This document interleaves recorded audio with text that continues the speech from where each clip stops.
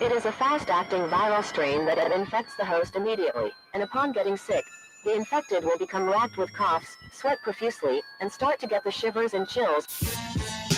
There he is, the legend. The man, the myth, the legend. Yeah. You can't literally run a promotion just for the AEW, what do they call them, sickos?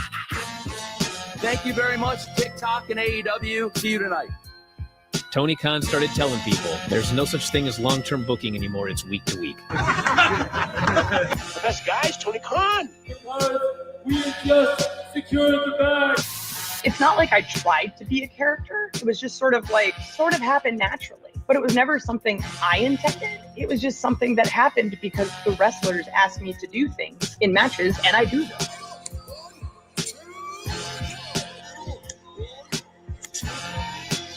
If you run a promotion just for the sickos, you're going to do 400,000 viewers eventually.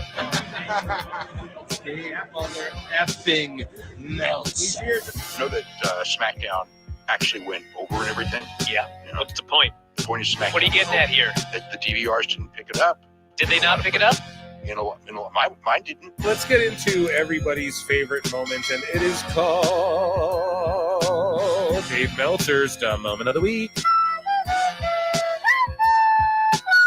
What would you like to listen to in your ears? I'd like to hear the flute. Well, if you'd like to flaunt your flute, then we can find you a flautist.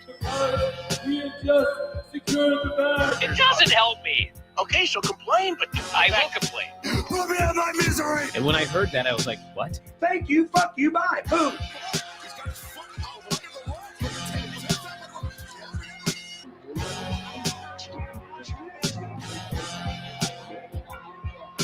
You got to run a promotion for everybody. The sickos can be the ones that buy tickets first and spend the most money on the merchandise.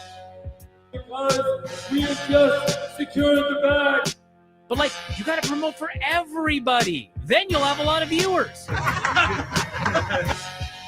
think we proved a lot of so-called experts. We made them look like idiots. We're not going anywhere. Tony Khan's not going anywhere. You'll also be there on TNT. You'll be in 2 places at once. You'll be live like my favorite movie. Time. So great, Pittsburgh. It's not like I tried to be a character. It sort of happened naturally. the best guy is Tony Khan. Keep themselves safe. I look and see it's not just me. Jeff, why do you insist on doing this dumb internet shit on TV? I look and see it's not just me. This place is a fucking joke, man. You're a clown. I quit. So many of us have stood where I stand. We are the young, so raise your hand. So many of us have stood where I stand. We are the young, so raise your hand. We call us problem child. We spend our lives on trial. We walk an endless mile. We are the youth gone wild. We stand and we won't fall. We're 1 and 1 for all. The writing's on the wall. We are the youth gone wild. No. It doesn't make logical sense, but it makes. Well, yes, of course. But it makes wrestling booking sense.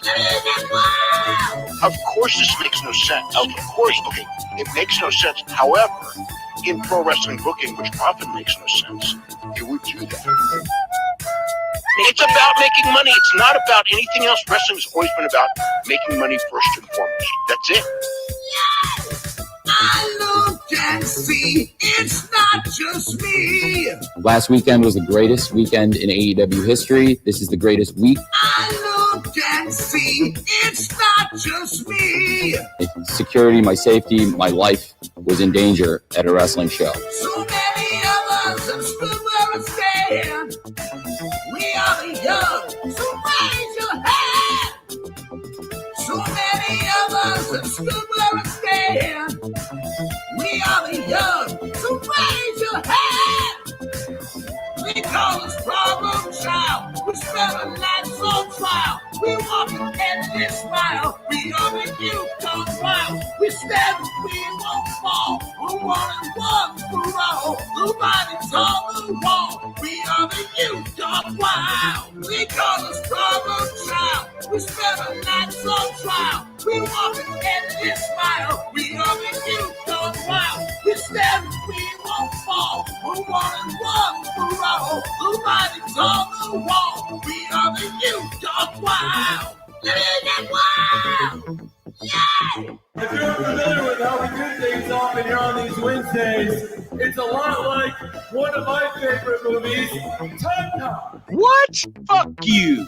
Fuck you. Yeah! No! Damn it! Yeah!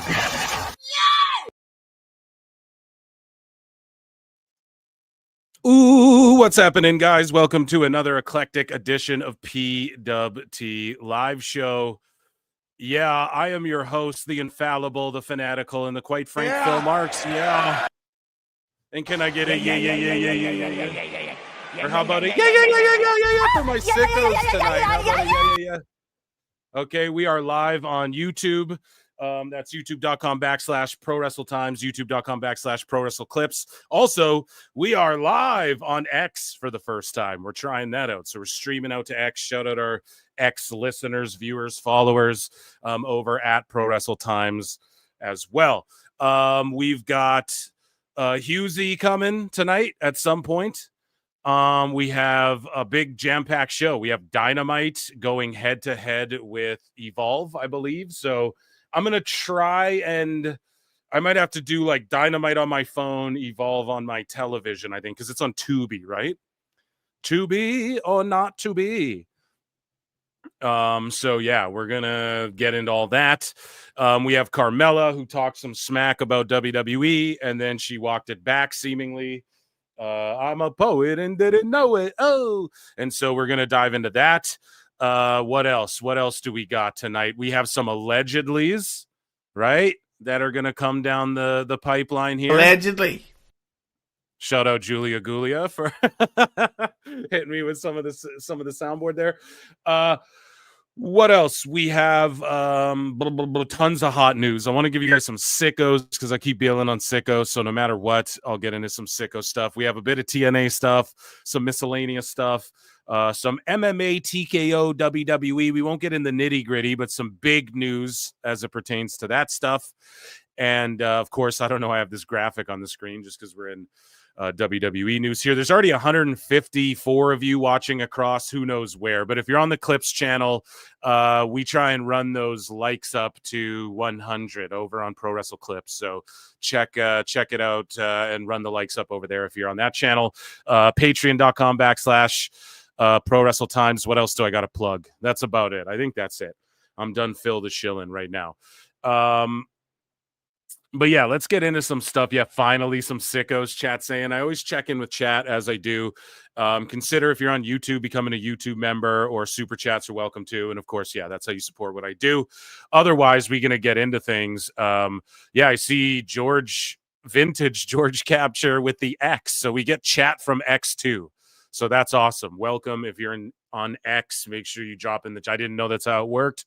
It's my first time going to X as well, and I might keep doing it. I don't know. You guys let me know. Also, this is what I got to ask the PWT universe. How many nights? Okay, no. That's okay. Listen, Revolution is on Sunday. Do I do the Saturday show as usual and then do a live on Sunday, or do I just go Sunday? Sunday. I don't know. You guys tell me. Again, we like people over on YouTube, so I'll put a poll in the chat on the main channel, okay? So this is how it happens, and I'm going to ask, do you want me, PWT, to stream? And this is how we do here. If this is your first time watching or listening to PWT, we bibble babble till everyone gets in, okay? Do you want PWT to stream Saturday or Sunday for Revolution?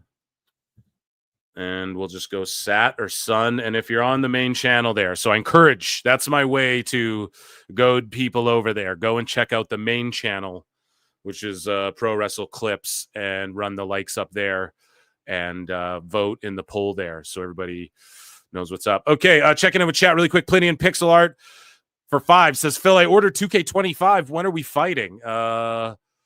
When does it come out? Be gone. I'll definitely whoop your ass. Daddy just made you his shit house bitch. That's what's going to happen. I'm going to Jimmy King you, bro.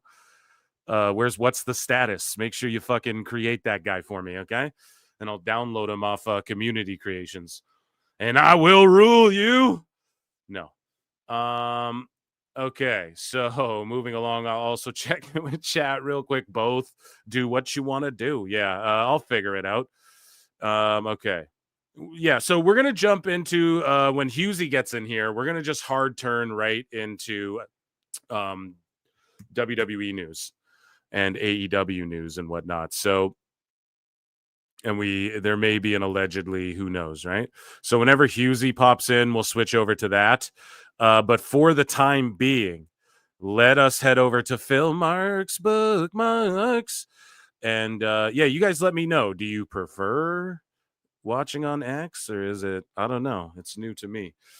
Evolution is a mystery. So here's a miscellaneous news here, and this is Ariel Helwani speaking with Mark Raymundi on the cultural impact of pro wrestling. And Mark Raymundi says, Donald Trump has been involved in wrestling since the 80s. I mean, he has studied pro wrestling. You can't tell me that some of what he has done, if not a lot of what he's done in front of crowds, does not come directly from wrestling. It's a wrestling promo. The crowd is chanting. They're bringing signs. They have the red hats. That's like the NWO shirt. That's either a really good thing or a really bad thing. They have their branding merch. Tell me that's not pro wrestling. Yeah, I mean, it's just realistically the entertainment business, B. I'm a numbers guy, B. But yeah, I just wanted to read that. We don't got to listen to Raymundi go off about that. But Homicide is to retire on March 20th. Okay, so legend of the wrestling biz. Hopefully he, has a good send-off there. Here's Natalya Markova on NWA Power hitting a missile dropkick off of a cage. We also have other breaking, big, awesome, epic, Evil Dose probably shitting his pants. NWA news that involves some WWE crossover action. We'll get to that in a bit, but here's Natalya Markova. She's really been, I think she started as a backstage interviewer type thing, and she's really just progressed as a wrestler, and it's awesome to see. But this is just a crazy spot, and she pulled it off like really well. Now look, wait a minute. That's nuts. That is something's going on. Every opportunity you can win the match. Something's going on in that brain. You're right. Wheels are turning. Oh, Markova, this is such a dangerous position. Up top. No! Missile drop kick off the top of the cage. A missile drop kick. That's super dangerous. Here, let's watch that again. You're right. Wheels are turning. Oh, Markova, this is such a dangerous position. Up top. No! Missile drop kick off the top of the cage. Wild. Yeah, shout her out. She gets the win as well, obviously. Obviously, that's the finish, guys. Chat, right? AEW, cough, cough. No. Breaking news, the Undisputed Kingdom, Matt Taven and Real Mike Bennett and Serena Deeb are all coming to MLP. Speaking of AEW, in Windsor, Ontario, on March 5th, 14 to 15. Tickets for MLP Mayhem on sale now. Check that shit out. It'll be on Triller TV as well. And yeah, they have the low-key relationship with AEW. That's kind of, if you pay attention, it's pretty high-key, actually, because yeah, so moving along. Odyssey Jones, after being released by WWE, sorry, I got a text. Odyssey Jones has confirmed that he has no harsh feelings and is open to going back to WWE if Triple H wants him back on Burn after Rolling. So where's my stoners at in Minecraft? Roll it up. If the opportunity ever comes to go back, I mean, how many people are really going to deny WWE? I'm not going to sit here and say, oh, I'll never go back. They screwed me over. No, I'm going to go out there and I'm going to bet on myself. Good for him. Do you guys want to see him back or nah? You guys let me know. And that was miscellaneous news as we head over to, let's do some TNA news for a bit as well as we switch over here. So here, we'll share this tab. And yeah, how we doing tonight? Everybody's good? Here, I'm going to run a banjo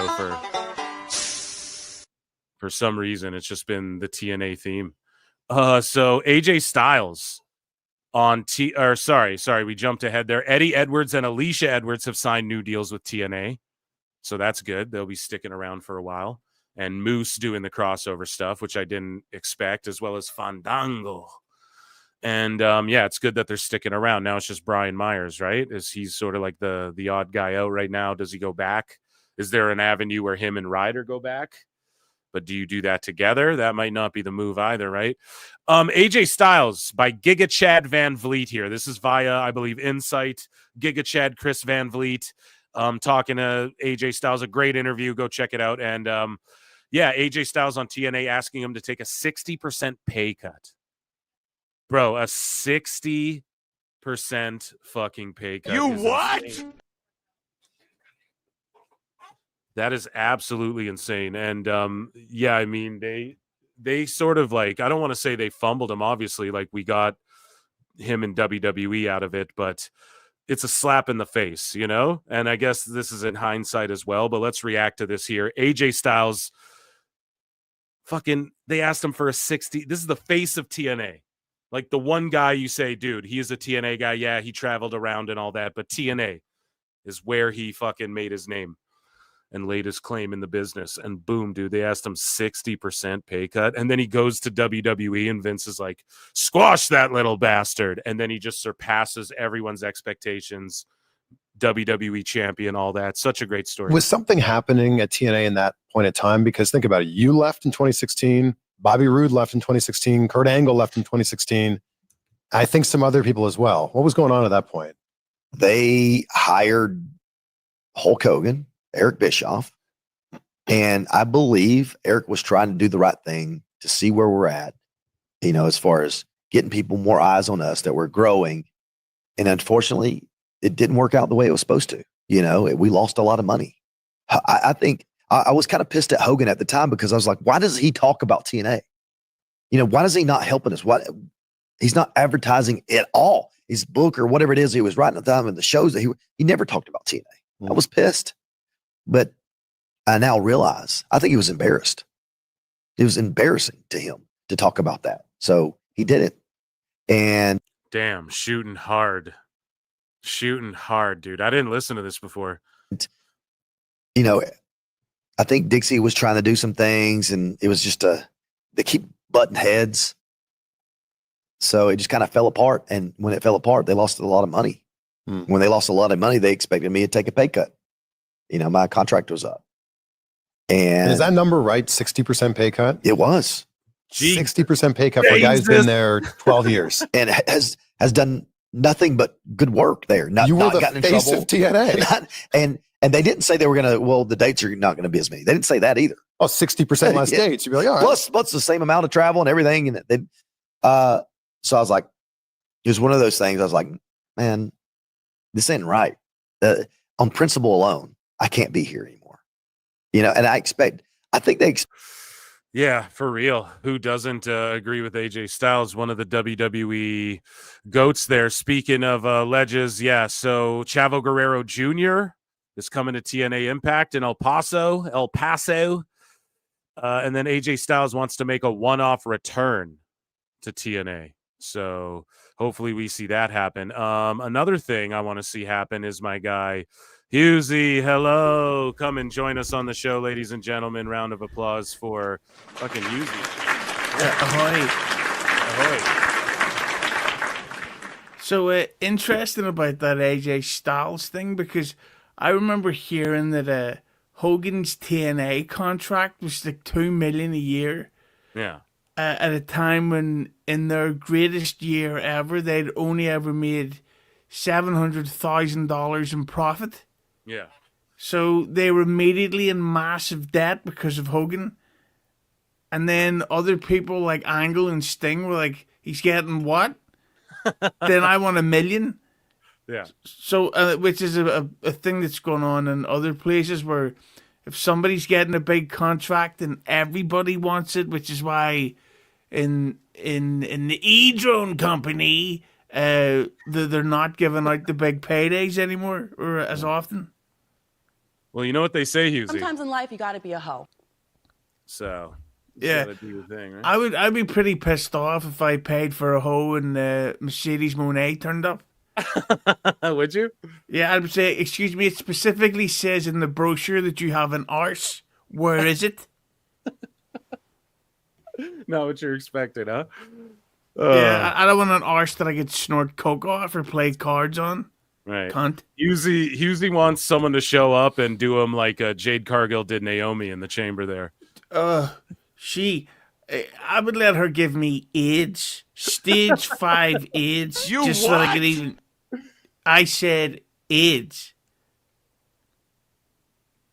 Well, not U.S. AIDS, because that might cause a controversy. Anyways, we're getting off the rails here.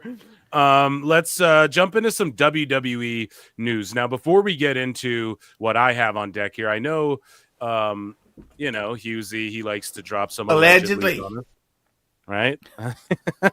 That's on the soundboard. And so you have an allegedly for us, right? I mean, what do you got cooking here? Okay, so allegedly, and this will be in Keeping It 100 this week. It just was added in the clips nary 20 minutes ago. Allegedly, there's hate on Jacob Fatu. Okay. So if you, of course, the new video game is out, and a lot of people are complaining, myself included, that his model is nothing what he looks like now. Because when he came in, he was 50 pounds lighter, and he was really cut and ripped. Yeah. But he has since put almost all the weight back on, and the muscularity's gone and stuff. Allegedly, Bruce Pritchard and even the Usos have all complained about Jacob Fatu. The Usos? What? And apparently Roman Reigns has complained about it as well. Okay. Yeah, but Conan says as long as you've got Triple H having your back, then you're okay. But allegedly there's heat on him, and to be fair, Jacob has put a lot of weight on over the past year. But at the same time, Conan made the point, which people will hear this week on the show. Conan!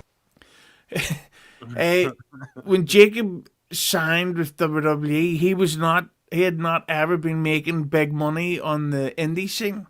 Mm-hmm. And he has a bunch of kids, and he also has time off, so he can say to the kids, hey, I'm making, I don't know, just throwing it out, just like $300,000 a year. Let's go out and get some dinner. Let's go out and we'll have a pizza party. You can have your kids, your friends over, all this shit.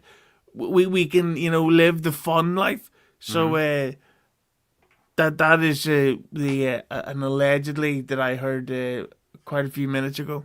Now, one of the allegedlys that you heard as well that I read off, and shut OK100, but I read off on the show, right? Allegedly. Was that this was before the match was even announced, was that Rhea Ripley will drop the belt to Io Sky on Raw after Chamber so that they can set up the triple threat. You told me all that shit a while ago. So again, folks, like if it hits, it hits. If it doesn't, well, we're not fucking dirt sheets over here, right? But with Husey, right? He's heard the stuff, and so that if there is heat, so what is the heat on? Like the fact he's getting.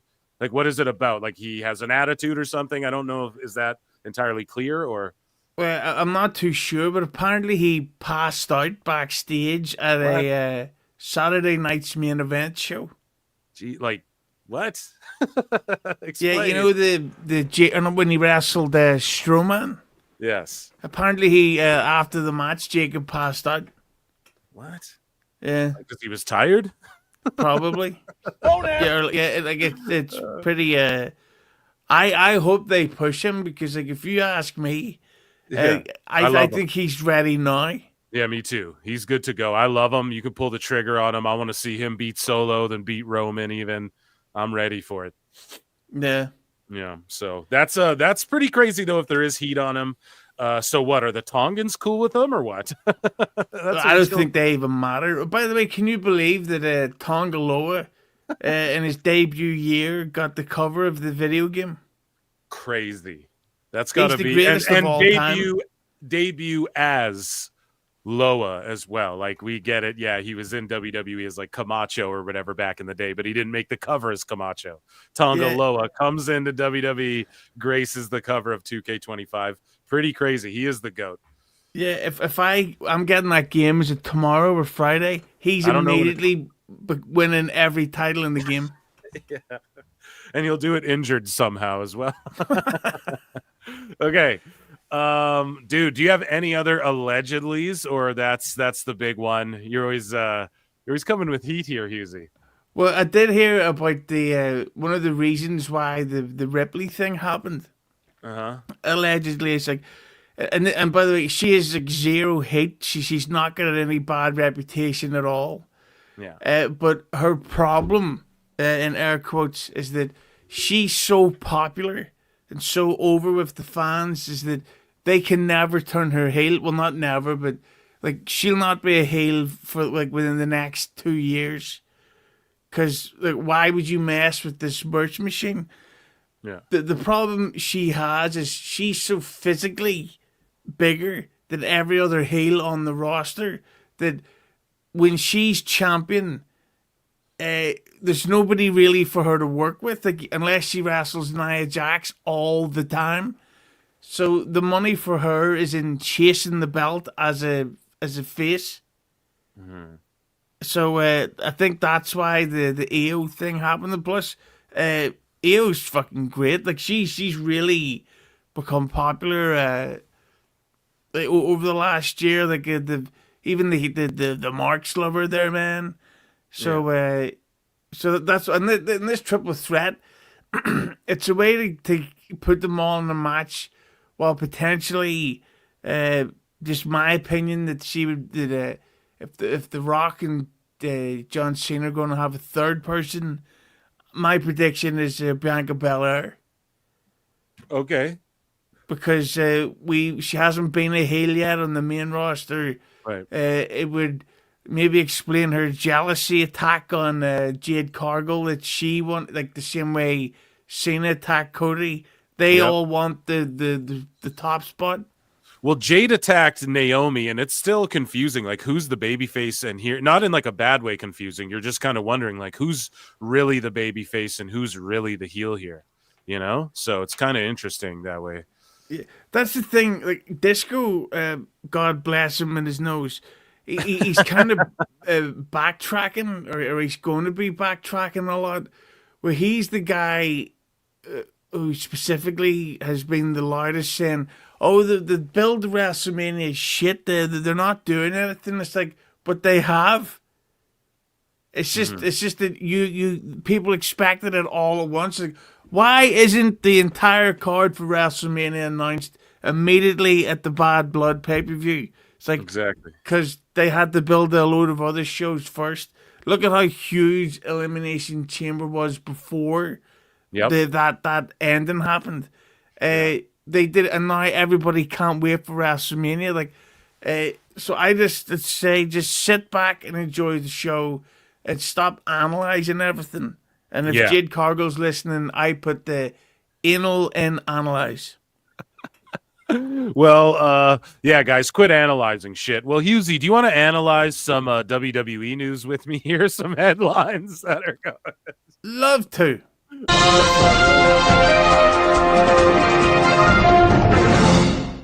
So here's what Seth Rollins has to say on this new WWE podcast with Sam Roberts. You a fan of Sam Roberts? Absolutely not. I fucking hate him, and have hated him for years.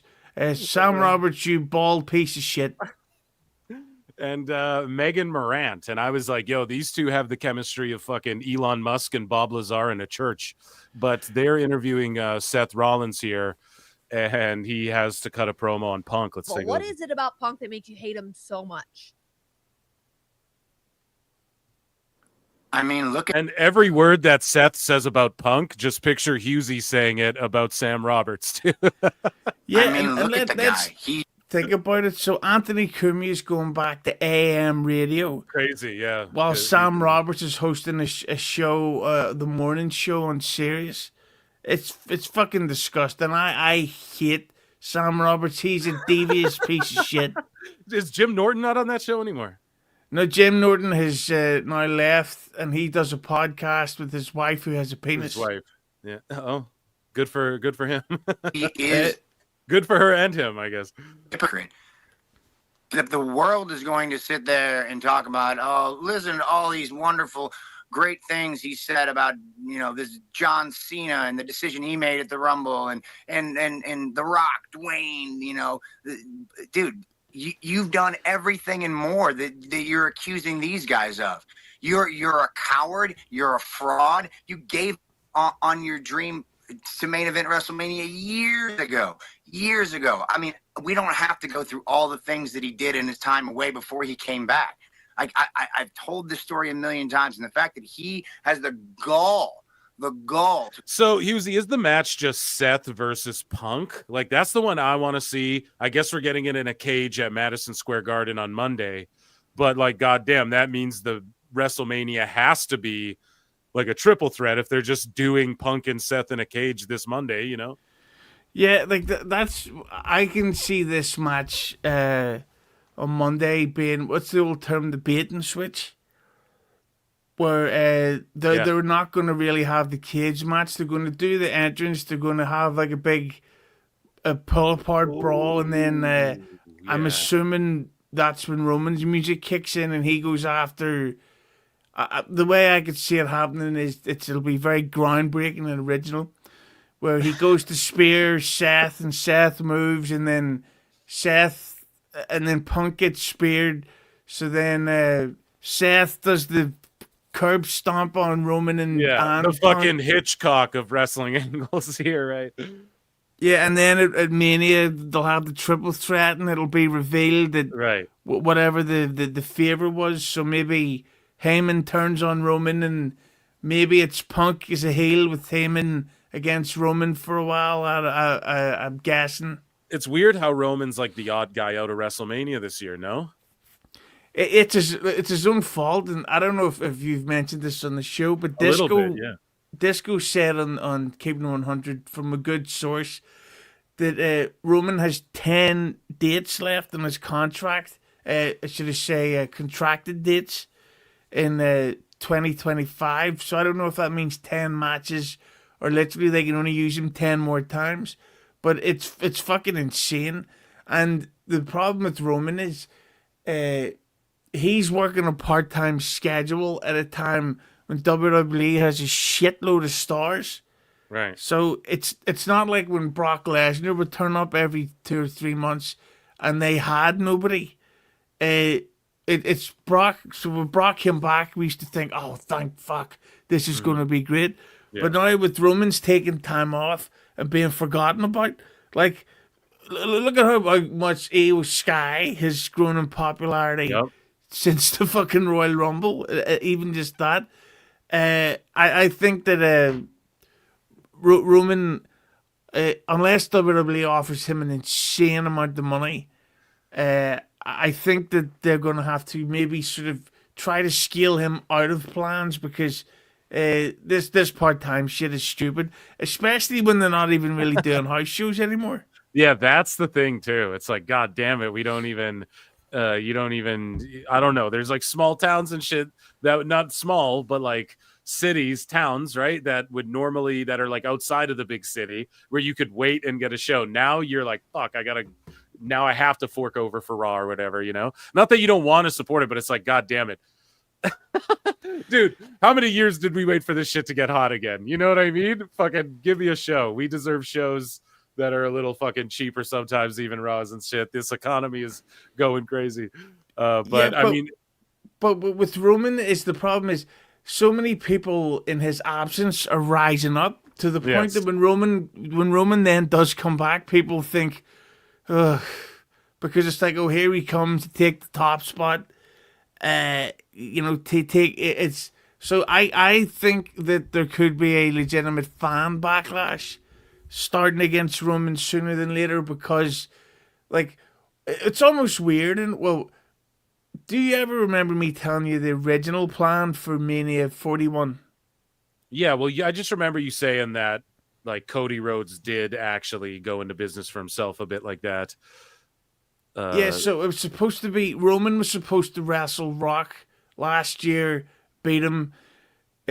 Cody was supposed to wrestle Rollins last year and beat him for the Raw belt. And then 41 was supposed to be the unification of Cody going over Roman. I think that Roman's better off as a heel because him coming back as a face, it's like when you've got the Uba Boogalooga necklace or whatever it's called. The Ulafala? Yeah, that's what I said. Jesus. Yeah. So he's got the sparkly necklace thing back. Yeah. So it's just like, well, then you should have hit the ground running. Yeah. But when you do a big turn like that, like I have predict that Roman gets booed at WrestleMania by the fans, regardless. And it's a triple threat though: Roman, Seth, Punk. Yeah. Yeah. It's got to be that as well.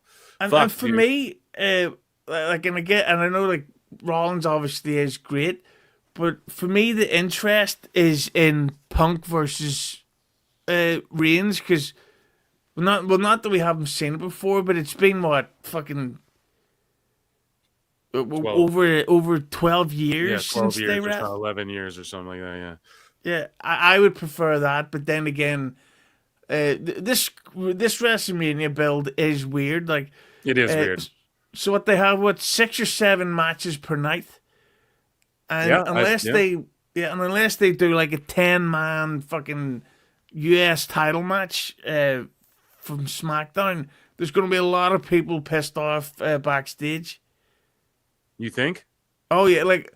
Well, I have no idea what Jimmy Uso is going to do at WrestleMania. Jimmy Uso, yeah, no doubt. Do you think yeah, you're right, because it's going to be Yeetamania. He's going to come out and celebrate with Jay and all of that and just have a good moment. And then they'll try and get Jimmy over next year, as in like WWE's year, Mania to Mania. But even at that, because it's like on SmackDown, so they seem to have Drew McIntyre versus LA Knight going, that get dropped. Then they went with I've remembered another allegedly that I can tell you. Oh, so, shit. Okay, another allegedly here. Now hold on, guys. Okay. So and then they started doing Drew versus Jimmy on SmackDown, and that's been dropped now. Why are all these angles getting dropped, Husey? What's up with that? No, I think simply they've so many ideas going and not enough time. But so allegedly, and to be honest, I could see this not happening because of the time. There had been talk of doing a Logan Paul versus Bad Bunny tag team match. Okay. And allegedly, an idea that had been thrown about was Priest and Bunny against McIntyre and Logan Paul. Oh, like I'd love that, dude. Or like even a heel LA Knight and Logan Paul, even though they feuded a bit, you know. But he's like that Hollywood guy. If LA Knight went heel and but he's so over. But again, and maybe that's why John Cena as a heel works too, because you have a lot of big baby faces right now. But yeah, I love that McIntyre and Paul versus Bad Bunny and Priest. That would be amazing, dude. But then with all that stuff, like Priest, with Bad Bunny, I don't know what his routine is, because I remember being told by somebody that a while ago there was plans for like a big mega show where it was going to be Ray against Roman, who was still a heel, and Bad Bunny against Dominic Mysterio in like a Mexican stadium show. Right. But and I can also say that someone was allegedly supposed to be part of this Chad Gable in Mexico story, but he was out dealing with an illness for a while, allegedly. Okay, so just hold on. So yeah, folks, and make sure you listen to K100 as well, okay? You know what I'm saying? Because make sure you show them love.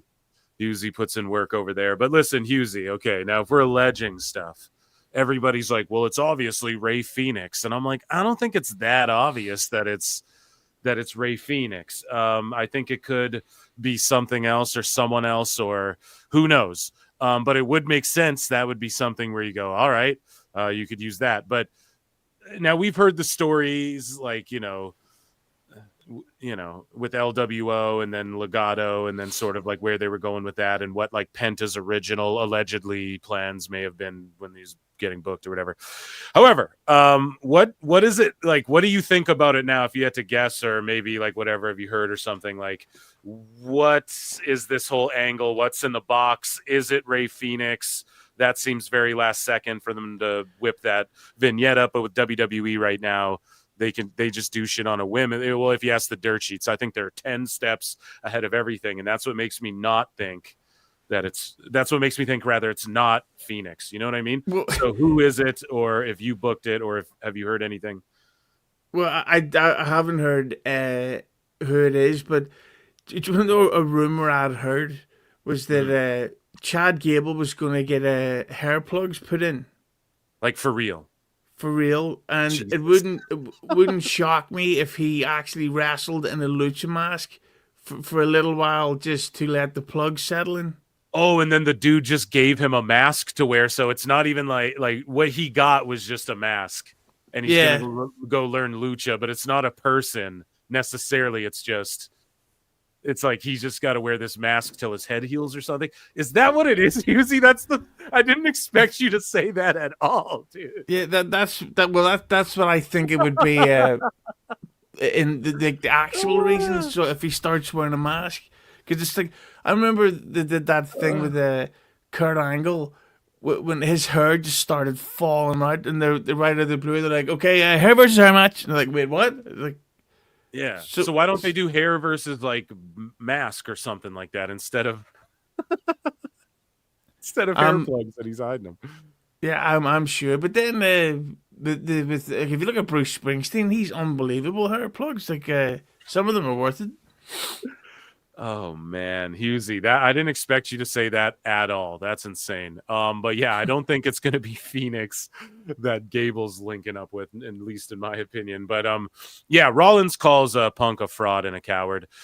We have Natty Neidhart, so she is making appearances for both Josh Barnett's Bloodsport 13, which we covered on the last show, GCW, but also, dude, she's wrestling in the Crockett Cup in fucking NWA. How insane is that? I'm so excited. And NWA, they were really good at the start, like when they returned with that power show on YouTube. Then it fell off. They lost a lot of their guys. And then now they're sort of coming back. I mean, they had the one dude, the sinister minister sniffing cocaine with cheerleaders in the fucking crowd during that one show, which was ridiculous. But and they got kind of fucked over with the pandemic, and then like their big reveal was Marty Scurll, and then the whole like wrestlers speaking out thing happened or whatever, and then like Marty Scurll kind of got like semi-canceled, and so that was like their big reveal that they were building up to, and then NWA started kind of fucking up from there, and then AEW really took off. But yeah, to see Natty going on these side quests and doing GCW and being a part of a Crockett Cup, Natty Neidhart, like in the history books. And I think that's really cool. Now, we know that Billy Corgan and NWA, like they've been trying their asses off to, and we're going to see Natty and TNA. I called that so long ago. We're seeing that 100%, just so y'all know, not to play spoiler. But anyways, though, we know NWA's been trying their ass off to get WWE to like acknowledge them or cross over or whatever. Billy Corgan's talked about it. If you follow him, he's, they just tag WWE. They make plays at it. Natty's here. Now NWA is not WWE ID or anything like that. Not that they should take that title. They're more, if I was them, I'd make a play to be like, yeah, we'll develop people like TNA, which is what Billy Corgan's thrown out there in the past as well. Like, hey, we could be one of these developmental type places. But what do you make of this? Like, is this how you keep, like, Natty doesn't have a spot on Mania, Husey. So I'm saying, well, they can go work TNA and WWE and NWA, and they can go wrestle shows that are surrounding WrestleMania and shit like that, do blood sports. Like, is that enough to keep some of these talent happy? Natalya's out there on assignment. Is that enough to keep someone? I mean, she's a WWE for lifer, obviously. We know that. But, like, let's say you're someone like who's a name? Like, let's say Asuka wasn't injured, but she was just had nothing for Mania. Is sending her to do Bloodsport or do NWA or do a big TNA show around WrestleMania, is that enough to keep them happy, do you think? Or is that bullshit? Well, speaking of TNA, look at the size of her tits in that photograph. My God. Like, Jesus Christ. Yes. Oh, my God. But yeah, I'm my just God. completely distracted. Like what a set of milkers, my God. But yeah, I have no idea why they extended her contract. Like, why would they keep her around with the Rays? She's not doing anything to help them. Like literally on Raw, her role on Raw was she was walking backstage with what's her name, Maxine Dupree. Yeah. She's gonna start training Alpha Academy or whatever now, I think. Oh, for fuck's sake. So yeah, like I have no idea why. I would say let her go work elsewhere. They don't need her. Okay, so you're just like cut her entirely. But what do you think about, is this enough to keep people happy? Like, you're on a WWE contract. She's coaching NXT talent. Tyson Kidd's there as a producer and training people, da-da-da-da. And they're looking at Natty as like, you're going to train the future. You don't have a spot on Mania.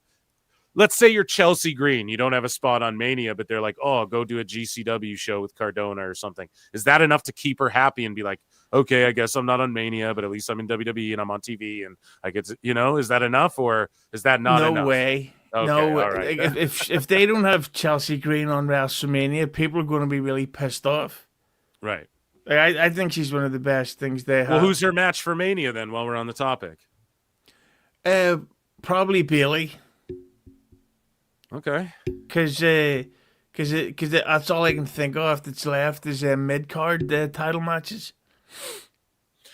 So, okay, we have Jon Stewart. People are like, yo, wrestling's mainstream again. We got Jon Stewart. I mean, he's always had ties with the WWE or whatever. But Meltzer said what the GOAT says. When I just heard that Jon Stewart had done a segment on The Daily Show about the Cena heel turn, I totally forgot that Stewart cost Cena the title against Seth at SummerSlam in 2015. Do you guys remember that? You remember that, Husey? I'm sure you remember that. Chat, I'm sure you all remember that. But Jon Stewart fucking cost Cena out of nowhere. He like heel turned and helped Seth win the belt. What were you going to say, Husey? Yeah, I remember him getting the attitude adjustment move, and then Jon Stewart immediately covered up his beer gut instead of just selling it. Fat bastard. Here we go. Here's Jon Stewart and some random guys. I don't know who these guys are on the left, but they're and there. This is The Daily Show. And yeah, let's watch this segment. Here we go. The best way that I can explain what happened and show Americans how to process this new reality was with another shocking turn of events from this weekend. On Saturday night at the Elimination Chamber, the WWE shocked the world as John Cena turned heel, joined The Rock, and attacked Cody Rhodes. Now, are you a Jon Stewart fan these days? I used to stay up. I would stay up late. I'd watch Chappelle's show and I'd watch The Daily Show right after. That was like every night. No, the older I've gotten, I've grown to really dislike preachy liberals. Fair enough. Fuck, and also he's only doing this because his acting career failed. So fuck him. No Big Daddy 2 for Jon Stewart. Was that going to be a thing? Yeah, he was like a bit part in that. Yeah, and he was in. Do you remember The Faculty? Yeah. Yeah, he was in that as one of the killer teachers, but yeah, he's full of shit. He's only. Yeah, I just watched that the other day. I watched that at Halloween time, brother. What about he was also super funny in Jane Silent Bob Strike Back, where he's like riffing with Will Ferrell on the news, and he's like, I used to work for Kevin Smith, you know. Yeah. Oh, when you put yourself over there, no, for sure. Yeah. Yes. Yeah. But you know, it's funny. My mom actually messaged me about this, the Cena turning heel. Wow. And Yeah. she said, "Is it really a bad guy now?" And I said, "It was fucking amazing. I will show you it once I get out of jail."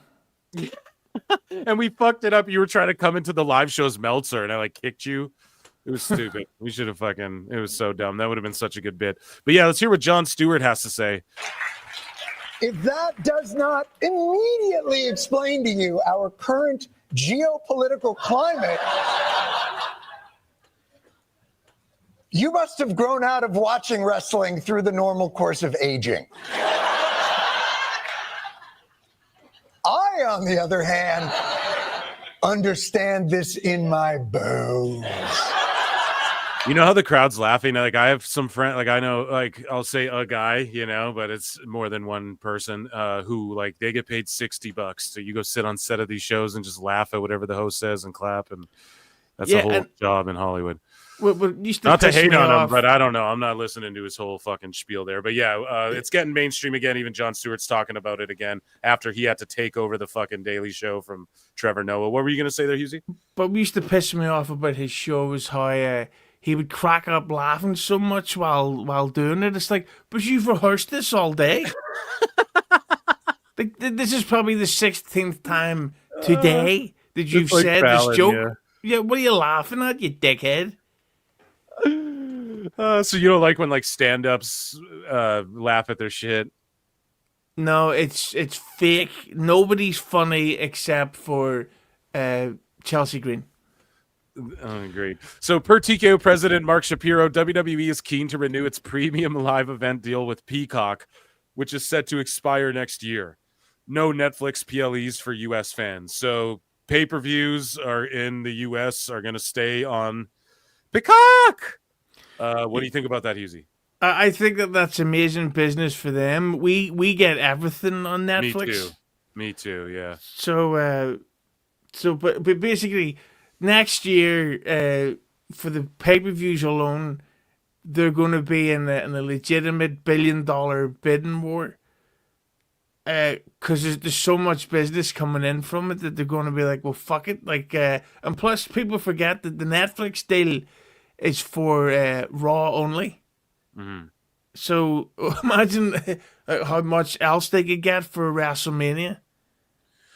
Yeah, I mean, it's good for them. And also, what I think is that Netflix is waiting they want the UFC at the end of this year. So their TV deal is up at the end of the year. And then the UFC and TKO, which we're going to talk about here, UFC, WWE, TKO, it's Nick Khan and what's his face? Who's the other guy? God damn it. And Dana White, are going to run this new boxing league, and the Saudis are like footing the bill for everything. And the thing, I'm a big boxing mark, and I think it's amazing what the Saudis have done for boxing. Me too. For boxers, but they're also killing the sport. Like a boxer in a year now can make well over $70 to $80 million if they fight 3-4 times. Yeah. Why would they keep going? I mean, it's hard because you're going to have to find more of those outliers like Floyd Mayweather's who can wake up in the silk sheets, like they say, and then still get up and run their ass off and want to fight for some reason. You're going to get more of those guys in the long run with that. That's all that means, I think. But like there was a guy about 2-3 weeks ago who was a replacement fighter called Martin Okoli or something like that. Yeah. He had 48 hours notice. Accepted the fight, came to Saudi Arabia, had the fight, get knocked out within the second round, and he gets $7 million for that. Yeah, that's like Ben Askren. That's why when people say shit like, "Oh, Jake Paul, it's not a rigged fight," but here's the thing: when you get Ben Askren, who's had a hip replacement and is a wrestler, and you say, "Hey, let me fight you. We'll give you like $2 million or whatever. We'll give you $1 million in half pay-per-view points or whatever the fuck." And then Askren goes out there and he's like, "Yeah, I didn't train for this at all. I just had a hip replacement." Like, and then he just gets knocked out in 1 second. I mean, you're basically throwing a fight. You know what I mean? That's more or less what that is a rigged fucking fight. You know it's going to happen. And I don't blame them, but this boxing thing, I honestly, I can't see it not working. Because it's going to be awesome. It's going to be good. And like the matchmaking, Dana White's the best at making the fights that people want to see. Nick Khan is a brilliant businessman rather. And then if you have the Saudis footing the bill for everything, and to bring it back to this Peacock news, what I think is and Netflix rather, is that Netflix is just waiting it out a bit. They want to make sure they can get UFC, and then I think they want to even try and get that boxing, maybe even as a part of the deal or whatever, because it's new, right? And so, and then I think they'll sit back and then make a play at the pay-per-views, because for them it hurts them none. Like all over the world, other than the US, I'm sure you have millions tuning in to see WrestleMania this year. All over the world on Netflix alone. So it's good for both parties right now, I feel like. Yeah, if I'm WWE, John Cena's not wrestling until Mania. Well, that's hardly a hot take. Yeah. And to see the day, and I know you can't really build up WrestleMania by keeping Cena off SmackDown. But if I was them, I would try to save Cena's big debut for WrestleMania. The numbers will be fucking enormous. Yeah. Okay, so moving along here.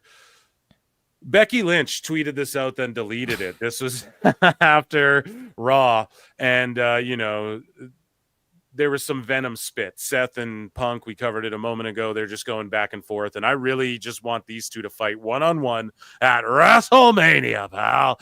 But Becky Lynch tweeted out, catching up on Raw, I don't think I'm the one who needs to come get my man, because Punk was like, Becky, come get your man, or whatever the fuck. And I guess someone pointed out that Roxanne Perez and CM Punk were wearing matching gear. They have like burgundy or maroon colored gear, like with the black or whatever. And I guess they're wearing matching gear. And then Becky Lynch is saying, yeah, like, I don't think I'm the one who needs to come get my man. Then she deleted it. Now, some people are like, oh, it's because it's sloppy shop, bad for business, bullshit. I don't think it's because that. I just think that WWE's still in the business of, like, okay, don't say that because everyone's going to think you're coming to Mania or some shit. Or maybe she is coming to Mania and it kind of spoils that a bit. Or do you think it's because it's sloppy shop and they're like, what the fuck? I just think that's kind of maybe she deleted that because they were like, that's a little stiff for a wrestling storyline. Yeah, and like that implies a bunch of shit. Roxanne's boyfriend is on that one reality show. Punk has a wife. It makes it it's kind of shitty. I feel like it's more of a like a personal dig. It goes a little deep to imply that, especially when all the sickos are always talking about online. Why is Punk fucking all the girls in NXT and everything like that? And if he is or isn't, man, that's between him and them. But just her lending credence to it, I think, would be more why it got deleted. But I don't think it's like sloppy shop. If anything, people are like, oh my god, Seth and AJ versus Punk and Becky, and that's like what's in my head. Make that fucking match. That'd be awesome for Mania. Yeah, and all the shit behind the scenes of the affairs and the fucking and the Vince stuff. They're probably just like, just don't joke up like that type of shit. But that being said, Punk doesn't do himself any favors. Like, he spent a lot of time hanging out with Roxanne Perez over the Elimination Chamber weekend. So like they're likely just talking shit and saying, oh, Daredevil looks fucking amazing, all this stuff. But at the same time, he should know better. And at this day and age with these marks, that they're going to try to come up with any type of made up shit. Yeah. Well, we know Punk likes trolling him, but I don't think that's what happened here with that. I think it's what you said, Daredevil. They're both like comic book marks. Daredevil's just coming out. And also, we saw that on another show. I think it was AEW, right? Where what had happened? Chat will remind me, but I think there was like, I remember. Brian Cage was dressed as Wolverine, and then Sammy Guevara came out dressed as Wolverine, and Dustin Rhodes was Deadpool, and it was like, hey, two Wolverines on the same show. Becky, you wore the same outfit as me, Jesus Christ. So that's what Roxanne and Punk did here. Yeah, and I can happily confirm that episode 1 of the new Daredevil is unbelievable. Well, no spoilers, please. I'm going to watch the whole goddamn thing. Phil Marks Out channel coming soon, by the way, Husey. You'll have to come review and do some shit with me over there. Definitely. Yeah. But the thing about I'd heard for a while, allegedly, that the plan was supposed to be Andrade and Charlotte against Seth and Becky Lynch. Wow, then, that would have been fun too. But then obviously shit happened and all. But she. But Oh then no, what happened? Emotional damage. Yeah, I think they had some type of an Electra level fallout. Speaking of Daredevil. There you go.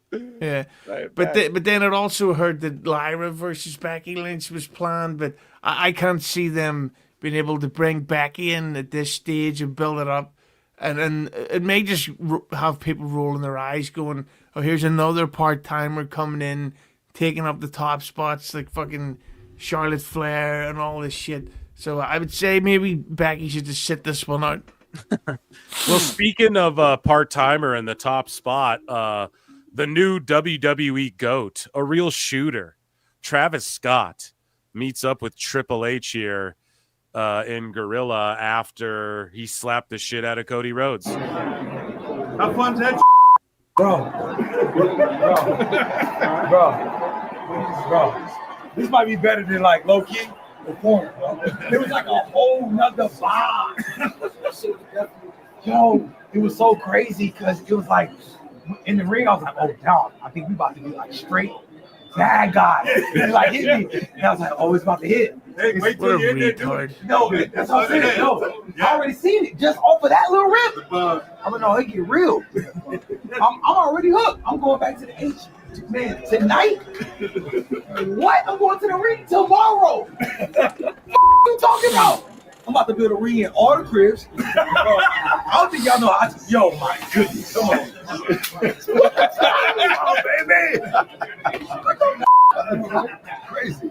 Right? Crazy. Come on.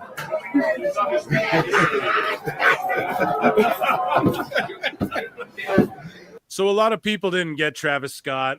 What did you make of him being there? I liked it. I thought it was good. They were holding Cody Rhodes down, and he was throwing in sucker shots that he'd never fucking do man-to-man, face-to-face. And again, he's an upper echelon, elite, high-level fucking celebrity. So it just sort of makes sense for their crew or whatever, I guess. And we know Cena's going to do a fucking rap song with him again for his heel theme. So like, because he does that whenever they work with Khalifa, right? That was in like 2015. They worked with Wiz Khalifa for the video game. Cena went and recorded tracks with him. I don't think he was still making music then even. You know, I think he quit making music way before then. So you know he's going to do that, make a new heel theme and all that probably. But what do you think of Travis Scott's involvement in WWE and this interaction with Triple H back here? I get that he's popular and all that stuff, but I think he is a pillar of dog shit musically. He's fucking like that music he has. It was where he just goes fiend. It's just like, listen, I'm 40. I remember when Tupac had a debut single. I remember when Wu-Tang were these up and comers on the scene. I remember when fucking California Love was debuted. Like I despise modern hip hop, and I'm an old school hip hop nut. Yeah. And the way Travis Scott gets on with the incense and all that stuff, like he's fucking. I thought he was on. I don't know if I could say it on YouTube, but I thought he was on uppers. Okay, like he in that ring, because you could see Rock saying to him, "Hold Cody down so they could whip him." So instead, Travis immediately goes over and lifts Cody up by the throat like that. And it's like, "Are you a dumb fuck? What are you doing?" And by the way, I love getting stoned. Anybody that walks through a crowd smoking weed while there's kids there, yeah, is a that's cunt. that is an asshole. Him and Yeah. So fuck him and his girl hair. And I agree too, and I enjoy myself the marijuana as well, dude. But yeah, you can't just walk through a crowd with kids smoking weed. That's crazy to do. Yeah, like if somebody was walking through a crowd drinking a beer and they spilt it on a kid, you would say, "What the fuck are you doing?" Exactly. You go, "Oh yeah, I'm a slob," while this cunt is smoking weed in a kid's face. But he is. I can see it. Yeah, I can see. Apparently, he is wrestling at WrestleMania. I have no idea who against. I don't care. I don't want him to have a match. I just want him to come out and be like a sucker punching little bitch and then get his receipt. I just feel like the crowd's gonna erupt when Cody Rhodes backhands his ass, pimp slaps him at WrestleMania. Yeah. That'd be fucking amazing. Unless they do, maybe that would be the Jimmy Uso match, Jimmy Uso against Travis Scott. But that's just only because I can't think of or predict anything for it. No, he needs someone who could really carry him through that shit. And not hating on Jimmy, but I mean, come on. We saw him and his brother wrestle, and clearly his brother wasn't at last Mania. And it not that Jimmy can't wrestle, but Jay is clearly not the problem there when him and Jimmy. I don't know. That's just my opinion. Sky's been a YouTube member for 6 months. Let's fucking go. Sometimes in life, you got to be a hoe. Guys, consider becoming a YouTube member or sign up on Patreon or hitting like or hit dislike. Hit fucking retweet. We're on X for this one. I don't know if I'm going to go on X every show, but maybe here and there. Maybe like every other one or every something. I don't know. We'll try it out. We'll see how it goes. But make sure you're running those likes up. What's that? Yeah, I think it would be good, seeing as it's WrestleMania season, if someone gifted memberships as well. Yeah, you can gift memberships too, and they hopefully our biggest haters or some of our biggest fans who don't have them. They're 99 cents. You can support what I do. Hit the like, leave a comment, spit at your computer screen. Just let me know you care, okay? So EO Sky comments on winning the WWE Women's World Championship. Now, again, Husey, you said the shit before they ever said Rhea versus EO for the world title on the Raw After Chamber. You said it, right? And allegedly, you're like, allegedly. And then you were fucking spot on. So, and I didn't see that coming, but it made a lot of sense. And yeah, you have a triple threat. Bianca, EO, Rhea Ripley for the world title. You called it. EO wins. The visual we got at the end of the women's chamber was those three standing there. And you couldn't help but think, well, it's going to be a triple threat at Mania. Like I knew right then you called it. And so brilliant shit. I don't know. I really like EO. She's super over. Rhea's awesome too. I know the match doesn't need it. Like it doesn't need Rhea versus Bianca can hold its own. However, EO is there and she's super over. And like Husey said earlier, with the limited fucking matches, you gotta fit EO. Like, why not have all three of them? You can do singles next year, or like next year. Whenever I say year, folks, and we're talking about Mania season, we're talking WrestleMania to Mania, WWE calendar years here, okay? We operate on 2 different years when you're a fucking sicko or a wacko or whatever. But yeah, dude, you can do singles matches down the line, and we've already seen iterations of them. So yeah, I don't know. I don't know if she leaves. I don't think EO leaves Mania as champion, though. I think Bianca does. No. Yeah, I'm thinking that Bianca wins and turns heel in the process. Because in this way, you can protect Ripley while also setting up a new series of Belair versus Sky matches with the roles reversed from before. Right. Like I think, and this is going to sound like a AEW mark, a sicko, but I think this is going to be the best match at WrestleMania. I think they're going to do something brilliant.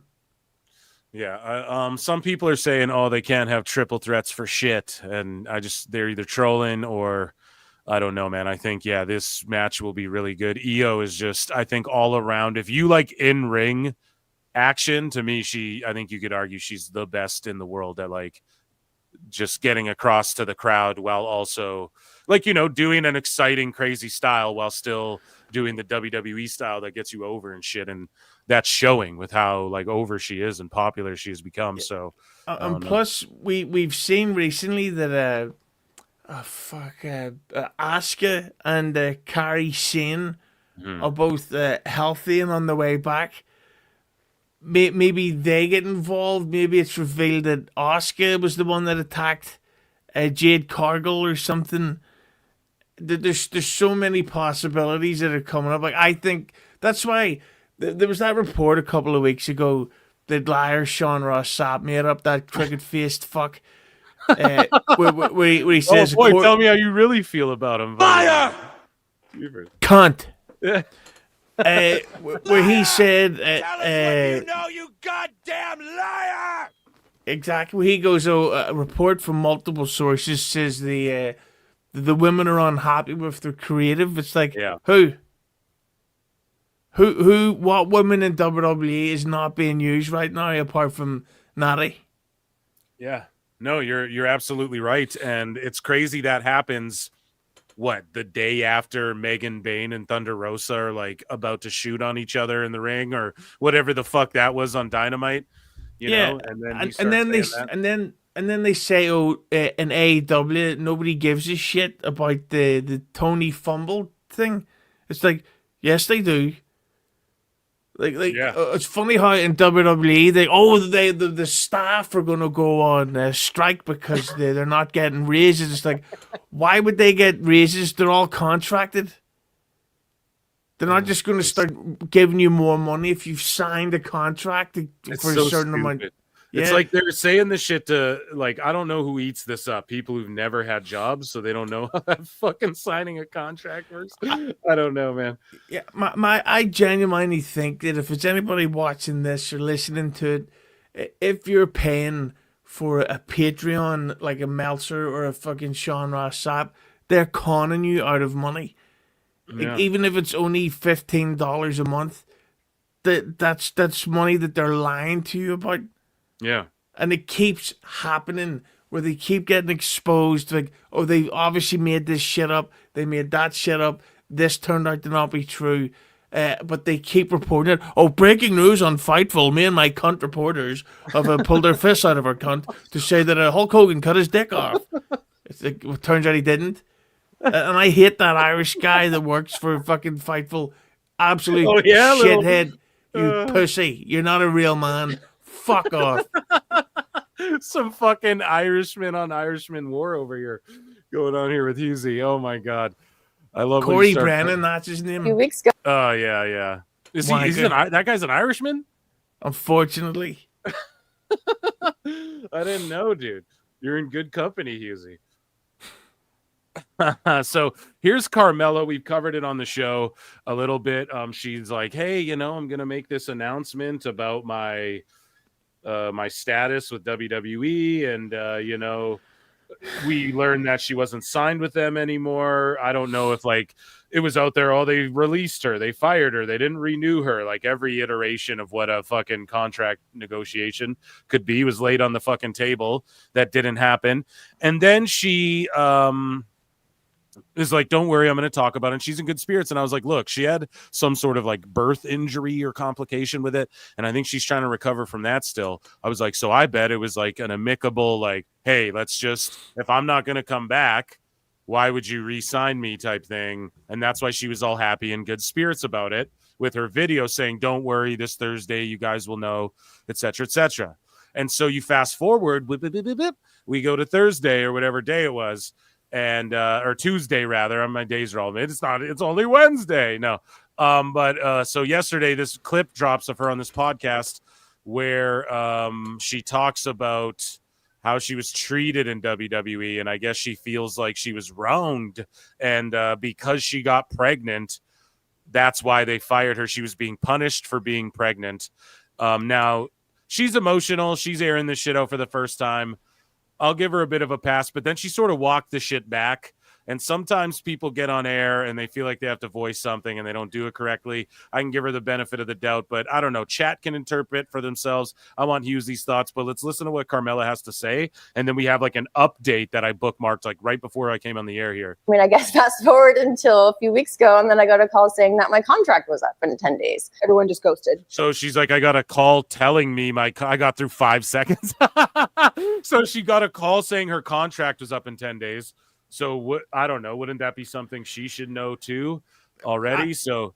I didn't know that her contract she signed said job forever. I'm so fucking sick of these dickheads who are like, I can't believe it. WWE didn't extend my deal. It's like, what do you mean? Like, just like they haven't extended everyone's deal ever? Like, that's what happens. Like, I don't know where you're. And Domino, dude. Why don't they got jobs? Yeah, why isn't Bash and Booger fucking headlining SummerSlam? Or the Basham brothers, dude. Or the Basham twins. You know what I'm saying? Yeah, it's like I don't know where you work, Phil, but I'm pretty sure that it's not going to be forever. Like, and that's the whole point of a contract. It's for a certain amount of time. It's not a fucking, like, you don't work at a bar. It's not like you work at a supermarket. Yeah. It's a TV show. No spoilers on Daredevil, but there's certain people coming back that will be there for a few episodes and then gone. Mm-hmm. Like, I'm so tired of this fucking complaint by wrestlers. Now, she was out for a while dealing with, being pregnant and all that sort of stuff. I don't see her complaining, going, "Oh God, they paid me all this money while I was sitting at home. Yeah. I'm so pissed off." Yeah. But now they're like, "Well, okay, you're back, you're fine. We're not going to extend your deal." I just think, like, I feel bad for her if this is fucking up her life, but at the same time, like, understand what the concept of a contract is. And her just saying, like, and I guess in 10 days my deal's up. Like, well, shouldn't you know that? And I was going to say, doesn't this tie into Corey Graves? Like, I was going to ask you, maybe this ties into Corey Graves's quote unquote displeasure or whatever with WWE recently. And then he went to NXT and all of that. But she's saying here that all of a sudden my deal's up. So Corey Graves's displeasure was more than like 2 weeks ago. No. So the way she's making it sound is this is in the last like couple weeks. This all went down type shit. I've heard he's lucky to still have a job. Okay. Like just for, did he pull some shit or what? Allegedly. Yeah. Allegedly he get in trouble for wellness policies. Oh, does he smoke the ganj? They don't fucking test for that. Oh, a little bit more. Oh, shit. Yeah, nobody knows why, but apparently he's failed a couple of wellness tests. That's like, what I know. Is he trying to get back in the ring? Like, is he trying to get back in the ring? Like that sort of thing? Oh, no, like partying. Oh, allegedly. Yeah. Allegedly. Right? But that's the thing. So it's... It's that sort of, I can't remember this backs up my point perfectly. Samantha Irvine or Irwin or whatever her name is, and then there was another girl that used to host The Bump. Yep. Do you remember her name? I don't remember it, but yeah, she was complaining, I think, or that one guy who got fired was like complaining on her behalf. One of the two. Anyway, sorry. Yeah. Well, this is the thing. These people need to understand you're here on a temporary contract. Like, you're not going to be here forever, so enjoy it while you can. Yeah. I just get so frustrated. Like, how the fuck can these people get into an industry that they don't understand? I don't know, dude. I think it's just all around in society. And I'm not calling Carmella entitled here, okay? And we'll listen to the clip, but there's like an entitlement epidemic or something like that.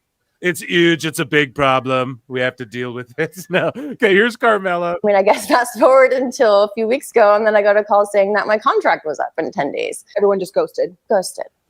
Completely ghosted. Everybody's getting sued if it was me. What if this is the end of my career? Like, what am I doing with my life? What do I have to offer? Why wasn't I given an opportunity somewhere else? I mean, I guess fast forward. So yeah, she wanted an opportunity somewhere else, as in like in a different position, and as far as like maybe she could take Samantha Irvin's job or something. But she said she was completely ghosted. That's shitty if they ghosted her, but also like what much more is there to talk about? Yeah, I can't believe that WWE would focus on turning John Cena heel instead of bringing back the draw that is Carmella. Oh man, hey man, Mella is money. Didn't you know that? So we have like a follow-up from her where she is like, guys, I didn't mean what I said or something like that. So here we go. Let's listen to this here. Okay, can I just say that reel, those are... Oh, here, let me check in with chat. Miss October, sorry about that. Thank you so much, Miss October. Wow, everybody, let's give some fucking air horns for Miss October 30 over here, okay? Hey, Phil and PWT, I came by to say hi. Well, hello. I have a 7:30 a.m. Eastern interview for a dentist assistant job. Well, listen, if you sign a contract, make sure you know. I have to wake up around 6 a.m. to get ready. Wish me luck. Love you guys. We love you too, everybody. Good energies and best of luck and best wishes to Miss October 30. We'll give her a round of applause and acknowledge her here. And don't forget to spit. Yeah. And wash your hands, God damn it. Okay. Now be gone. No, we wish you the best of luck. We're all with you. Okay. Thank you so much. Always in every chat. Thank you for checking in. Chris McCarty says, "Hey, chat, since Phil does not love us, want to marry." Yeah. Are you sure about that? I love you guys. Okay. We're rocking and rolling here tonight. Thank you so much. Yeah, I'm sure you could marry someone's in here who's lonely. I know. Joe, maybe. There, I just picked a random name. Okay, let's move along.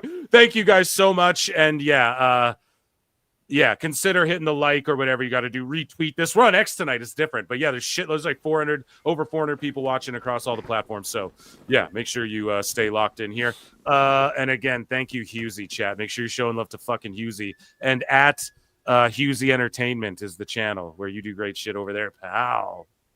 I love seeing you on like Who Are These? I love seeing you with like Carl from Who Are These Podcasts and shit. I always pop when you get brought up or when you're with them or whatever. Talking to Eric Nagel, we were just talking about Kumia earlier and Norton and Sam Roberts. So I love all that old shit. See, the last time I was on WATP, I'd just taken my painkillers for my foot, and I was out of it halfway through. I was like sort of like, ugh. Yeah.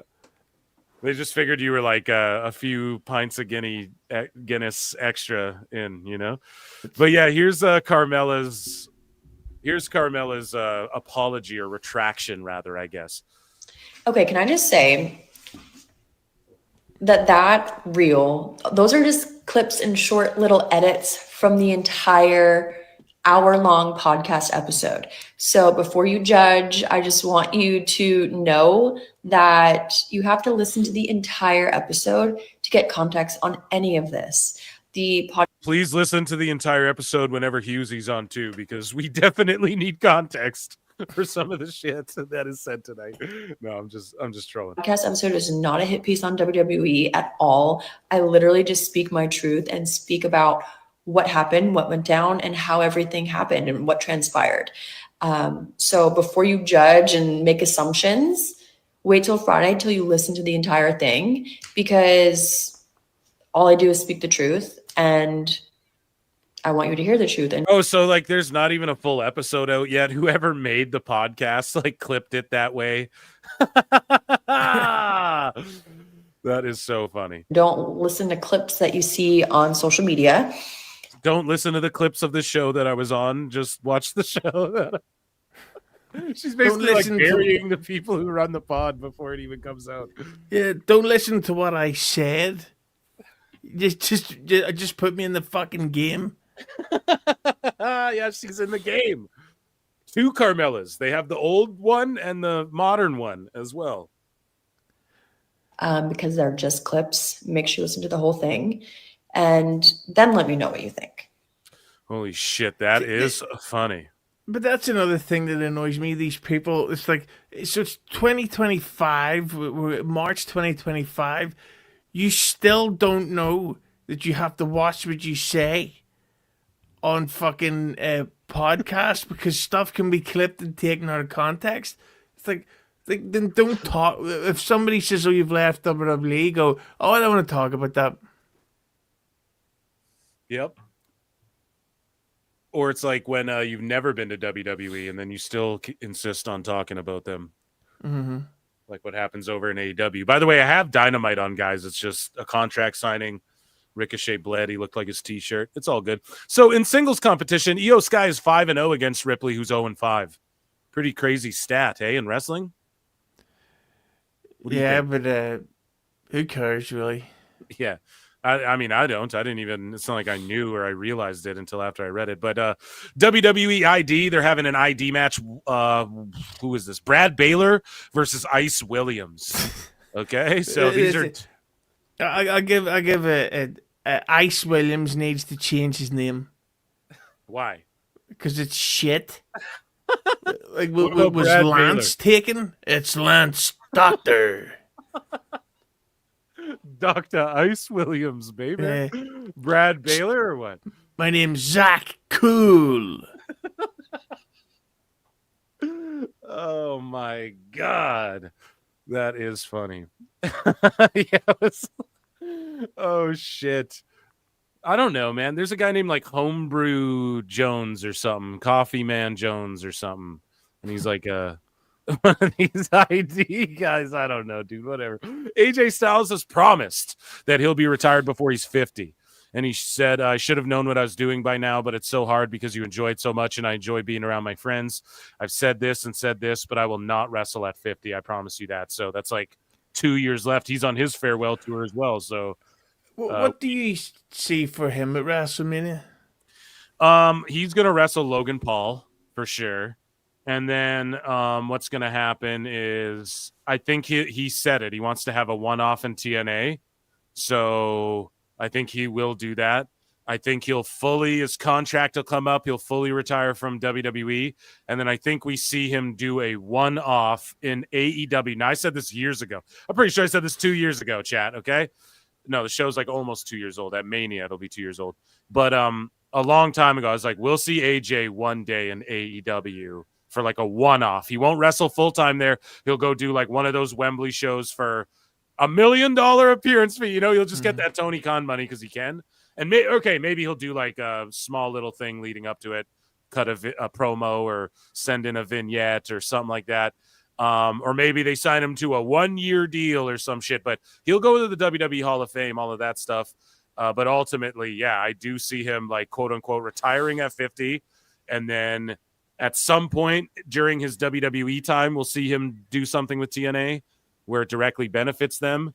But then I do think we will see him show up in AEW at like a double or nothing, wrestle someone one-off, take a big chunk of change, and then he'll stay retired and he'll still get a quick bag, and then he'll go to the Hall of Fame and all that shit. Yeah, because I'd seen some people online talking about how it looked like Breakker versus Balor versus Styles was potential, which could be good, but I don't know. Just I personally would have done Styles versus Breakker. Yeah, well, I think they're doing Finn and Breakker. So do you like that matchup? I think that's a good win for Breakker. But here's the thing. They're teasing the Demon. Like, the Demon's always over Finn's shoulder and shit if you look in the background of the Judgment Day stuff that he's involved in. If they bring the Demon back, then Breakker beats the Demon. That's just better for Breakker. Like, that gets him more over, no? Or do you have to bring the Demon back and beat Breakker with it is my only concern. So I don't want to see Breakker lose yet, you know? I would have Balor beat Breakker at WrestleMania, and then I would give Breakker the Money in the Bank. Yeah, he should have it, dude. Because that's a guy where if he cashes it in, like, it could be before a match, during a match, after a match, and it's like, oh shit, he's gonna win that belt. Yeah, that's awesome. That's a great idea. Okay, so moving along here, and do you think TNA AJ shows up? Like, AJ shows up in TNA one last time while he's under contract with WWE? Yes, but it'll be after WrestleMania. I'm pretty sure, because then they're like, well, we don't give a fuck if you get hurt. Yeah, more or less, dude. Stephanie Vaquer says WWE allowed her to pick NXT or the main roster when she first signed. She told herself, take it easy. I need to learn English. I need to learn, NXT. So they were going to send her right to the main roster. It's my theory that they're sending Julia up there just right away. Like, after her injury, if she is really injured, like the sheets are saying, I believe they'll send her, like, her return won't even be to NXT. It'll just be to the main roster. But what do you make of Stephanie's run so far? And what do you make of her making the conscious decision to say, put me in NXT first? Very smart, right? Like, had that match with Monet, went, hey, I could take more money to go with AEW, but I'll just go to WWE. And not only can I go to the main roster where they're guaranteed 200 to 300,000, but I'll just fucking float down in NXT for a bit because I got to learn and hone my skills and hone my craft first. What do you make of all that? Yeah, I think she made the right choice, and this might sound like I'm being a dick, but if English never, yeah. But if English isn't your first language, you're really going to struggle in WWE. So she's smart to learn, and she seems to be doing well. Like, I think it's amazing if anyone could speak 2 languages. Yeah, I can only speak the language of love. You don't speak Gaelic or anything like that? Fuck that. I'm just asking, bro. I don't fucking know how it works over there. Chris McCarty says Ricky smokes the ID and Ricky Saints the Pebble. Yeah. All right. Thank you for that. Okay. Miss October 30 says, I have to bounce and sleep. Have a good show, Phil, always. And PWT chat, good night. Hey, good luck on your thing. Everyone, round of applause for Miss October 30. Appreciate you. Sleep well. It's easier to sleep without fucking hearing Husey, I'm sure. Yelling into the mic. No, I'm joking. Stephanie back air. Yeah, so we read that.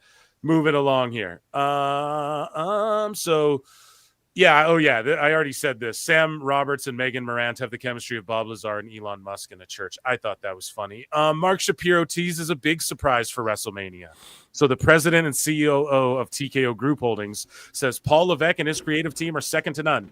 You'll be amazed at the surprises that are about to come your way at WrestleMania in Vegas. Husey, you and I behind the scenes, we disagree a bit. I'm saying Stone Cold. You're not thinking he'll ever wrestle again. I think it could be Cody Rhodes, Stone Cold versus you know who, Cena and The Rock. What do you think? And all Cody has to say, sorry, before you go ahead, all Cody has to say on Raw or SmackDown is, I'm going to call my friend, and they don't even have to say who it is. The glass shatters. It'll break the internet. It's already sold out both nights anyways. What do you think? I think it's going to be Tongaloa. The goat. Dude, it's the goat. What do you mean? Yeah, and then there will be hundreds of thousands of people try to run into the stadium because it's lower time. And he comes down. Mania. Yeah, he actually descends down into the ring on a platform like Kang the Conqueror. And he's just gonna go like raise his hands out like this. The crowd's gonna do a whirlwind of fandom, and he's gonna shove the crowd like that at The Rock, and they're gonna put the belt on Cody. It's exactly what's gonna happen. Quote me. Oh shit, man, that's hilarious. But what do you think a big surprise could be? Where this mark over here on the side is fucking the president of TKO COO Group Holdings is like, yeah, for sure. It'll be something that rocks your worlds. What do you Owen think Hart comes back. Yeah. Oh my God. Yeah, he climbs up through the ring from that side of the ring where he stands up and he goes, oh, fuck, that hurt. Anyway, I've shaken it off. Time for round 2, bitch. Oh my God, you're so fucked up. You what? Oh my God. Oh shit. Oh. And Benoit, what about that? Yeah, Benoit comes back, all the kids in the front row like, run! An Ultimate Warrior and fucking... Yeah, Macho Man comes out. Macho Man sucker punches Hulk Hogan. Yeah, and the Titantron is going to be the footage confirming that Macho Man fucked Stephanie. and then Janelle Grant runs in and attacks Triple H from behind. So she says shit. She rubs the shit from her head into Triple H's eyes.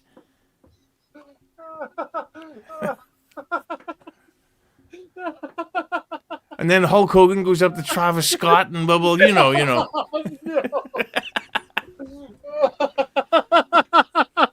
No, dude. Oh my. Hey, brother, I heard what you did to Cody Rhodes' ear. You know, we call people around here that do that, brother. Oh my God, dude, that is fucking insane, bro. Quote me. Oh my God. Holy shit. Oh, it's Sonny comes out and driving through the fucking crowd. That is insane. Jesus Christ. Moving along here. But when they say surprises, they probably just mean like celebrity appearances. Like that shithead Kevin Hart will turn up and do one of his shit jokes that nobody laughs at. Oh, man. You don't think somebody... Well, no, they're in Vegas, so who's, like, from Vegas, you know? Andrew Dice Clay.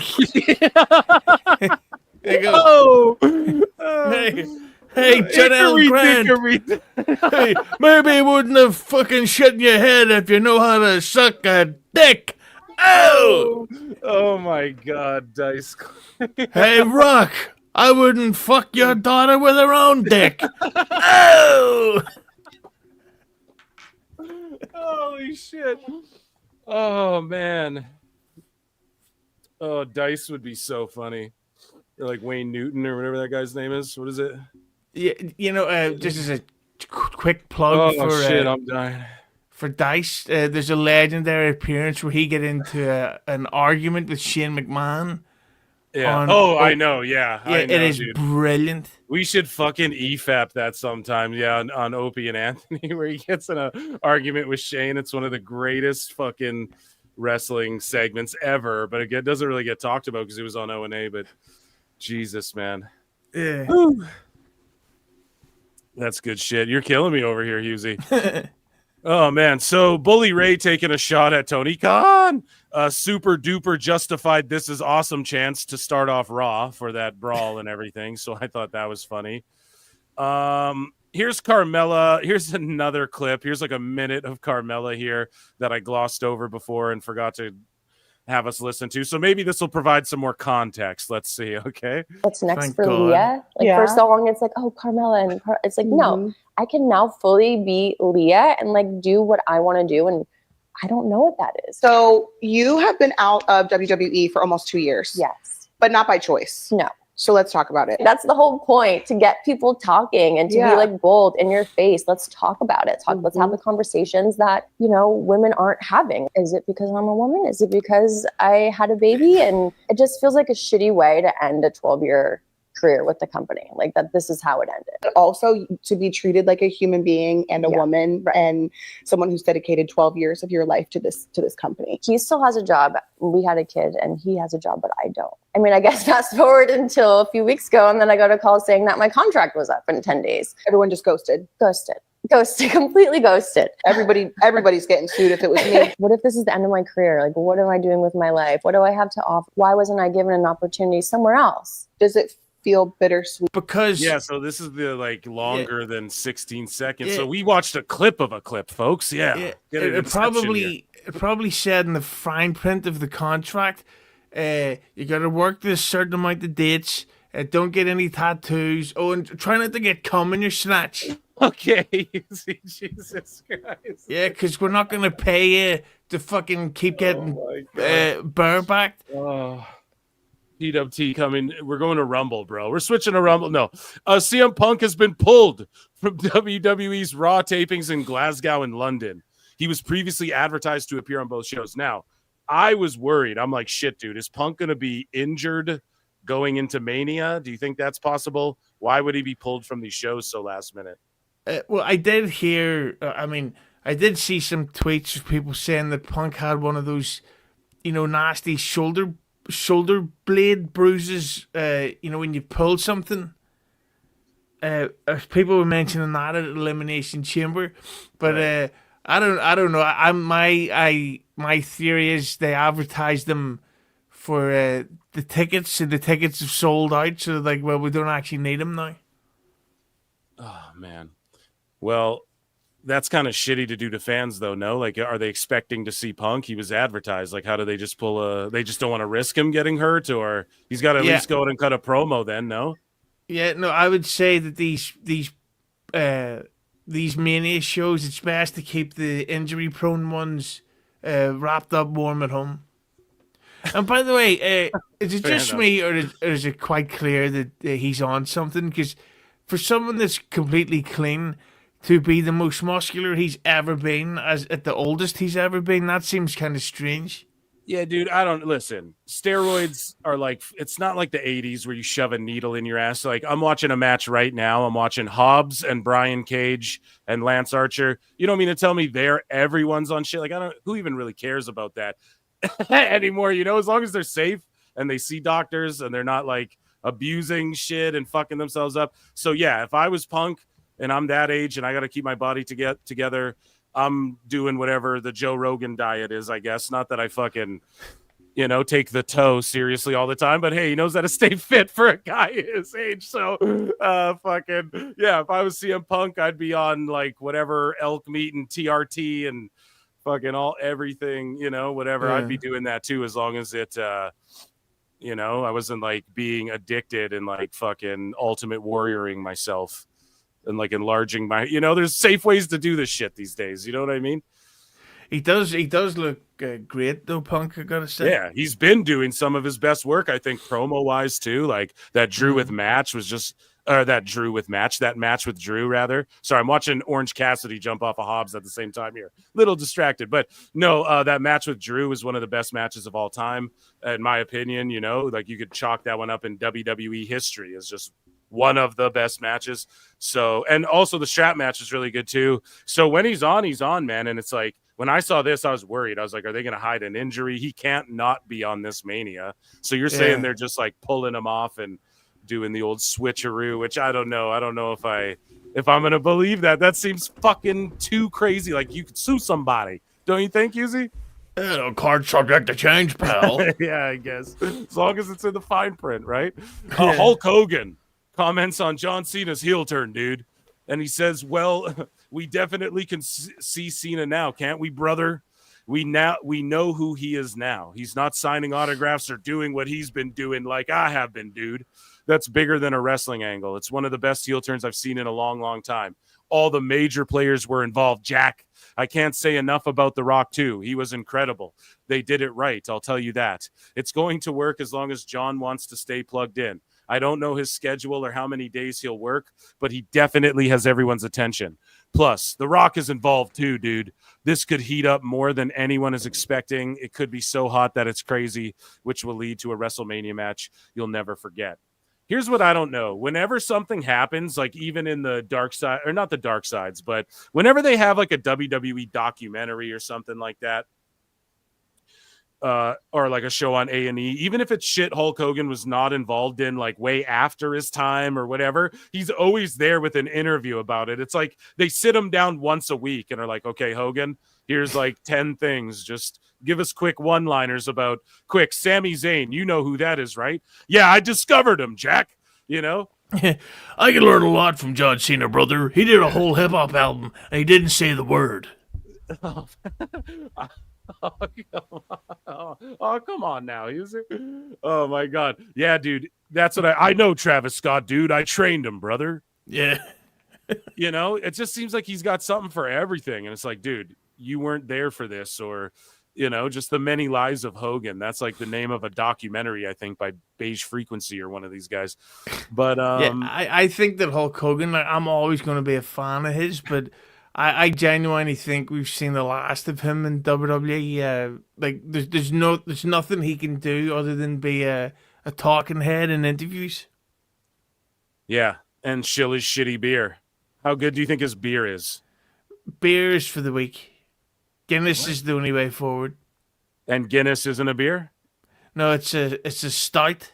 Okay, and that's the difference being? I'm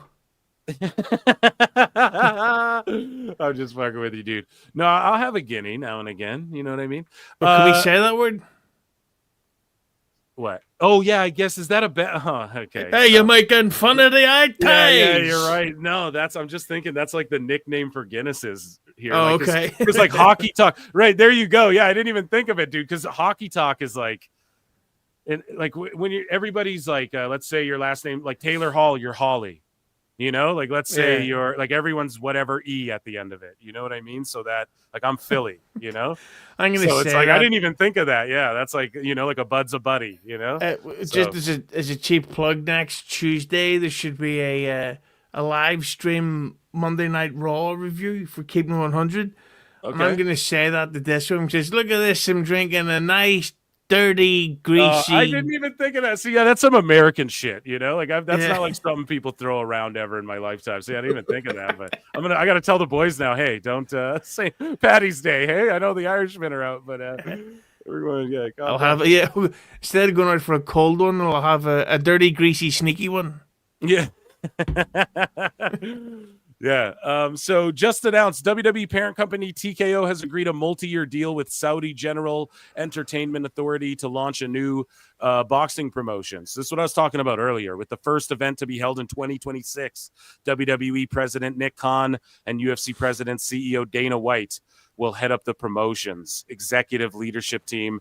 So there you go, man. I don't know. I think Netflix and I think the Saudis are interested in working with Netflix too. So hopefully that's where that all lands as well. Cause I mean, I just want it all in one place. I'm down. I want it all and I want it now. But, ultimately I think they're just waiting a bit. And same with like having WrestleManias on there for the US. I said it earlier. I'll say it again. The UFC TV deals that is up at the end of the year. Netflix wants that so badly. So once they get that, then they'll shill the big bucks for like Mania or for the boxing or whatever. I'm assuming the bull riding is going to be on there too. Power Slap, I think even Netflix might stay away from. But yeah, other than that's actually the name of the documentary I'm making about my hand and Jade Cargill's arse if I ever get the chance. Jesus.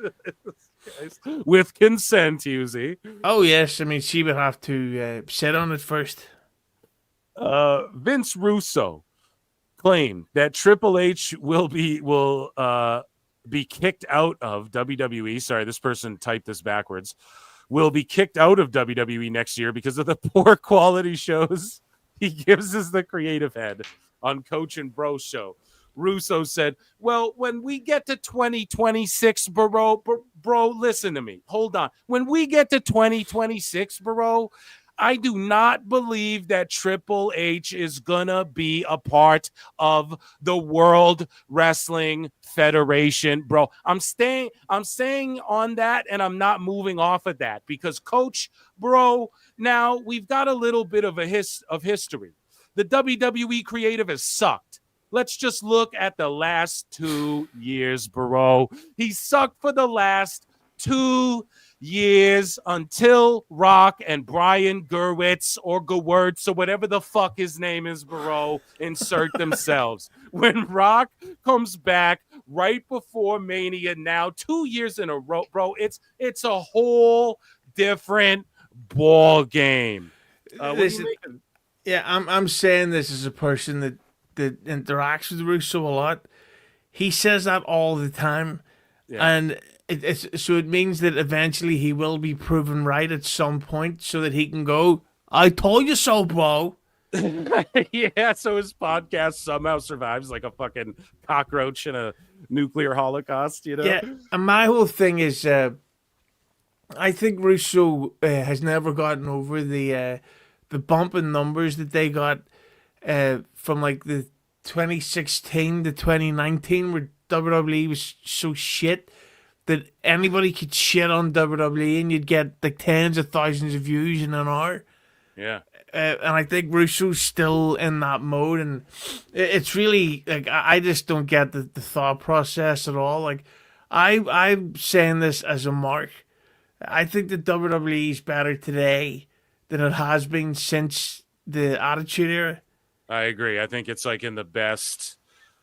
I don't know. I think it's just operating on such a level from like the Spirit Squad on. This is better than all that, you know? Yeah, up until right around there, you know?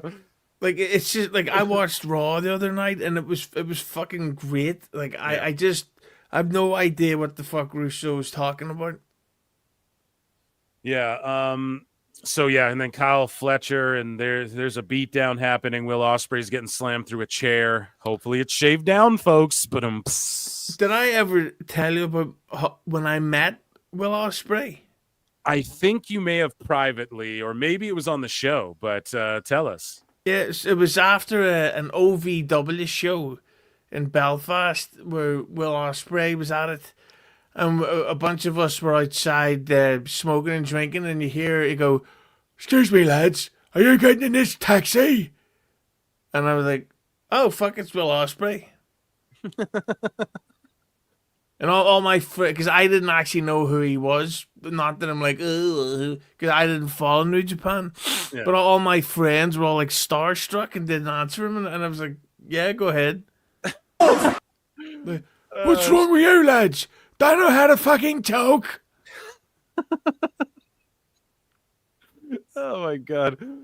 Husey, you're killing me today, man. Holy shit. This has been an amazing episode. Greg Miller has been removed from WWE's official roster page. Just cancel WrestleMania now. Who the fuck is Greg Miller? I really don't know.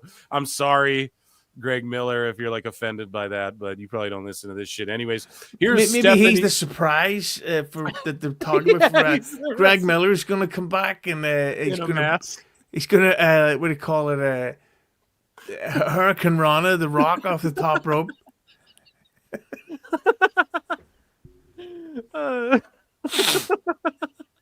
Wearing the mask, Chad Gable's gonna use to cover his hair plugs. Yeah, no, that's what they're going to throw hair plugs into the Rock's mouth, and then they're going to drag Rock's ponytail. They're going to tie it to the back of Sonny's car, and she's going to drive out of the building. Okay, stop. And they're going to run Steve Austin over. Okay. Yeah. Okay. They're going to drive outside. Steve Austin gets run over. He goes, "I know I shouldn't have came back. My other knee, other knee, kid, goddammit. Yeah. My fucking neck. Sonny's a cunt." That's so ridiculous, man. And then Deborah McMichael comes back and says, "How do you like it now, Baldy?" And starts hitting him when he's on the floor. He goes, "Please, I've changed." What the fuck? What the fuck? And then Steve McMichael comes back and he's like, "I've been working you the whole time, baby." What the fuck? Oh my god. So, speaking of Conan earlier in the show, holy fuck, man. Is Conan AAA or CMLL? I forget. What does he working with most? He's AAA, bro. AAA. AAA. Yeah, so in CMLL, fucking easy, man. I'm dying. So in CMLL, Stephanie Vacker says you're all alone, and in WWE you have people with you and supporting you. This is on Busted Open After Dark. Yeah, it's funny how the really gorgeous woman with the incredible arse has a lot of support backstage. Here in WWE is acting work. I can ask and I can take. Yeah, I bet you Candice LeRae is still looking for a lot of answers. Like, look at the way Bubba's looking at her while she's speaking. Oh my god, Husey. Oh, I used to have the biggest crush on Candice LeRae when she's like on the Indies. I'm not even joking. Yeah, fucking Husey's going off. Everybody's catching some, dude. Oh my god. You could stack vinyl on Candice LeRae's arse. It's terrible. Ask, but in CML, to each their own, Husey. To each their own, okay? nobody help you. I need a fart box. You are alone. You're alone. Not like a teamwork. If you know wrestle, yeah, wrestle. And nobody's training. Oh, you can teach me. No. Why is she wearing the fucking makeup? Nothing. I don't, because it's the gimmick, brother. She lives the gimmick. And women wear makeup anyway, so you can get away with it, right? Dude, I thought that was Paul Stanley announcing Kiss were coming back. Yeah, fucking reunion's happening. Hey, he's a gorgeous man too, dude. Yeah. You can do nothing. You can ask nothing. So you are young wrestler, CMLL, and they say, go wrestle. Very scary. I'm scary all the time. I cry. Her English is better than his. Well, he's trying to convey the interview, make sure the questions come across correctly and all that. I get where he's coming with that. But I was gonna say he's communicating well, and he's really fun to watch on that LFG show. Have you been following that? And no, it doesn't show here. And also, I don't give a shit. Yeah.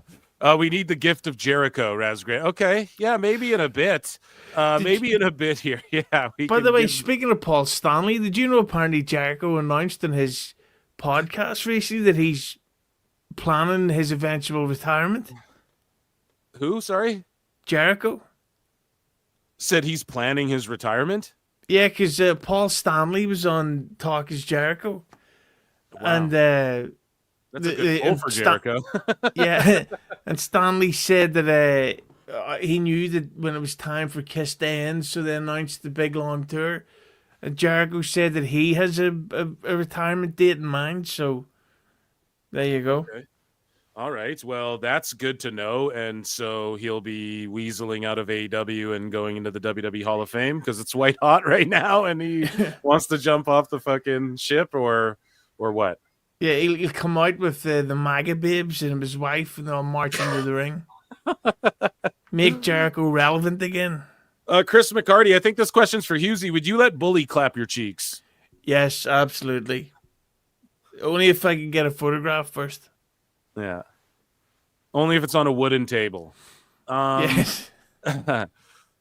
Because then you know he'll go over at least, right? Then you know the finish will be good. So Logan Paul saw a clip of Canadian fans booing the American national anthem and on the fly decided to bring an American flag with him. So here's him literally reacting in real time to that shit and then deciding I need a flag and I'm going to bring a flag out and troll the Canadian fans. Oh, is a lady singing it? This poor girl got booed for singing her country national anthem. I need a American flag. I need an American flag immediately. 5 minutes later. Someone had it? I swear. I saw the stars and the stripes. Let's go. This place is gonna go crazy. It was your idea. No. To all the Canadians that are upset that we're proud of our country. Always blame me. This was his idea. Man, it's a great idea. We love America. We love America. I'm not sorry, Canada. We love our country. I would die for this country. Not only do you have a flag, Good, you have the flag. Do it then, Husey says. Oh my God. Fucking Husey, man. In a pole.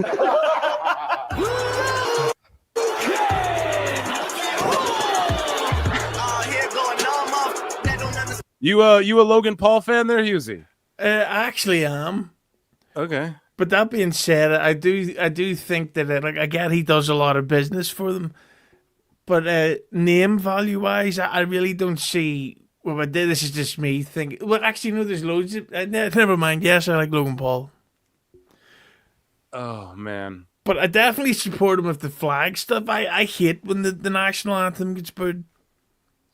Yeah, I mean, I don't know. I'm like, yeah, people can do it, but I don't know why Canadians keep going off. I guess it's just because the shit Trump's saying, right? I guess all the Americans are pointing it out. It's like, yeah, I don't know. Maybe I just don't give a fuck about. I care about wrestling, bro. I don't know. It's just like, I don't know. Maybe I'm not paying attention for real. Maybe I'm not paying attention to the news. Like, I don't know. I got the hockey game because they all fist fought. That's what I was saying last show or the show before. I was like, they all fought at the start of the game. Okay, friendly rivalry, whatever. Like, I get it, right? They're going to just boo. That's kind of trolly, but it's 2025. But then in the wrestling thing, I'm like, oh, this might just be a thing at all sports now. So what the fuck? So I don't know. But I like that Logan Paul did troll back. I think that's just the funny response for a heel to do. You know, you're a heel in wrestling. Fucking do it. It worked. So speaking of one of these guys in this clip here, I'd heard that allegedly one of the matches that was spoken about as potential for Mania was New Day versus Rey Mysterio and Big E. Oh shit! Why Big E? Because he could return. Wouldn't he have something to do with the new? Oh yeah, the New Day versus. Oh yeah, no shit. Duh. So New Day. But here's the thing. What about people saying it's Penta and Phoenix versus New Day? Is that jumping the gun? I feel like that's too quick. You got to let Penta have a little time. You know? Yeah, I wouldn't put Penta in the tag team because he's selling too much merch. Like, why would you fuck with You could put Phoenix in the PC for a bit, let Penta continue to have his run, have Phoenix go on SmackDown while Penta's on Raw, and then you do like the Dudley boys did when they reunited. Speaking of the Dudleys, you remember that like SummerSlam or whatever, where they reunited against 3 Minute Warning? I think it was like 3 Minute Warning and Rico versus like the Dudleys and Jeff Hardy. And then at the end of it, like Devon came out and reunited, I think, if I'm not mistaken. And, you could do something like that where it's like a pay-per-view where everyone's on it and then Phoenix like runs out to save his brother. Then you have the moment and then because they don't give a fuck about brands being split anyways, but then you give Phoenix a chance to like stand on his own as well. Because who knows, like who would have thunk Penta would have did this good on his own? So Phoenix getting the same chance to to do that, I think is appropriate. But also, if they just threw them together as a tag team, I wouldn't be mad. They need more tag team action. Like they just needed the division sorted out a little better as well, you know? Yeah, no, they do. But then I just think that would be a step down for Penta at a time that they really don't need it. Like I can even see after Mania, Penta going after the IC title. Yeah. But then I suppose that they could like be a duo but still do solo stuff. Like they don't have to be a tag. Yeah, I could see them being together. Man, they got Edge wrestling Wheeler Yuta in the fucking Go Home show for this pay-per-view. But yeah, let's look at this video of Goldberg just putting over Biggie here and really connecting with him, Hey, I I'm guess. really proud of you, dude. Whether that means anything or not, I ain't doing it because of that, but you're doing a hell of a job. It's funny, I was going through just my old stuff in my closet last week, and I found the 8x10 that you signed over 20 years ago, easily. But nah, man, you were, and like I said, I told people this. I don't know what kind of day you had, but the 20 seconds or so you spent with me and my dad, you had a smile on your face. You made us feel like, sure, man, you know. But I remember 20 plus years later. So Goldberg gets a bad rap for like having an ego and all that, but when it comes to the fans, like he really fucking appreciates them and seems to be like a good dude, you know, in his community and all that. So wrestling shit aside, I mean, yeah, I don't know. I've always been a Goldberg fan. What are your thoughts on just him overall? And like he's got a comeback apparently soon here. Do you want that or no?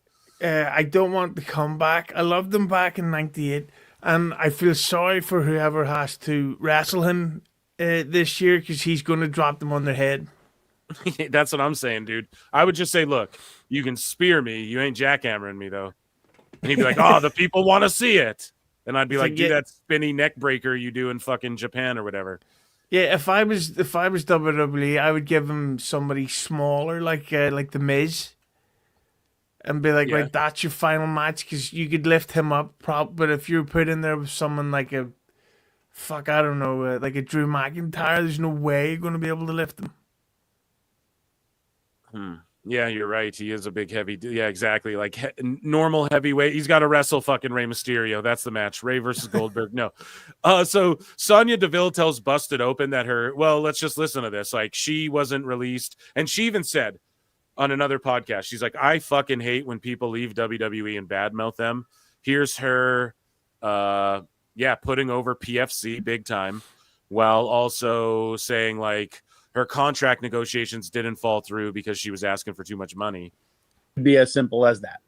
Right. Yeah. And I like to preface this with like, when we were in negotiations, it was not a scenario where I was like, I'm worth $5 million. And then they came back and were like, screw you. You think, the numbers we were talking were very humble. I know what all the other women get paid. We all talk. And so it wasn't anything like that. It was very much so just the end of a contract. Let's talk about what's next. I kind of knew my worth and where I stood on the card at that moment and asked for accordingly. But yeah. So it isn't about money? What the fuck? Simple. What's that?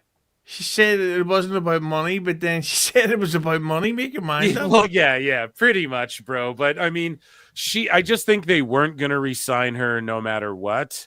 And I think she's still not trying to bury herself like, oh, I wasn't worth shit and they weren't going to give me. Because if she says that, then Tony can offer her lower shit or TNA, So she's like, no, I'm worth like, it's just that I didn't ask for crazy money, It's just the future and stuff. And then she's like, I don't like when people bury them. So I think she's just trying to be politically correct to not burn a bridge. And that's the smart thing to do because it just comes across better and it's more professional. Like when you want to go work for one of these other companies or whatever. Yeah, I think she'll end up back in WWE, honestly. I know, but like one day, because here's what it's all about, is her showing up on Raw 45 for the women's, and she just comes and waves and gets thrown out in a battle royal type shit. Like that's what they all hope for, is maybe one day I can still get in the Hall of Fame, that sort of thing. And it's so typical. I always thought she was so gorgeous and how typical that the one woman that I think is probably the best looking would be the one that absolutely wants nothing to do with me. Yeah, I'm pretty sure that's all women, Husey.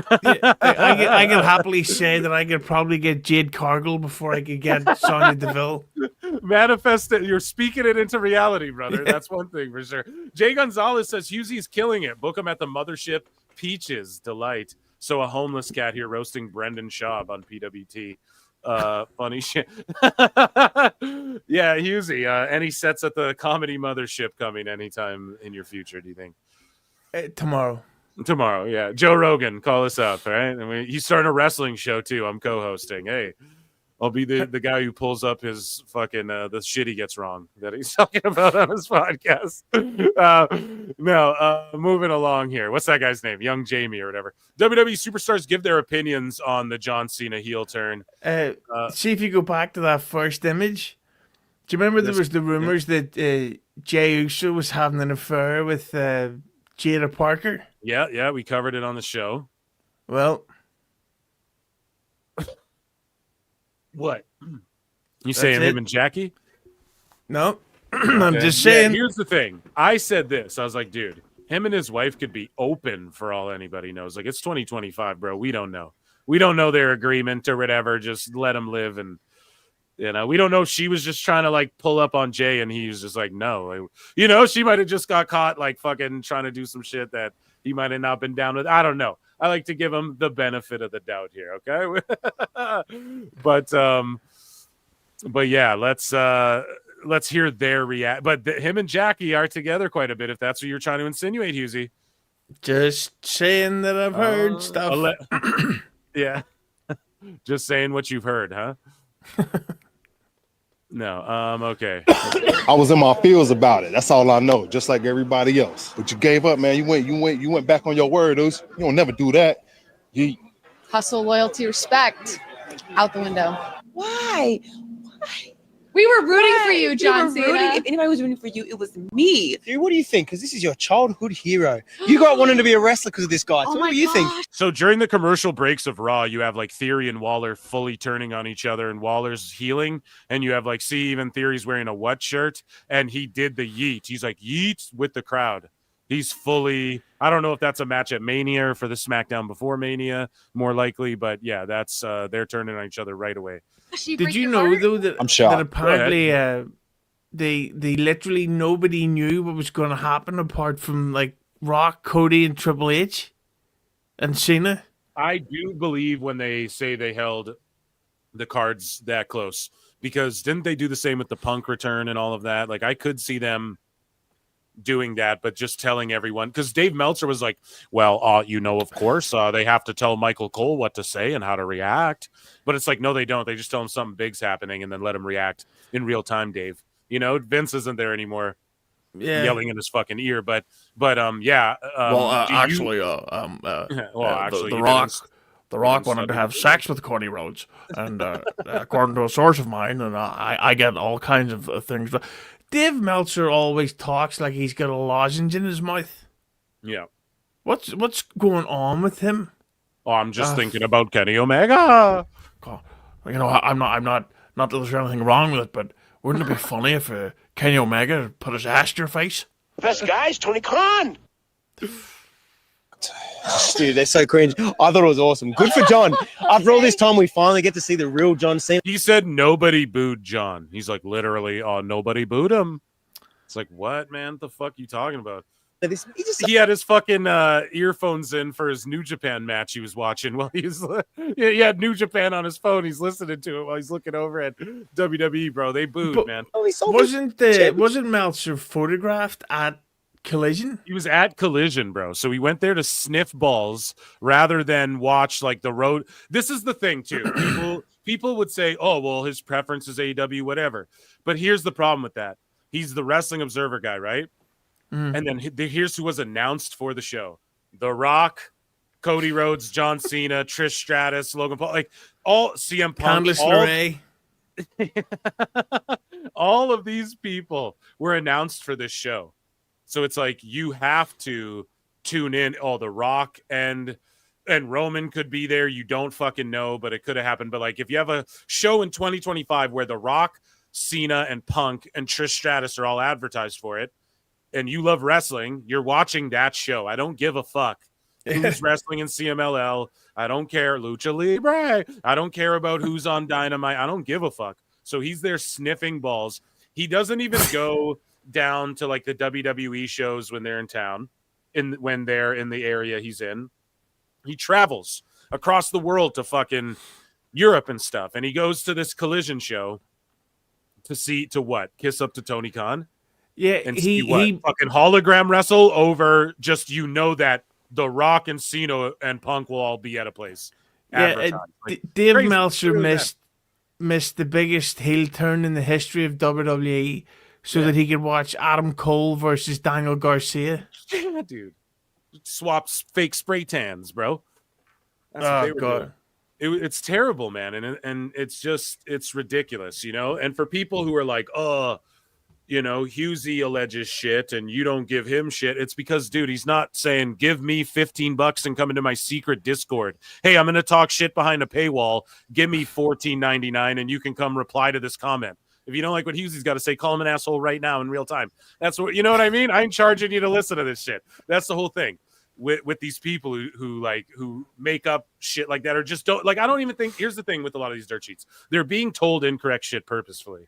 That's just what it is. Like WWE is working them and then sending them cheese wheels after, That's all it is. I love it. Good for you, John.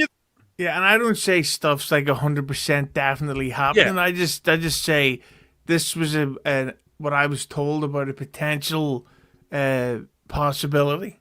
And then we just fantasy mark book it, or whatever. We just talk about it, right? And you're chilling, working on K100. You're going to fucking hear this or that. And it's not, they're just hearing this or that. And then we're hearing this or that. We're just talking shit. That's part of the fun of it. But to be like here, no, I text Tony Khan, guys. Want to hear what I have to say? $6 for my Discord. Ooh, $7 for my OF. Like, fucking, what do you guys, I'll message you personally. Like, no, that's being a hoe.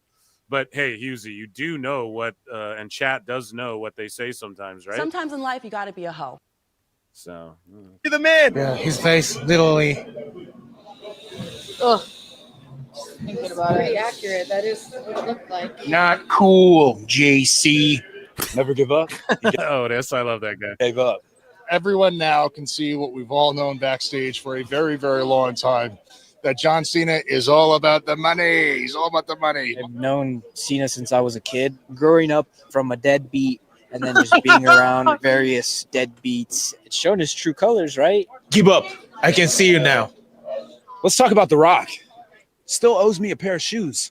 Yeezys, to be exact. He came back because of me. I embarrassed his friend Pat McAfee, and then he wanted to show up. And then he ambushed me, laid me out, and then threw my shoe into the crowd. What's that about? And now him and Cena. Yeah, that's fucked. I'd make Rock sign the other one for me, and then I'd like mount it up somewhere. But I guess you don't want to be a mark because like you wrestle. You're wrestling him in that segment or whatever. But yeah, run together. I don't even know what to say. How pissed would you be, dude, if someone threw your fucking Yeezy? First off, I wouldn't wear a Yeezy, but if you did, someone threw it. Aren't those like $700 shoes, pal, or something like that? I would be totally pissed off. And do you mind if I do my plugs? Because it's 2 a.m. here. Yes, because this is also the end of WWE news, by the way. Sorry, we got through it all. Husey, do your goddamn plugs. And let us know where everyone can find you and what you got going on. At the Husey on Twitter and Instagram. Go subscribe to Keep the 100. There's a whole lot of fun shit coming tomorrow. A lot of follow-ups on some of the topics that I've mentioned today. Right. And go to Hughes Entertainment, my YouTube channel. And Phil, I'm going to try to rearrange that Francine interview. Let's do it. For hopefully maybe in a week or two. And it will be a drinking episode. Oh, yes. So we will be drinking with a few Guinness. Guinness, right? A few Guinness. Yeah. And we will be talking with Francine, making inappropriate comments about blowjobs and all kinds of stuff. The Queen of Extreme with PWT and Husey. Make sure you follow him, everyone. Round of applause for Husey. Husey, thanks for staying way longer than you said you were gonna, man. I fucking love you. I was seeing how long until you brought it up, bro. So I love it. Thank you so much. He's all the way in Ireland. Round of applause for Husey. Make sure you follow him. It's Husey. Goodbye. Oh man, the views and the comments expressed by the guests of this show reflect the guests and not necessarily those of the hosts, ladies and gentlemen. That is one of the funniest, most underrated fucking men on the planet, in my humble opinion, on YouTube in general, not just wrestling or whatever. Hughesy's just taking the piss, and yeah, you guys can figure out who you hear, whatever, right? So trust me, they're going to go talk about this on K100. There's nothing that gets spoken about here with Hughes that doesn't get talked about by Conan and Disco on K100, I assure you. But yeah, round of applause again for that man. What a fucking national treasure. A fucking national Irish treasure right there, folks. Okay. Okay, Asar, man, for 10, thank you so much. Says the fact that Dave went to Collision instead of one of the hottest shows of the year shows his bias. But if you ask him, he'll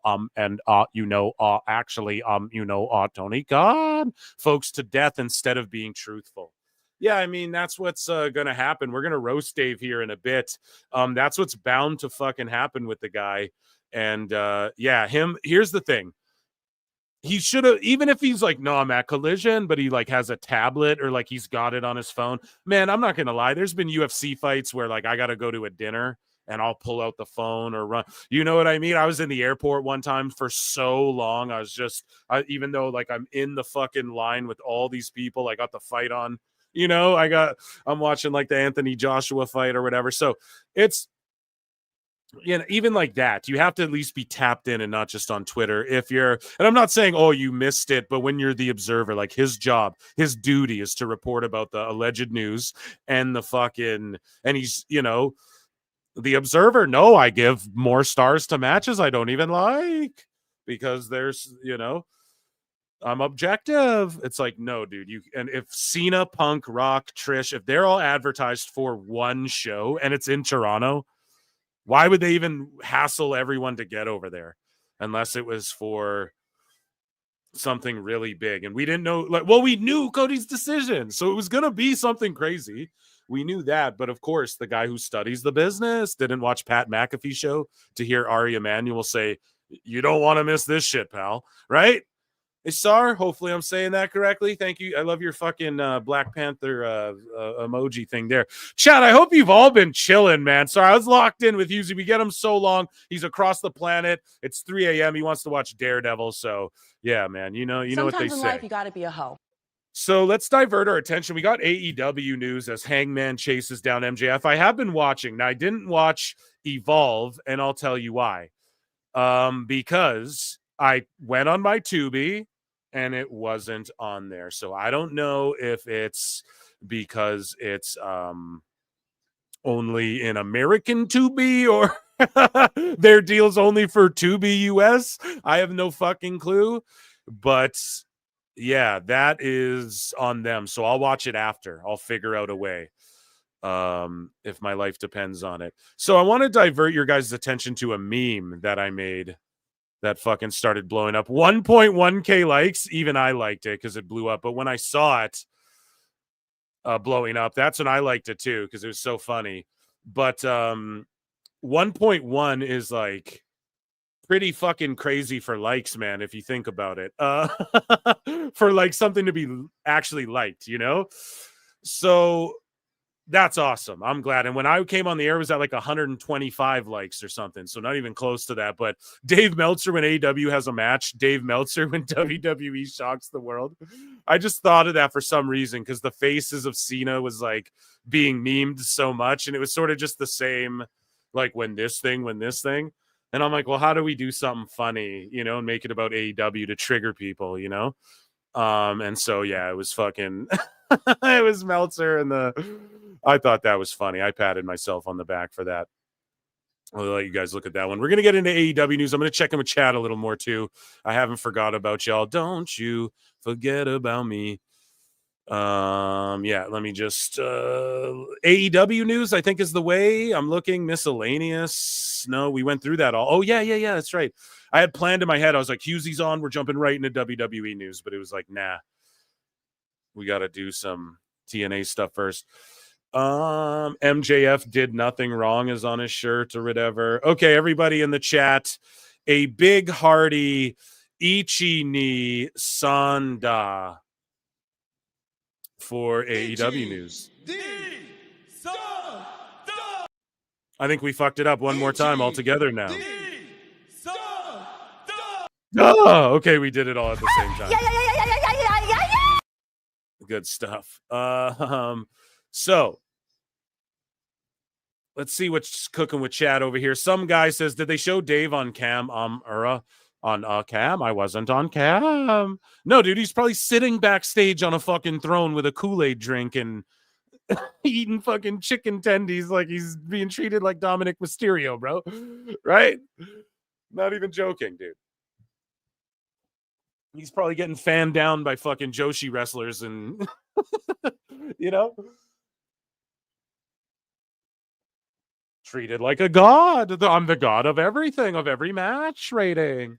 Right? So I don't know if he was shown on camera. MJG says that was a fire trailer for AEW pay-per-views on Prime, but no way WBD approved that if they plan to have pay-per-views this year, and they 100% had to approve that sub-license. So MJ, thank you for the transition into AEW news there. There was a fire trailer for AEW pay-per-views on Prime. I didn't even watch the full trailer. I'm probably going to watch it with you guys here, obviously. Now, AEW's on Prime with their pay-per-views. We're going to talk about that. Some people feel like they're hustled. Ricochet's flat out making fun of AEW fans. I mean, he's healing, so let him do his thing. MJF's going to light someone on fire. Ugh, fuck this show. But, yeah, so they're saying they had to approve that sub-license. I don't know about all that. Listen, yes, it is a sub-license. Like, I believe WBD. What did I tell you all? I was like, WBD is going to scrape off the top, or if a deal comes along with someone else, they're going to go do that, and we want 5% or we want 10 or whatever. I don't know. That's just what I predicted way before from listening to people smarter than me. That's how these things could work too. They are working with AEW, so if they can peel a little off the top of them going to Prime with the pay-per-views, sure, go do a deal with them. And it's weird because that thing did say that later this year. We'll get into it, but the memo that came out or whatever the fuck, the press statement or the advertisement, whatever you want to call it, that came out saying AEW is streaming on Max. It did say that later in 2025 there would be like cheaper pay-per-view prices or whatever.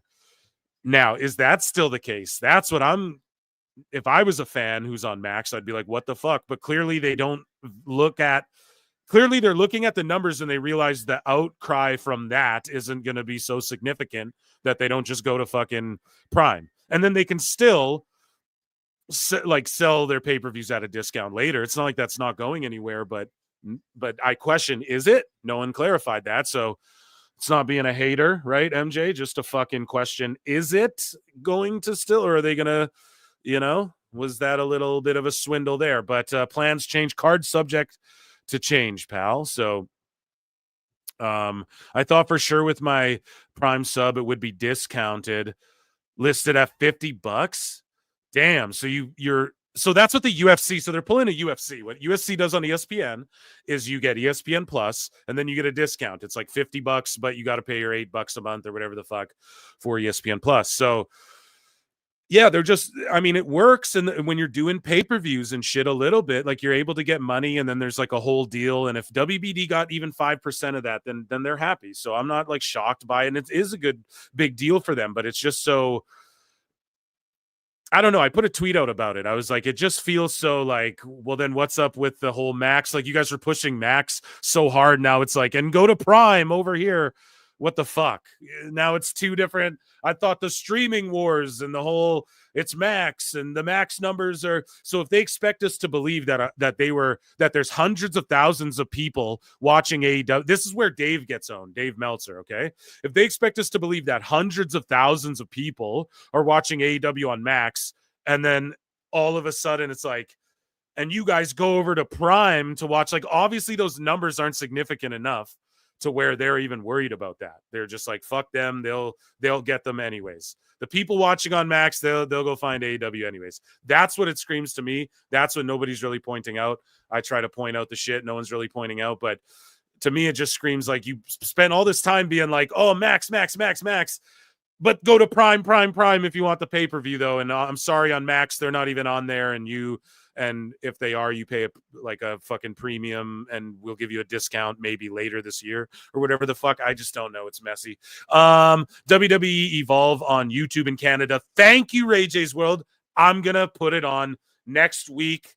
When it's on, I will watch it at the same time. I'll have to watch the replay. I looked on Tubi. I could not find it. So that's a US thing on Tubi. YouTube on in Canada, which I'm happy about. That's smart. That's where you put that show. It's Dark Elevation. It's dark. You put that shit on YouTube. That's the place to do it. I have Prime with no ads. Revolution is listed at $40 or $50. That's wild, dude. But that's the UFC model. So, but they're just not a product like the UFC. That's why it doesn't work, man. But anyways, we'll get into that a little more as we trudge along. Here's the rest of AEW news. Okay. So, Big Boom AJ. Now, someone leaked DMs. These could be AI, though. These could be totally made up. I'll give it the benefit of the doubt. You want to know why? Because Awful Wrestling got sent some shit. If you guys remember, we rewind to Grand Slam Scam, and he was sent some shit about Kyle Fletcher had to go help get their ring or whatever. And then, Awful said it, and he's like, but hey, man, I don't know. Like, I'm taking it with a grain of salt, right? Like, I don't know. Maybe that's what I'm told. And he tweeted it out, and he's like, if this is true, and people got mad, called him dumb. But then QT Marshall came out and was like, he stooged it. He's like, yeah, we got the ring from PWA or whatever. So then it just confirmed what Awful was told, more or less, okay? He can get into more detail, but it just confirmed, because Fletcher's, whatever. So now he's more inclined to believe, let's say. So I don't know if the same person sent him this or where he got this, but I'll give Awful the benefit of the doubt. Maybe someone's like, no, this is doctored. I think it's cringe to leak DMs. Right. I think that's cringe shit to do. So anyways, though, but we have to, it's in the IWC. We're not going to ignore it. That's what we do here at PWT. So Big Boom AJ is like, hey, we're in LA this week. And he's just asking influencers to come, but Awful's laughing at him. He's like, you guys able to come in my AEW match at the Crypto Arena and stream? And then this guy's like, I'm not here. I'm going to London. And then Big Boom's like, think any of the other guys would want to come? And then he's like, all of us are going. And just this, I'm not here, I'm going to London. All of us are going. That seems so don't message me. In my opinion, I don't know. And then Doom, laughy faces, have a good time, boom. And at least he's a good guy, and he's not being like an asshole about it or is mad or whatever. I don't know if this is an own, he's just asking his influencer friends to be there. But yeah, this just got shared around a lot and went kind of viral. So you got to have a laugh at that. And it's funny how he said Doom. And we were talking about who are these podcasts earlier, and they recently did one on the Big Boom People's Podcast. It is the most insane thing. I implore you all, look up their podcast. Every episode, let's say they're on episode 6, they give 6 booms. So they're like, boom, boom, boom, boom. And it's like, and then someone said on who are these podcasts? They're like, what happens when they get to episode 86? Or, are you doing 12 booms when you get to episode 12? That's crazy. So, anyways, MJF says he will make over $15 million in current AEW contract and addresses his future. Now, it's funny. That's always what anybody can really flex. Never we made history in this building or this. I don't know. It's never anything. I know people are like, oh, the biggest gate, you got gouged. It's like, okay. If AEW sold the most pay-per-views ever, you'd all be like, oh, they sold them. You know what I mean? So it's just stupid.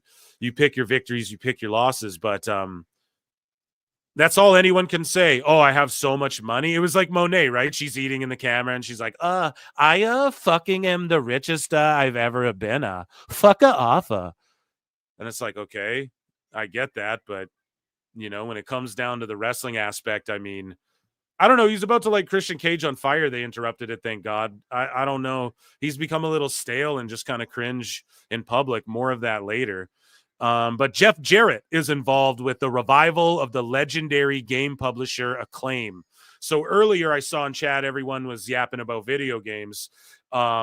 thanks to Pliny and Pixel Art in chat, I successfully modded my fucking Wii, my Nintendo Wii. I hacked it in Minecraft and I emulate it, but I didn't do it. This was just like some shit that happened in a dream I once had, right? Allegedly. Where's Husey?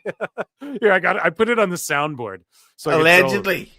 Right? So, but yeah, thanks for hitting me up with that. And it's like, I don't know. I've had so much fun with that, and Acclaim made so many golden games back then. So thank God Jeff Jarrett's involved. Hey, I got something for you. Jeff Jarrett's Pro Wrestling, right? Would you guys play that? They did. I think Game Boy did something where they made a game, like a Grimace game for Game Boy after the fact, and you can only like emulate it. Right? I don't know if they even sold cartridges, but they did it like years after Game Boys are already discontinued or whatever the fuck, whatever Game Boy they're on, like the old school ones. That'd be crazy if he's like Jeff Jarrett's Wrestling and made a game with Acclaim for like Super Nintendo, but like you could only play it if you had a Super Nintendo or if you like ROM'd it, like emulated it off the fucking, off the internet or whatever. Okay, let's see. Guys, keep a lookout for any, like, shoot situations. Okay? Thunder and Bane are in the ring together. So just keep a lookout, and hopefully they squash that shit. And hopefully nothing. Well, I know you guys are all bloodthirsty. You're like, oh, please, let the hate flow through you. You're all like, yes, fight. Join the dark side, But I'm like, dude, I pray they don't get into like an ugly situation that just hurts AEW more, Anyways, victim in domestic violence case. I shouldn't have said that on YouTube.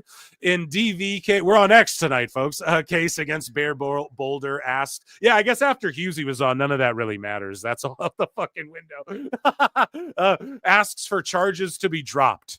So the victim asked for the charges to be dropped. Now, yeah, I mean, I don't know. We read it on the show before. He's a big dude, man, and he got in a fight with a woman, I guess is how we word it, and there's no mutual combat there, I don't think, and he was like standing on her apparently. Now that's all allegedly too. We don't know. I wasn't in the fucking room, but the charges are asking to be dropped, so I don't know if we'll ever see him hired by WWE or in AEW again, but goddamn. Hopefully, like, everyone's okay. I mean, there was damage done. So, yeah, iconic game publisher Acclaim has been resurrected with wrestler Jeff Jarrett on its advisory board. So good for him. Saraya's brother Zach Knight has departed AEW. His contract expired. Now I think Saraya, her deal's up in September. I'm not saying Zach Knight should go to WWE or anything like that. You all saw the movie. They didn't want him. However, I will say this. He does have a good look, and there's something about him. He's not terrible in the ring or anything. He's not as good if you look at like Paige Saraya at her peak, I think she clearly gets it a little more, but it's in their blood, and he's an older chap, so I'm not going to say send him to NXT. I don't know if they're in town and they need a jobber or something. I'm not diminishing him, but AEW I thought would have been the place for him. Maybe a TNA or something will look at him now a little, but this is where like Tony Khan owning ROH fucking sucks. Because even if he was like partnered with ROH, there'd be that outlet. There'd be that fucking place where, because ROH now is just like a nothing burger. So I don't know. Let's see. So far, Megan Bain's like really touching Statlander and largely just ignoring Rosa, if you guys are noticing. So I think they don't want them to cross paths there. Anyways, moving along. Yeah, someone in chat said pay Gorn. Yeah, I hope not. Don't subject yourself to that, Zach Knight. Al Snow says John Moxley, Edge, Mercedes Moné. No. And Saraya have all lost their shine in AEW on the brand. Vince Russo's the brand, bro. Yeah, I love that I was popping Husey with my Russo fucking impression. That's how you know it's a good one. But yeah, here's Al Snow. Yeah, sort of just saying what we all know. For Edge, it doesn't really. I mean, he's in that era where it doesn't really fucking matter fully. It's not. Well, he was just wrestling Yuta, bro, on a go home to the pay-per-view. Maybe that does matter. Yeah, maybe I'll shut the fuck up. Every time I try and go, well, maybe AEW, it just never works out. You know, they make me look fucking stupid every time. So let's listen to what Al Snow has to say. And remember when Moxley had went over for, he was like the first guy to jump, remember? And I remember on the show, I brought it up like a couple months later. I was like, is it just me?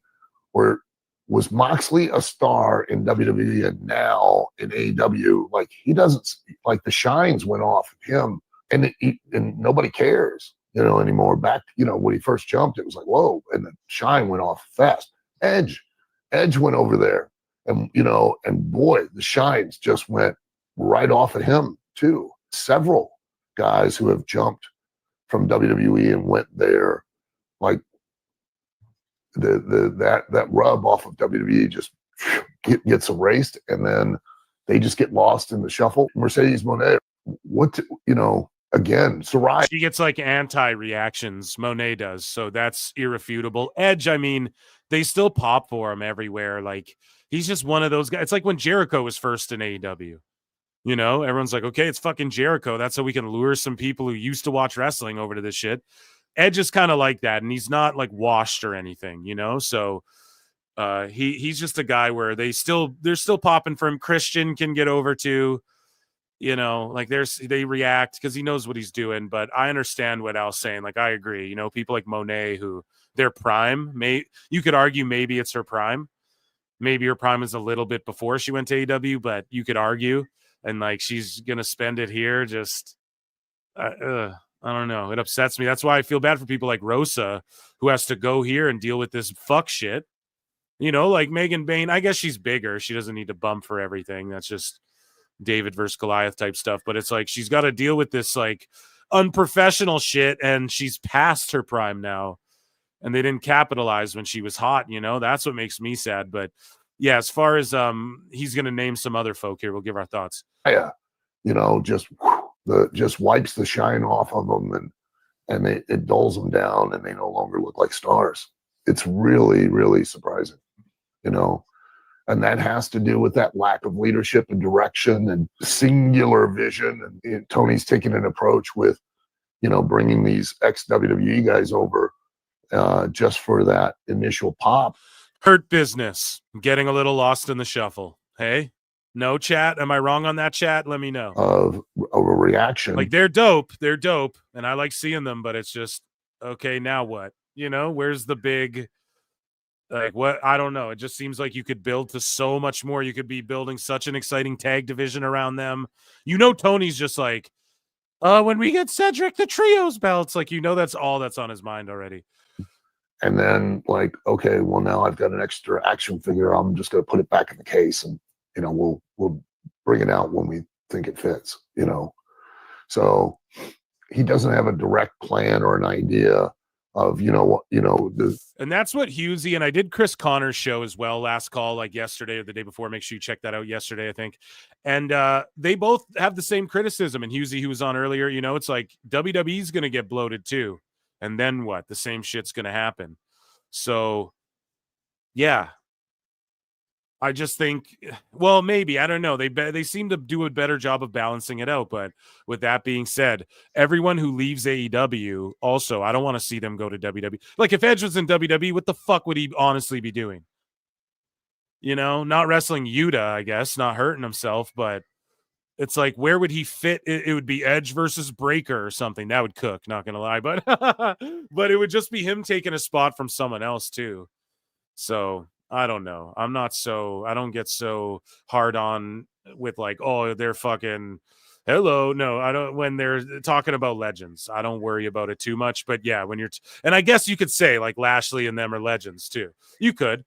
But yeah, it's like Ricochet, who I worry about coming over, getting lost in the shuffle. Him, though, he surpassed as well.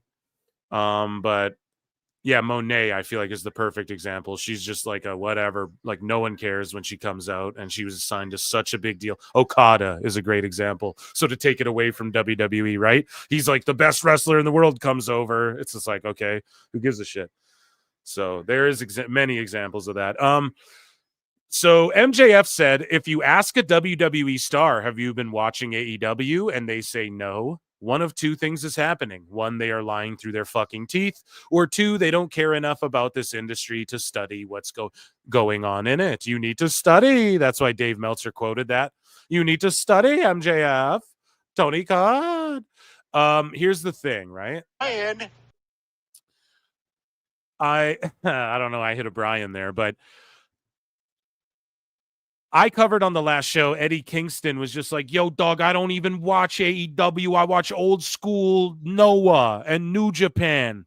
That's what he said he's watching. So, no, this is just, I know MJF's working too, but he just tried to cover his ass because they're like, did you see, right before they asked him, I watched the interview, and they're like, did you see the John Cena turn? And he's like, well, of course I did. Well, you know, if anybody's saying that they don't watch the other show, like, he had to cover his ass and be like, well, everybody's lying if they say that they're not, because he knows, dude. But ultimately, yeah, they just like, that was a glorified squash on Thunder Rosa. And then she wipes her feet on her. Wow. This feels like a burial chat. What the fuck, Thunder? Ask for your release. Conan, do you know? Can you connect Bubba? Uncle Bully, where are you? Ask for a fucking, get WWE to buy her out. And just put her on the main roster right away. Fuck beings, man. Anyways, here's the thing, though. Eddie Kingston was saying that I'm just, yo, Queen of the Ring is sponsoring AEW, and I quote tweeted out too. We have it later in the show here where they're all at the premiere, and I was like, did they all have to do earmuffs during Cornette's parts? But anyways, though. Yeah, Eddie Kingston was saying he doesn't even watch AEW, bro. You just were about to say you watch WWE and you knew that was going to like cause you some flack. So you quickly fucking just threw that in there. Jamie Hayter is in the process of getting her visa renewed and is back in the US. Now, do you want to know what's funny? This is what Fightful's saying. But after, so Fightful, I have to have him blocked because he has me blocked. And so he'll just write shit under my shit if I don't have him blocked as well, which is corny. But anyways, so Sean Ross Sapp is like, update coming to FightfulSelect.com today. And then Hater's like, I'll save you all the cash and the concern. See, this is the thing. If Husey came on the show and was like, yo, I heard Disco talking shit about this. You know, he talks to people in WWE, whatever.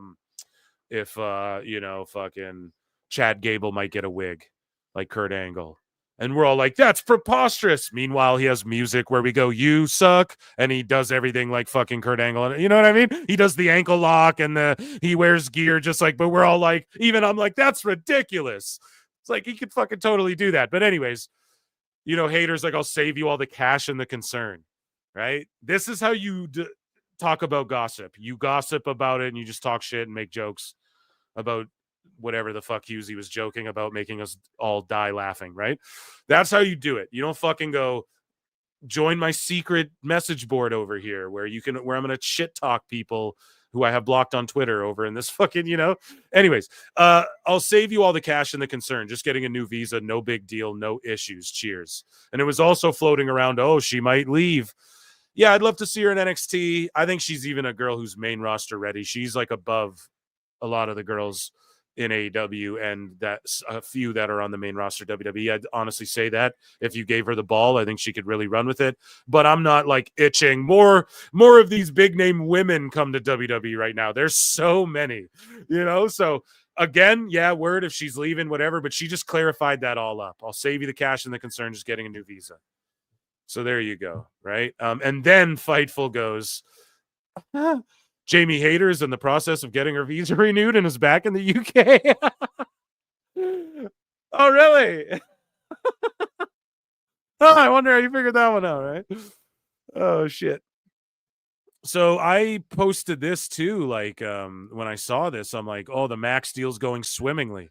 So this was a day before the Amazon thing was announced, We have fans going, like Tuke Timbo going, hello at AEW on TV. Will we be able to live stream AEW Revolution 2025 on Max? They're getting no word about it. They don't know. So these are some of the people who are watching it, okay? And on Max, right? And they don't know what the fuck's going on with it. And then all of a sudden, like today, this Amazon thing gets announced. Maybe I'll look up these people's accounts and see what the fuck they're saying. Like, oh shit, I got to get Prime now. I'd love an update. But yeah, here's another fan quote tweeting that and going, I'm tired. Let us stream pay-per-views on Max already. So that's what I mean. The whole push was like Max, Max, Max. And you got people who are like, hey, yeah, I'll fucking check this out on Max. Maybe they signed up for Max. And they might even be willing to pay a bit of a premium. But has that been rolled out yet? That's so unclear to me. I don't even know. Where's my I don't know in honor of Lex Luger, dude? Hopefully being in the fucking Hall of Fame. I don't know!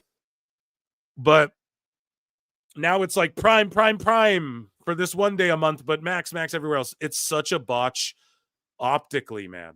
That's what they don't understand. The marketing's messy, and it does feel like, I think what Ref MJ from NJ said earlier on, he super chatted and he's been tweeting about, he's been retracting some stuff.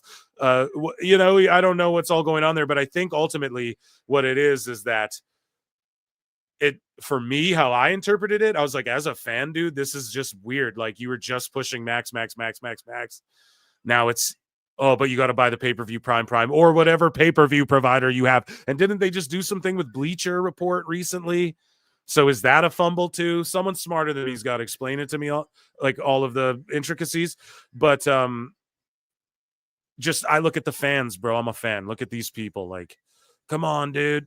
I bet both of them have me blocked. You know what I mean? And they're like, come on, dude. AEW Collision did a 280,000 rating against Elimination Chamber. Neckbeards with his fucking...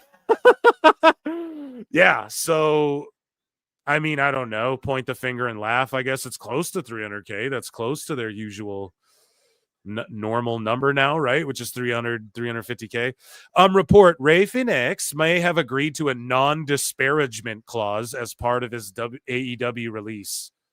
And I quote tweeted that. I was like, no shit. You the best guys, dude? Tony Khan. It's great. Can't get out of your contract unless you do that, bro. So here were the AEW stars, and there were WWE ones too. So I'm not trying to make this like a tribalistic thing, but the joke has to be made. Oh, when Cornette was on screen, did you all have to cover your baby ears or what? You know, were you all allowed to tell Tony? Did Tony not attend? He seems to attend everything. Oh, we got the pay-per-view, and I'll sit here for 3 hours at the press conference, and then I have the All-Star game and the trade deadline for the Jaguars is coming up. This is great. Time cop. But I'll just go tomorrow, then travel back. We've built one of those. My dad invented it, Time Cop. So it's like, he didn't show up, and it's good these people are there. I'm not trying to roast it either, but the joke has to be made, right? Like, yo, Cornette's there. Were you all even allowed to fucking watch? But let's take a look, man. Ladies looking magnificent. Of course, Nana's up in there. That's our guy. And, yeah, there's Athena. You know, Sky Blue over here. She's ready to come back. She's great. She needs NXT real bad. And then Julia Hart needs NXT real bad. Real bad. You know? Because she's still a little fucky in the ring with some of her moves. It's like, you're going to really hurt yourself again or somebody else, and it's not going to be good. You got to, I don't know, man. NXT, she's an NIL, right? She was a cheerleader or something. That would really, an NIL, we're referring, you're either ID or NIL, pal. Get in the line. Yeah, we're factory farming them. Ref MJ from NJ pointed this out, that they're doing a giveaway. So what did you point out here? I forget. Oh, yeah, the belt says from the 2023 world champions of the World Series. And then he makes the joke like only AEW could come up with a way to stay in 2023. Like when they were hot, you know. That's a good one. Badoomps. Julia, we need a badoomps. Okay, thank you. Julia's the best. Breaking. AEW's just announced a partnership with Amazon Prime Video to broadcast their pay-per-view. We talked about this before. All AEW pay-per-views starting this weekend will be available to purchase on the service. Now, I'm sure it'll be available other places. This isn't like an own. This is a good thing for them. They just got fucking some money for this. But it's messy optically again, as I pointed out before. Okay, because maybe there's Max people who even like pay for Max who were like, what? I thought I was getting discount, you know? Oh, I guess I'll just go to Prime for a bit. Like, do you got to sign up for Prime and give them your email and shit? Because if you do, then that's cringe, bro. That's fucking whack. People are trying to reduce doing that as much as possible, you know? So I don't know about all that, man. It's a little messy, but I'll say this. Good for them getting however much, I'm sure. Dave Meltzer, well, the checks are rolling in. $3.6 million a week, Brian. So who knows? I don't know how much it'll be, but that's a good thing. And I'm sure, yes, WBD pulled some off the top. And there's not even a problem with that. And hopefully this fucking helps them. Okay? For the haters out there, there's no problem with this. But hopefully it helps them is all I'm going to say. Because to me, I'm like, whoa. Join us on TBS for the pre-show and YouTube, and also over on Bleacher Report and Amazon Prime for the pay-per-view, and for the make sure you tune into TNT or TBS depending on when, you know. Holy fuck, man, just reel it in a little bit, right? And I know US fans might go, oh, come on now, Phil, that's not very fair. I'm a sicko and I'm here for AEW. Okay?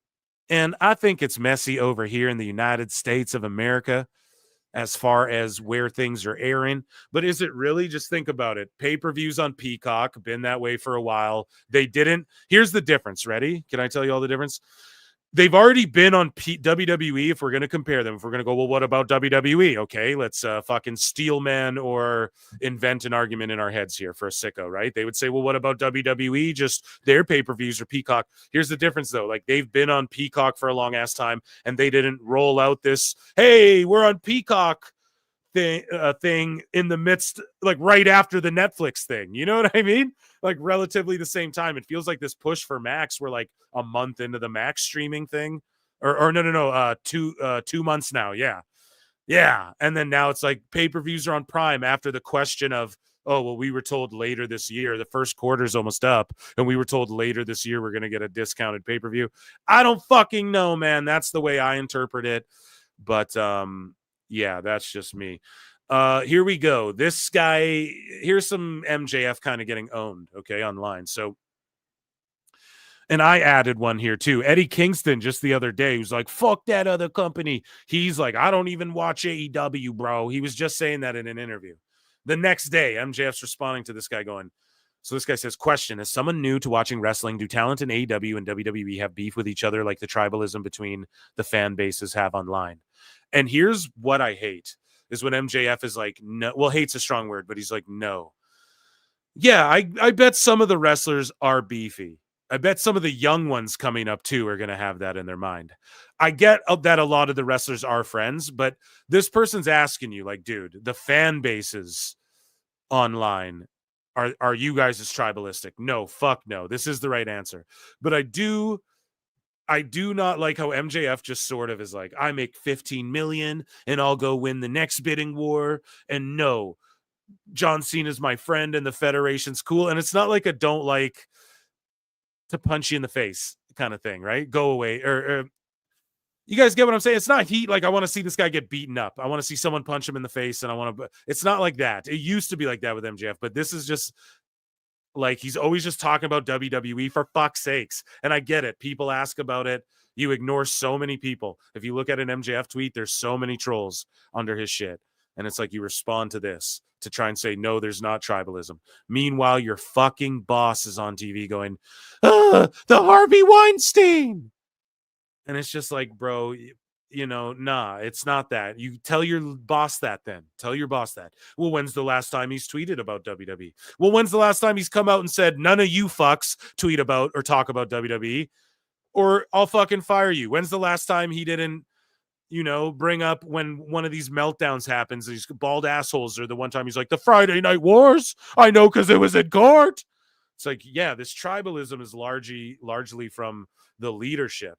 So it's good that the wrestlers, I guess, are saying this, but at the same time, like, don't front, dude. Don't even answer this, because then it just gets spun into a fucking tribal thing. But also, there's tribalism in every sport and every fucking, we talk about it all the time. McDonald's, Burger King, Coke, Pepsi, WWE, AEW. Do you like? Are you a fucking Eagles fan or a Falcons fan or whatever? Right? What team do you like? The Lakers or the Celtics?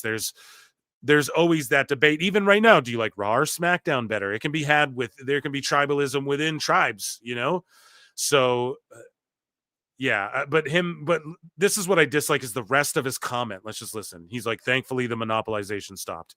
I agree with that. However, that's the problem. Tony starts scooping up indies and funding people behind the scenes and helping out Rev Pro and Maple Leaf Pro, and they don't make this big formal announcement, and it's claps and applause, and then WWE's like, hey, we're going to work with indies. And then everyone's like, man, they can't use their own names. They're not going to be allowed to fucking do they're going to ruin the indie, blah, blah, blah, blah, blah. But Tony does it silently and privately, and that's okay. WWE does it publicly because they're a publicly traded company, and it's like, thank God that this fucking, it's not even that, well, it is a monopoly. It was sort of, that's what Vince was doing, but it just took one billionaire. But even then, TNA was still going at it with WWE. You know what I mean? Like, they still took swings. They had 2 million people watching them at one point, right?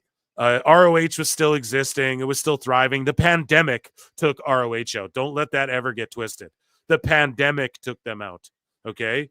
And them agreeing like, yeah, we'll fucking pay everyone and shit. And they did that by selling it, So, yeah, I would just say that, here, let me check with chat. Sorry, I'm so sorry. I've been going off myself now. Ed Brown says, came in late and just caught up, but Greg Miller is from Kinda Funny. He did some pre-shows and hosted This Is Awesome. Well, thank you very much. Yeah, I didn't know who you were. You fucked up! You fucked up! Give myself a you effed up. And thanks for being here, Ed Brown. I really appreciate you and your support. And yeah, the replay will be up on youtube.com/@ProWrestleTimes, youtube.com/@ProWrestleClips. You can become a member, 99 cents, Patreon. If you support what I do, I just do like funny watch-alongs, and I'm watching like Tough Enough and shit like that. And also follow me on X @ProWrestleTimes. And Phil Marks Out is a new channel I'm doing that's coming soon as well. That's like more pop culture based and stuff. Thank you all for being here. Damian Deese became a YouTube member. Here we go.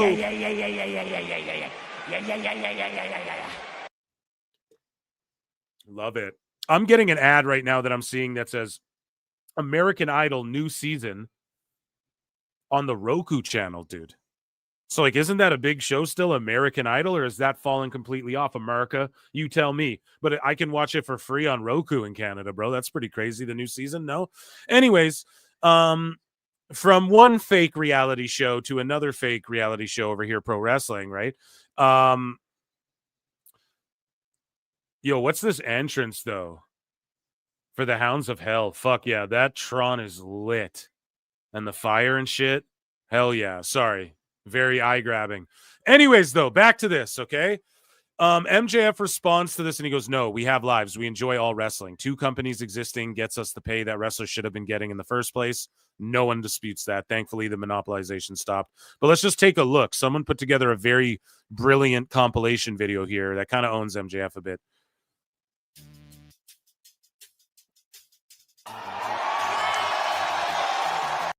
Now, do you guys think that's actually a real tat, or did he get a fake one to unveil it on this episode, and then then it's actually removed? What do you guys think? It's hidden by his boots, so we'll never know. And it would have been easy for them to just airbrush it on that Dynamite or show someone else's leg. That's how easy that is. But for real, though, it's such like a ink blob of a shit trash tattoo. This guy's rich. He's young. You don't think he looked up a real, like, this looks like a fake tat or some shit. What do you guys think, chat? Let me know. With New Japan Pro Wrestling for the U.S. title. So you must have really gotten a lot done in the...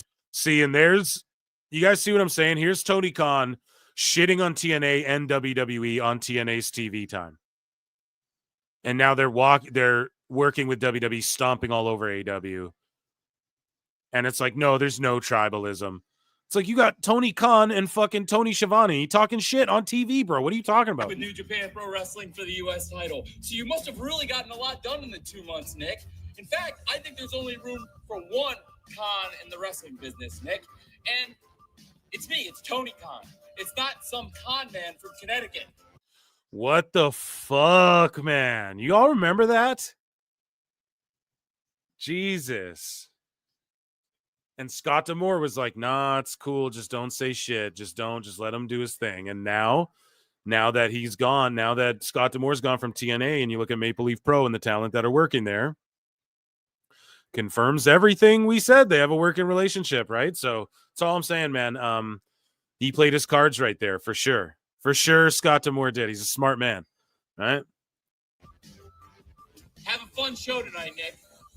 Because it doesn't burn a bridge for him. It's not like WWE's going to be mad at D'Amore for having this fed, right? But he just keeps the mess off him. That's very smart. I know some people gave him shit for that, but that was smart of D'Amore at the time, you know? So, Lynn, you understand I was built for this. I never wanted to go to WWF, AEW, whatever they called it.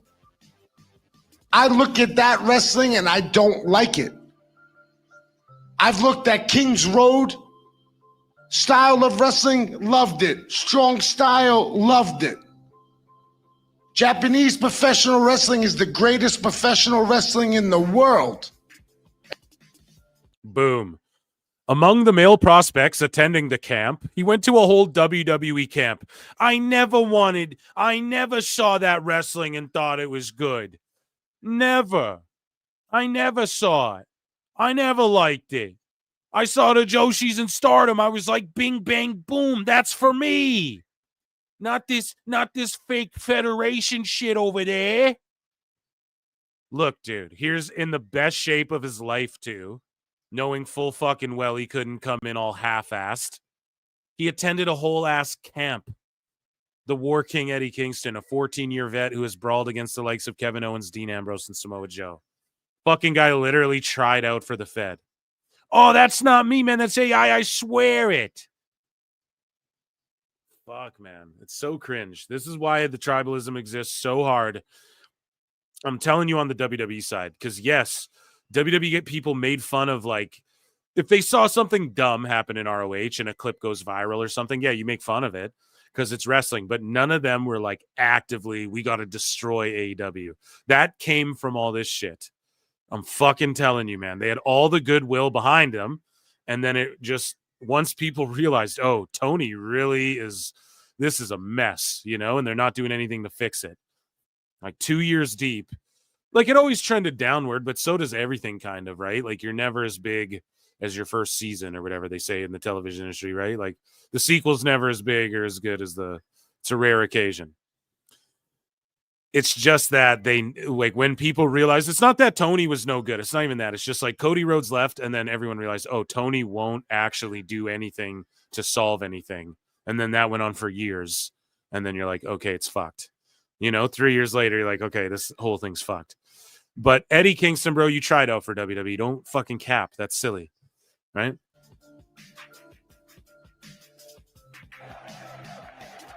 That's what I'm talking about. That's what I'm talking about. Because the competition sometimes doesn't want to hear their fans. Well, yes. Oh. It's quiet on Twitter's end. I'm sorry. Oh, I guess I'm burning another bridge. Surprise. Ladies and gentlemen, AEW cares about their fans.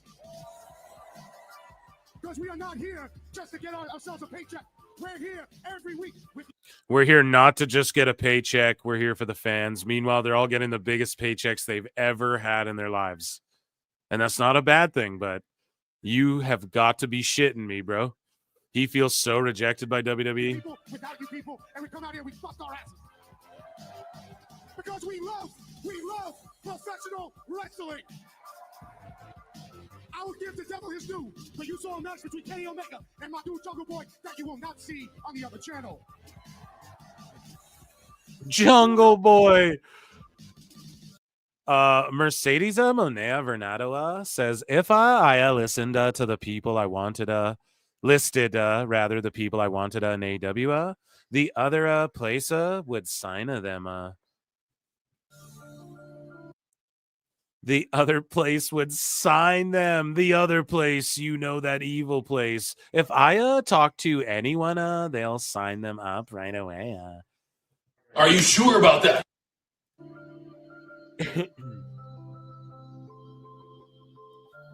Yesterday, one of my favorite days, including great visits with fans and media, a trip to LA for the most fulfilling meeting of my life with WBD leadership, dinner with my dad and Dana White, where I got to break the news to Dana about Money in the Bank, moving to MGM. And then Dana White gets in business with WWE. I promise you Dana White was laughing at Tony fucking Khan. I promise you.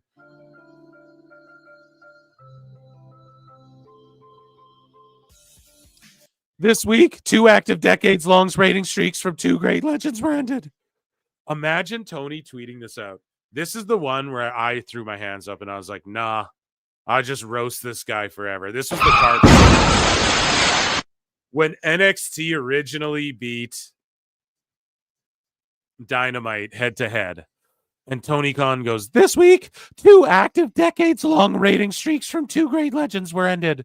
With all due respect, until this week's head-to-head AEW on TBS versus WWE on USA, neither John Cena nor Undertaker had never been on a WWE show with under 1 million total viewers, under 400K in the demo. It's great.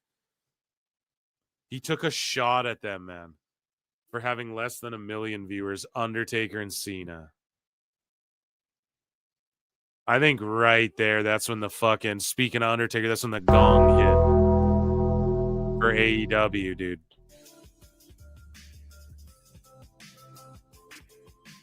Normally I wouldn't rise to this type of bait, but seeing as the guy that said it is only in the position he's in because he was grinding on the boss's daughter. Yeah, that's fucked. And then he wrestled a fat schlub who dressed like Triple H. And then I went, Chris Van Vliet was like, what questions do you want me to ask Will Ospreay? And I went under there. I'm like, ask him why he's so obsessed with Triple H. I'm being kind of serious, though. For real. And people were like, you think that's obsessed? I'm like, well, kind of. They're like, you don't even know the stipulation to that match.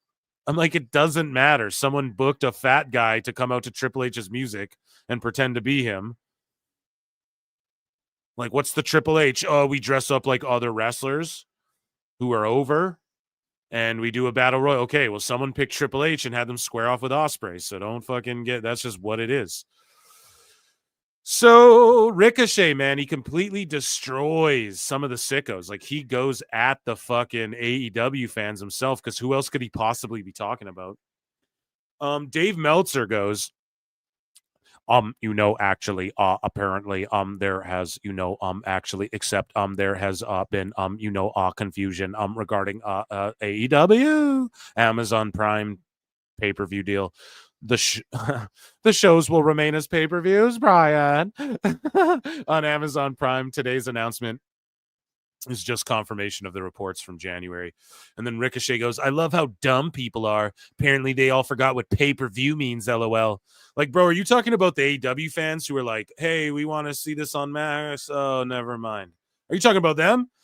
I have Prime, so I should be able to watch for free as they rent, buy movies, TV shows, and more. Idiots, man, idiots. So he's calling, like, the people who already have Prime and are like, what? I don't get it for free with my Prime subscription, I guess. Is that a lot of AEW fans?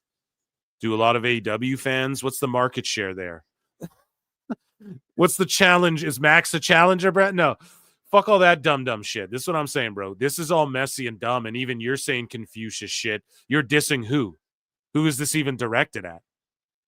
I have Prime in Canada, and I don't know if they're even on Prime in Canada. I have to figure that out too. So it's, to me, I don't know. Maybe my interpretation, I beat this to death already, but just to me, I was like, well, it's weird you push Max than Prime. I think that's the L here.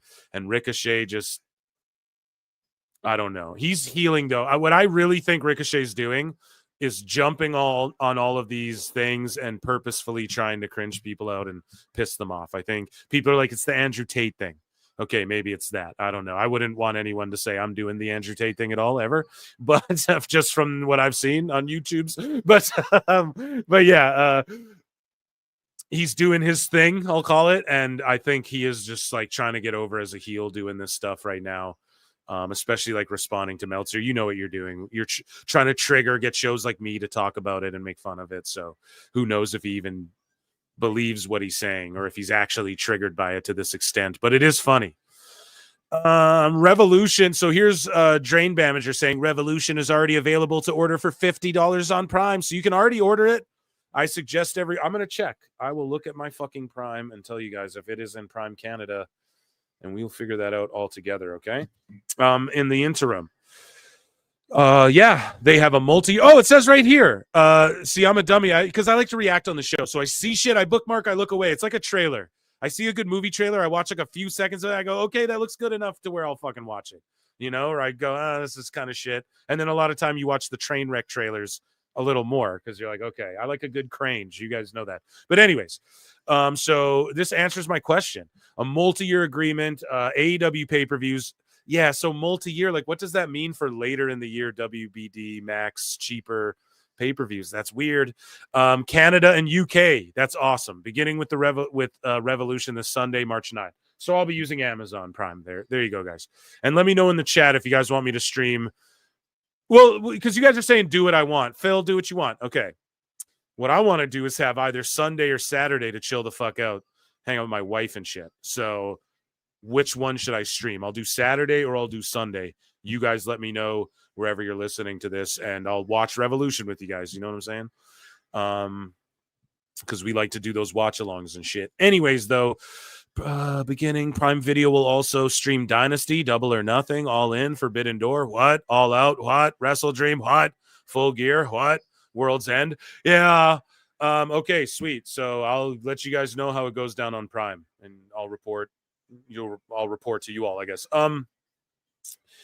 There's a trailer as well. I quote tweeted this. I was like, Drain Bamager will still illegally pirate it. I don't know. I was taking a shot, but I don't know. I was trying to be funny, guys. You know, you bait on Twitter. Logan Paul to John Cena. He says, dude, and I'm stealing Red Bar's impression, but it's the best one. Dude, these celebrity wrestlers come in and think they can just take the full-timers' goodwill. Like, bro, we're in here week in and week out working hard to build this company. And guys like John Cena think they can just not show up to work, bruh. Be a professional, dude. Just like the rest of us. Yee. It's my Logan Paul impression, strictly stolen from Red Bar Radio, but it's the best one. But yeah, he's doing good heel work. That's the way you do the heel shit. You get people over, or you like shit on someone in your company where there's a match down the line. You create intrigue. You don't like put your energy. Fuck the Federation. I never even worked there. Is that Long Island enough? Where's Kingston from? Our last bit of AEW news. Jason G from the SAT tweets out, blood can't even get people to watch AEW for free on cable. Fuck out of here, Trevor. And then Drain Bamager's like, yeah, it's already ready to order. Ricochet goes, but I got Prime. It should be free. He might really be triggered by this. Okay, Ricochet, don't be a fucking crybaby. I wish I titled this show Ricochet Cringe. Because, like, dude, listen. If people thought that was okay, maybe he is just doing this for heat, because I'm going to explain this to you guys, okay? Outside of the wrestling bubble. When the same thing happened with UFC, to this fucking day, people complain about that you have to pay the extra premium on ESPN Plus for the pay-per-view. To this day, people, to this day, where's that fucking meme? Julia, we might need another, to this day, right? But they still complain about, oh, you have to pay the extra on ESPN Plus. That's like the main complaint about why I already pay for ESPN Plus. So this isn't just wrestling. If you get, and Ricochet's not saying, oh, IWC idiots, but you know, tribalists are just going to go to war and they're not going to actually understand even what they're going to war about.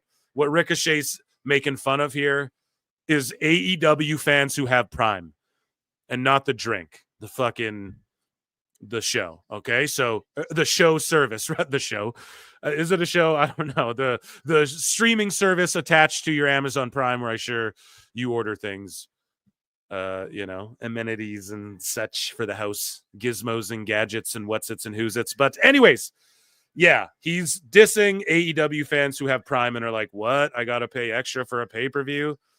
Because I don't think Prime's done anything. I might be lying. They may have done like Ryzen or One Championship MMA pay-per-views, maybe, or it just streams on there for whoever has Prime. I forget. I don't remember. Because it streams on there after, like their pay-per-view. I believe it's Prime anyway. So I don't know if they've done pay-per-views before, but I'll say this. at least they're starting. They're using AEW as the launch pad, as the tester. And there's obviously enough. I'm sure, again, I give Amazon the same credit that I gave Netflix. Like, I'm sure they did the market research and there's enough crossover over there for Ricochet to just make fun of people. Now's the time to encourage people. But all they did was see like Ref MJ from NJ's tweets where he's like, what the fuck? People have to pay extra. And he's just mocking that. Like, that's what he's doing. But I digress anyways. That, ladies and gentlemen, was AEW news. Here's the Revolution card. I guess we'll quickly look over it. Okada and Brody King, whatever. Let's see. The AEW World Tag Team Championship, the Hurt Syndicate against the Outrunners. That's a great match, but if they don't pull the trigger, so now Outrunners have to beat Hurt Syndicate or else their shit is just flamed out. Like, real quick. Orange Cassidy and Big Boom and Mark Briscoe versus, Johnny TV and all this shit. Listen, this shouldn't be on the fucking pay-per-view. I'm sorry. This isn't a fucking pay-per-view match. Put it on the pre-show. No, or like have it on this pay-per-view, but get rid of like 4 of these other matches. MJF versus Hangman Page.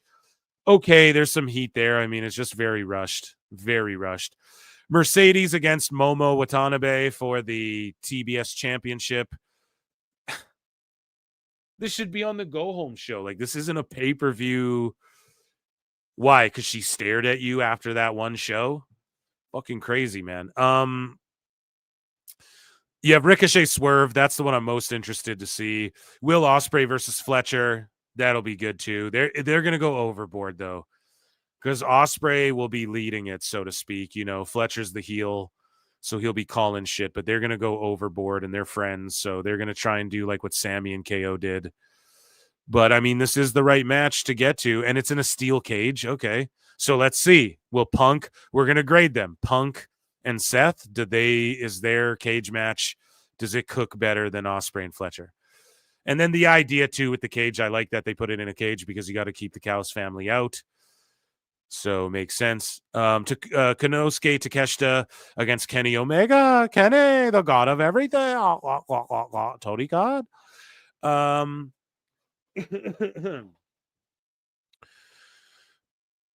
Man. This match will be good. I'm not going to say they're going to go overboard. If like Kenny can do what he did with Gabe Kidd, it'll be a huge W. The Hollywood ending for Tony Storm and Mariah May. Who knows? The Mole was saying shit like, oh, you should see what they're going to do. Obviously, I think Tony Storm's going to win because she just won the belt. One of these two got to link it up with Monet eventually, no? Or does Monet not want to work with anybody here? But John Moxley takes on Cope for the title. They put the title on Cope. It's just that time. Yo, it's about that time to bring forth the rhythm and the rhyme. They better fucking put the belt on Cope and just banish Moxley from television. And I'm not fucking kidding either. So that, ladies and gentlemen, was AEW news. Round of applause here. AEW news.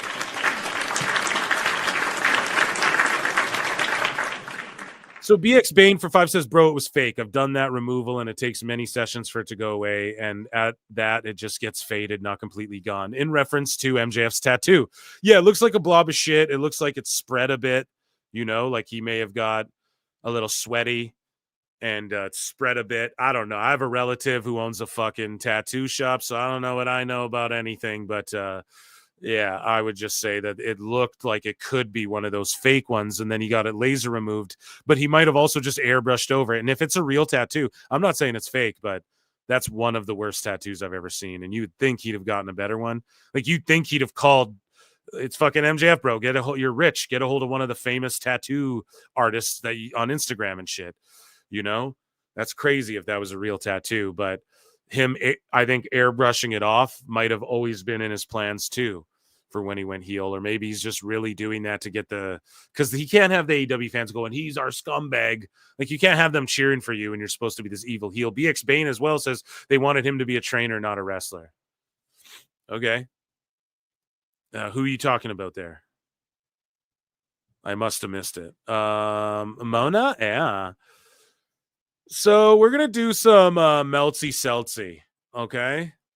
Do you know what I'm going to do? I'm going to do like a run-in show where I just like do my whole sickos for like 2 hours. You know what I mean? That's what I'm going to do on YouTube. We'll do a YouTube exclusive run-in stream where we just fucking blast sickos, okay?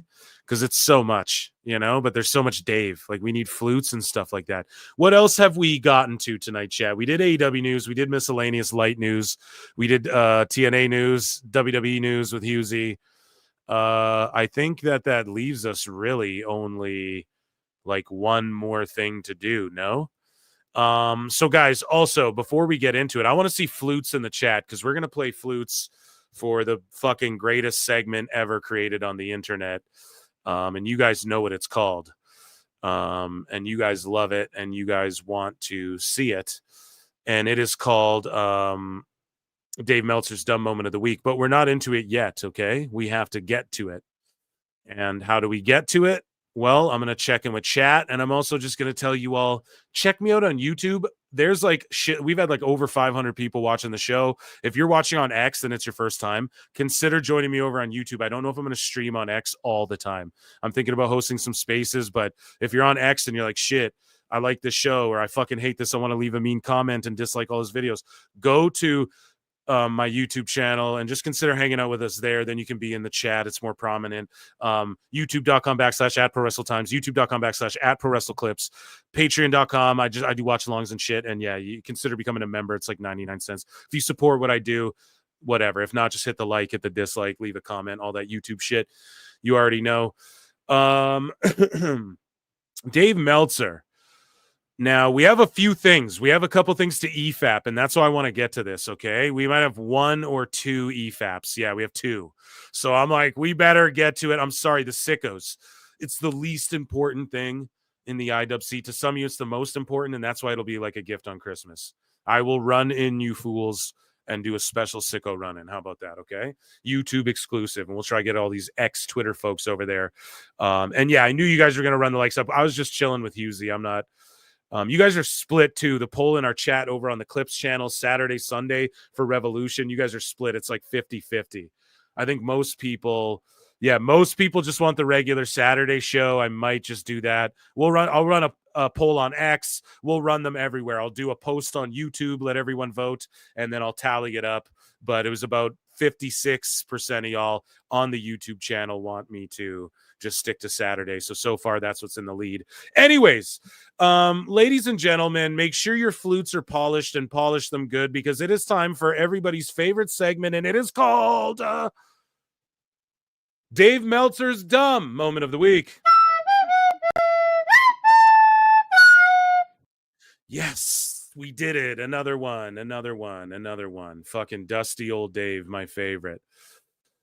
So here, just a quick refresher. I mean, we already watched this one on the show, but it's 14 seconds. Here's Dave phoning into his own show. We always like to remind ourselves with a throwback. So if you're new here, we chronicle Meltzer on this show. It's episodic, really, here at PWT. So like you can't miss any one of them. You know? No, I'm just kidding. But this is a throwback from like a few days ago. One of my all-time favorite clips. I've seen people like rave about the match, and I mean, I thought the match was really good. And whoever clipped it's a genius because they start on Alvarez's face. So you're like, it's very cinematic here, telling a story, very Federation style, right? You're like, what's gonna happen here? And then Dave's just like, I'm full. He sounds like he's at like a drive-through placing a fucking order. I've seen people like rave about the match, and I mean, I thought the match was really good, but that, I mean, honest to God, like that killed it for me. It's like, okay, that's the ref sees him do.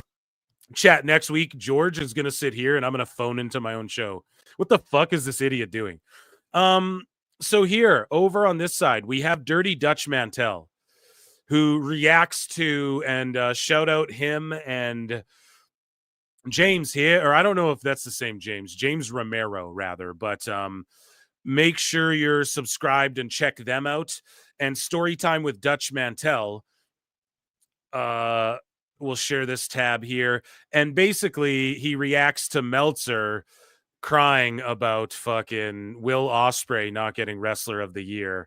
And I just want to play a little bit of what Dutch has to say here, okay? And James. On here, right? So, 2024 Wrestling Observer Awards have been voted by subscribers to the Wrestling Observer. I won't go, as I said, I won't go. So he's reading excerpts here through all the various dozens of categories.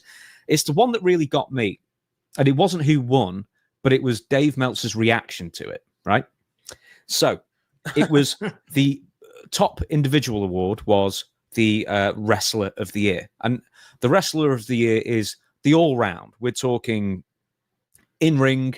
We're talking on the microphone. We're talking carrying the company. We're talking the face of the company. We're talking the whole bit here. How much you drew, most, especially. The whole shebang, brother. Just say it like that. And Cody Rhodes won it handily. He got another 40% of the votes above second place, which was Will Ospreay, who, I think a lot of people might agree has had a phenomenal in-ring year. But once again, he wasn't the face of the company. He wasn't the champion. No one really draws in AEW. Not to laugh, but come on. It's the truth. The truth is always funny. Ratings or tickets. So, I mean, Cody's a head and shoulders winner, I guess. And obviously, Dave Meltzer's own paying subscribers who skew very heavily towards AEW also thought Cody Rhodes was the winner. But apparently, Dave Meltzer just couldn't deal with this, right? That Will Ospreay didn't win. So he said, well, why do you mean he's the god of everything, James Romero? On his own... Someone call Brian. Wrestling Observer Radio. I have a feeling that people will look back at these results, this is Cody Rhodes winning, not Will, in 50 years and say Will Ospreay was robbed. The look on his face. Yeah, how the fuck was he robbed? How? In 50 years, we'll look back. How? Because in 50 years, we'll look back and see the fucking low attendance and people, you'll finally be gone, Dave. I mean, come on, I don't wish that or anything like that. Nobody did. But like, you'll be one day gone. You'll be like 1,000 years old if you were still to be alive by then in 50 years. It's funny, too, because isn't Dave like 70? Well, in 50 years, I've downloaded my mind into a consciousness, Brian. You should try it, too. I'm a sentient being. He'll be like in one of those jars, like in Futurama. His head will just be there, and he'll have a corded phone. And he'll be like, oh, yeah, I'm still giving Matt 7 stars in Tokyo Dome, Brian. Tony Khan. But look back and what? Like, if you look back and look at the data empirically, you would go, what? You'd be like, well, obviously it was this guy. In 50 years, when people like don't take what the fuck you're doing seriously anymore, Dave, because they already are starting not to, and they already don't largely, they're going to look at like the attendance and the house and all that. And that's how you sort of define what was cooking at the time. No, it's how you quantify things, right? I know people go, oh, well, Taylor Swift wasn't okay, you can say that, but this isn't music, right? But yeah, this is crazy. This is crazy from Dave Meltzer. I was shocked. Like him when I heard this. I was like, what? How? No, it would be the complete opposite. Like, let's say you gave Wrestler of the Year. In 50 years, they're going to look back and be like, what a bunch of idiots, They're going to be like, who the fuck were those guys voting that stupid shit? That's what's going to happen in 50 years, dude. In 50, he didn't say 50. 50 years. What no is one's he going to give a talking shit about? in 50 minutes. Hell no. You don't even hand out plaques. Who could care less? Okay, here's a guy, he's like 80 years old going, hey, let me get yes. Thank you, Dutch. see who won the Wrestler of the Year. It's 2024. Hey, Dave, you're right. And nobody's on he didn't really write that. No, he said it. He said in 50 years' Said it. time, when we're just heads in jars, right? Like what the fuck, dude? Futurama, we're going to be looking back in 50 years and say, bastard, it was Will Ospreay who was Wrestler of the Year. James, come on my fucking show, bro. What the fuck? We DM'd a little bit, but yeah, James is a good guy, man. 2024. And not Cody Rhodes, even though it was Cody. I think something's wrong with Dave. I think Dave needs to be admitted to the nearest mental hospital. I really do. Yeah. Is it? So yeah, just go and watch the rest of the clip. We're not going to watch the whole thing, but yeah, just I implore you, check out if you're not watching Story Time already. But that is just hilarious, man. Here, let me check in with chat. Here we got Arthur Jennings. Arthur Jennings is a new member. Thank you, Brian. We have a new member, Brian. Thank you so much, Arthur Jennings. So moving along. Dave Meltzer says Travis Scott reportedly injured Cody Rhodes during John Cena's heel turn at Elimination Chamber. Cody got hurt. I'm pretty sure actually it was Tony Khan. I mean Travis Scott that did it. I heard he had a busted eardrum and a black eye. So what I quote tweeted and said was, listen, what the truth is he has a black eye and got a fucking nasty beatdown. He's no more beat up than Liv Morgan was leaving the chamber, though. And yeah, Travis Scott laid a shot in. But then the lie is, well, he busted an eardrum. And oh my God, in my opinion, I just feel as though anything Meltzer hears from WWE is completely a lie. Any dirt sheet. They hear shit from WWE, they're fucking lying. They're purposely being told lies. My whole thing is and I said this on Chris Connor's show, when Cody Rhodes gets that slap back at fucking WrestleMania on Travis Scott, when he just cuffs him in the face, oh my God, that is going to be miraculous. And the crowd's going to erupt for that when he gets the lick back. But you know what they say? Tony Khan. So Dave won't admit that, you know? But anyways, moving along here. So we have a question for me. I have a question, young Phil. Is that Moron Alvarez now eligible for flutes? I have so many to give the blithering fool. I know they are reserved for that idiot Dave, but you are the one who rules the PWT universe, so I thought it would be polite to ask. And so here, I quantified it. For anyone new to the show, or if anyone doesn't know, Alvarez foolery is a part of Dave Meltzer dumb moment because he's a total wiener. So he gets a flute by proxy, okay?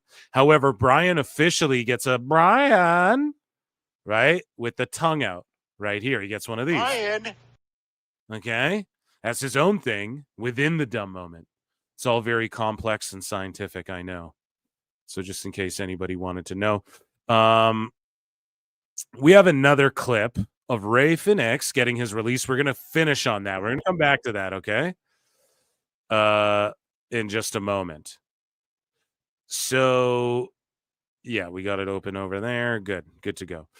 So Dave actually tweeted out something positive for once, and I quote tweeted this, and I was like, a Dave Meltzer smart moment of the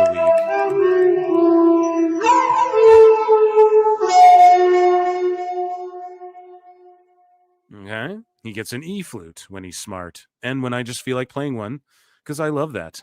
Very soothing. So Dave Meltzer says that Raw opening was something else. Punk's best interview since coming to WWE. Almost the best of his career, Brian. Followed by, a great pull apart with Rollins. Yeah, he said something positive for once. Just no bullshit, no backhanded shade. No, I always point out on this show how Dave will think he's putting something over or complimenting something, but he buries something else in order to accomplish that. He'll backhand Gunther he'll backhand Ospreay while trying to put something over. I've done there's myriad examples of this that you can hear if you go back and listen to my old shows and shit. I point it out all the time. And this, I was so pleasantly surprised with this, but yeah, it was something, man. That Raw was something else.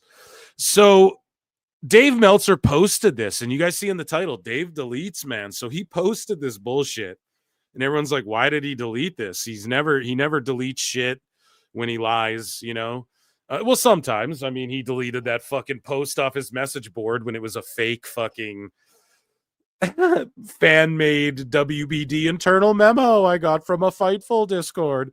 It was just some bullshit. But Dave Meltzer said this, dude, and he clearly thought this out and wrote it, then he deleted it, okay?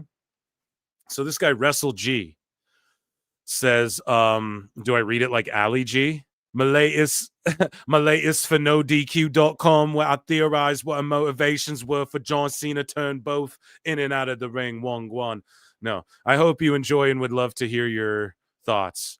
And he wrote, I guess this guy wrote about the turn for, and he works for No DQ, which anyone could get a fucking job working for No DQ. No offense, but at one point, like the helm of online IWC dirt sheetery, and now just fucking your pet dog could be a writer for No DQ. But anyways, Dave Meltzer responds and goes, the motivation is that Dwayne wanted Cody, legit. And I know this as a fact because a mutual friend last week mentioned the politics, as Levesque absolutely thought it was a terrible idea. Dave says he knows as fact. And this is why he deleted this shit. Because ain't nobody told him this. The motivation is that Dwayne, and why can't he just call him Rock? You don't know him. Dwayne wanted Cody, legit, and I know this as a fact because, okay, what the motivations were for John Cena. So he's literally saying that Dwayne, The Rock Johnson, legit wanted Cody Rhodes, and this wasn't the plan the whole time? Because Triple H is like, no, don't do that. Really? Dave. Liar! And bro, you Liar! lying, bro. Tell us what you know, you goddamn liar! My guy's lying over here, dude. Levesque, and just call him HHH. It saves you characters. I guess you got a blue check mark, but it saves you character too, because you just look like an asshole. As Levesque absolutely thought it was a terrible idea, but in a fight with Dwayne, with Nick as arbiter, he loses every time. So he's trying to paint a narrative. He believes in the kayfabe story. Do you guys not get this? And we talked about this before. Meltzer was all triggered. Oh, he called Michael Cole, called Penta the greatest lucha of all time. I mean, that's just that's preposterous, Brian. Tony God. And he's fucking crying about kayfabe. Like, we know, dude, Michael Cole's just kayfabing. He's the best lucha. Like, we know he's not actually considered one of the best, dude. It's like Andre the Giant stood on a milk crate. We all know this shit. You know what I mean? And then when it comes to this, though, he's believing the kayfabe that there's actually a rift between the powers that be in The Rock and the TKO shareholders that he represents, and Triple H, and Aldis and Pierce, they're the boots on the ground operating day to day, and there's really turmoil and a fight between them. It's almost like his vernacular. He's trying to paint that fucking narrative that doesn't actually exist. And in a fight with Dwayne, with Nick as arbiter, he loses every time. So Nick Khan's going to pick The Rock every time. Why? He's also friends with Triple H, doing business with him. So he says, however, several convinced Cody to simply refuse. So art was a lot like life this time. So people convinced Cody Rhodes to refuse joining The Rock, and what? He fucking went into business for himself, like last year when Cody Rhodes pointed at the sign or whatever. Is that what you're trying to say? I don't know if I believe that, Dave. I don't know if I fucking believe that. So, yeah, he just believes in the kayfabe aspect of this whole story. I'm just reading over this and I'm like, dude, this is I'm trying to rack my brain around it, Brian. Dwayne wouldn't go after Cody politically, so he let it go. So he'll go at Triple H, but he won't go at Cody Rhodes politically. Make that shit make sense. Cena was the second choice, and Cena was fine with it. Punk was never asked. So Punk was never asked, okay, did he bring up the Punk thing? Cena was the second choice and was fine with it. So this was a plan. Cena's just, yeah, sure, just last minute, let's just throw this together. And for sure, man, yeah, I'm the second choice. I'm like he's trying to paint it out like it was the Bash at the Beach. Oh, well, if it wasn't Hogan, it was going to be Sting. Cena's listening to this right now because he follows me on X. And Are you sure about that? Like, it's such bullshit, man. There's no fucking way this guy's serious. And it's just insane he gets away with this. And he deleted this tweet because all of this is 100% lies. Cena was the second choice, and Cena was fine with it. So Cena wasn't on CVV talking about the natural place Cena would go is be heel. They're not swerving and doing the best creative. This was just an accident again. Oh, to fool me once, Brian. And he deleted this shit like a clown.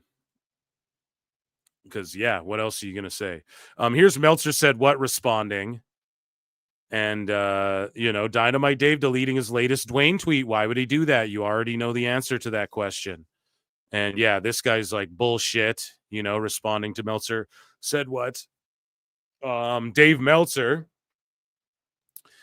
responds to this. When is this from? 2019. I just don't understand why WWE had to be so vague and deceitful about his condition. I don't understand what was the secret. He's a public figure in WWE, a publicly traded company. We need to know the severity of his leukemia. Talking about Roman. And then Dave's like, you already know the answer to that question. He deleted that one too.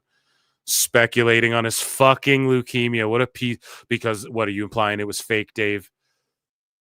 God damn, man. What a piece of shit. This is why I do this. You're obsessed with Dave, okay? Okay? It's funny. I roast his ass. This guy's an asshole. He's a piece of shit. Fuck it. You just discovering hating? Oh, you're new to hating on YouTube? Blame yourself. No. So, yeah, that's just very gross. I actually, here off screen, I'm going to pull something up too. I had somebody DM me breaking down Dave's tweet, and this is someone prominent here. I'm not going to say who the fuck it is, and this isn't like, this isn't like a wrestler or anything. This is just someone who, would just prefer not to fucking, you know what I mean? Would just prefer not to attach it all, but I just want to read what the fuck they said. You know what I mean? Someone with a lot of followers. They break down Dave's thing and they message me and go, they break down Dave's tweet and they're like, here, I'm going to read this from the top. He goes, I got to break this down line by line. One, here, okay. He goes, one, Dwayne wanted Cody, legit. May or may not be true, but wanted or pitched an idea versus demanding are very different things. Exactly. So Dave's trying to paint this fucking narrative that it's some power struggle. Two, I know this as a fact because a mutual friend said. God, yeah, I'm not trying to dirt you, and this isn't news or anything. It's just this is someone roasting Meltzer who's very legit, and I just don't want to say it, but they go, that is in fact not a fact, you fucking clown. That is secondhand hearsay by someone with a motive to even tell you that, regardless of true or not. The politics, because Hunter thought it was a terrible idea. This is called the creative process, you goof. So responding to Meltzer, yeah. If Triple H says that's a horseshit idea, don't do that. That's part of every creative. Dave doesn't know because he writes shit unfiltered, no one to push back. Even Brian barely pushes back, and he just writes this shit. No one's there to check him and be like, no, bro, this doesn't work. This isn't, you need to use punctuation. You don't even know how to use capital letters. You fucking suck at writing. No one's even there to do that with that guy. So it doesn't matter. Someone's like, oh, he wrote 80 million words. That doesn't matter if you're a shit writer, right? If I suck at painting, but I make 4,000 finger paintings and they all suck ass and it's at a grade 2 level, that, you know what I mean? It doesn't mean I'm the shit. Oh, so Taylor Swift's the best singer because she sells the most shit? Yeah, if you want to quantify what makes the best singer, yes. It's who sells the most fucking records. It's who transcends pop culture and shit. Yes, that's how you do that. Okay, sorry. So it's the same thing with wrestling. Who sells the most tickets? Who's popping? Whatever. And the creative process, it's no, if someone says something's a bad idea, that's not a negative thing. But Dave doesn't know that because he's used to him and Tony. How dare you say my ideas are bad? They're not bad. They're great. Time cop. So, yeah, he's like, you'd understand, you bounce ideas and go through various what ifs. So then Dave says, but in a fight with Dwayne and Nick as arbiter, Hunter loses every time. And this guy goes, first of all, who said fight? These are creative pitches. What evidence do you have that Rock can pitch absolutely anything and Nick will agree every time and overrule your head booker who is there every day doing this? That Nick Khan spends so much time with. So Dave goes, several convinced Cody simply refused. So art was a lot like life this time. Fuck, Dave sucks at writing. Sorry. But this guy goes, this would imply that Rock pitched the super top secret idea to Cody, thus circumventing Hunter. And then Cody went and babbled it to a bunch of people who convinced him to refuse, implying he would have gone along with it otherwise. Exactly. So, Dave, you're calling people stooges who aren't. You're the fucking stooge. So Dave says Dwayne wouldn't go after Cody politically, so he let it go. And then this guy says, once again, who said this was a fight versus a creative pitch? Even if true, why is Dave defaulting to some WCW Hogan politicking conspiracy right away? And a second ago, Dave said Rock would beat Hunter every time. So why would Rock be scared of Cody? Exactly. If he was willing to politically stomp out Hunter. Just Dave is he's inconsistent with his bullshit. That's why he doesn't have a cult. That's why his viewership is falling off for his readers and everything. And he's got to do a fire sale, charge everyone extra money because his bullshit is not consistent enough for motherfuckers like me in the PWT universe. Anyways, this guy goes, so again, we were talking about creative pitches and what if discussion versus this political backstabbing and conspiracies. And again, this super top secret angle that nobody knew about before it happened. Now you're framing as the open secret people were discussing and advising others on. The fact he legitimately believes he has a source who gave him a blow-by-blow of all these different powerhouses mentality is truly delusional, even for Dynamite Dave Meltzer. So there you go. Go through your Twitter, find who calls him Dynamite Dave a lot, and might answer a question for you there who's saying that. But yeah, just great DMs I get. Raj Giri says the great DMs. Raj Giri says that will hurt NXT audience as well. So Meltzer, who's got me blocked, says due to Trump's speech, CW is preempting NXT tonight in New York and Chicago. The show is scheduled to air in those markets on Wednesday, head to head with AEW. So that should hurt the AEW TV audience. And then, yeah, they're like, it'll hurt NXT as well. So is Dave trying to be a smartass saying that NXT, is he being a smartass saying, so when Dynamite does the same rating it does, 600,000, it like NXT has no bearing, or is he being legit for once and saying, yeah, it might actually hurt their rating? I can't tell. I think he's trying to be a cute little smart guy. He's a smart guy. Do. But I don't know if that's what he's doing, if he's just being like a little coy, I'm cute, I'm gonna put my little or whatever, but it'll also hurt NXT's viewership. I guess Raj is pointing out, okay, they duke it out all the time. I just fucking bookmark them all. So Dave, pardon me, Alfred Kunawa, friend of the show, Forbes writer at This Is Nasty on X, stand-up comedian extraordinaire, friend of the show. Pal, old buddy of mine, Alfred Konowa, says Dave Meltzer is tragically he said this on K100, by the way. So we had Husey on earlier. Make sure you guys go and check out K100. They got lots of shit coming out soon. You guys will hear extensions of what we're talking about here if you guys were mad at Husey and thought he was just lying and making shit up. It's just shitty over here. That's going to be on their show anyways. You know what I'm saying? So just go check it out. Dave Meltzer is a tragically hilarious character. To me, he's the funniest man in wrestling because he takes himself so seriously to the point of no self-awareness. He responds to every troll's tweet because he's insecure and has to prove himself to strangers. Boom. That is crazy. Oh, look at us, 226 watching live on X. That's pretty fucking crazy, man. So to end this Dave Meltzer's dumb moment of the week, let's head over to their channel, F4W Online. And let's check out Dave Meltzer talking about Rey Fenix finally getting his release. Again, I have not listened to this, and I would love to hear his thoughts on this. Does he, again, as I point out, is he going to backhand people while trying to put other people over? That's my favorite part of Dave. So we'll head over here, and yeah, let's listen to Brian and Dave talk about Rey Fenix finally being free. I've been waiting so long to hear his thoughts on this. Check out this video. Don't forget. No, we the don't. past 3 weeks. Well, for about the past 3 weeks now, at least once a week, I was. Oh, before we get into this, I'm checking with chat. Northern DC for 20 says, for the work you put in, it's appreciated by all of us in here. Dude, thank you so much. Come on now, Eric. Appreciate that a lot. Yeah, dude, I love seeing you in chat like every fucking show I do, Northern DC. You're always there. Doesn't matter the time or the place. What's that song? I was going to sing you a song. I was going to serenade you.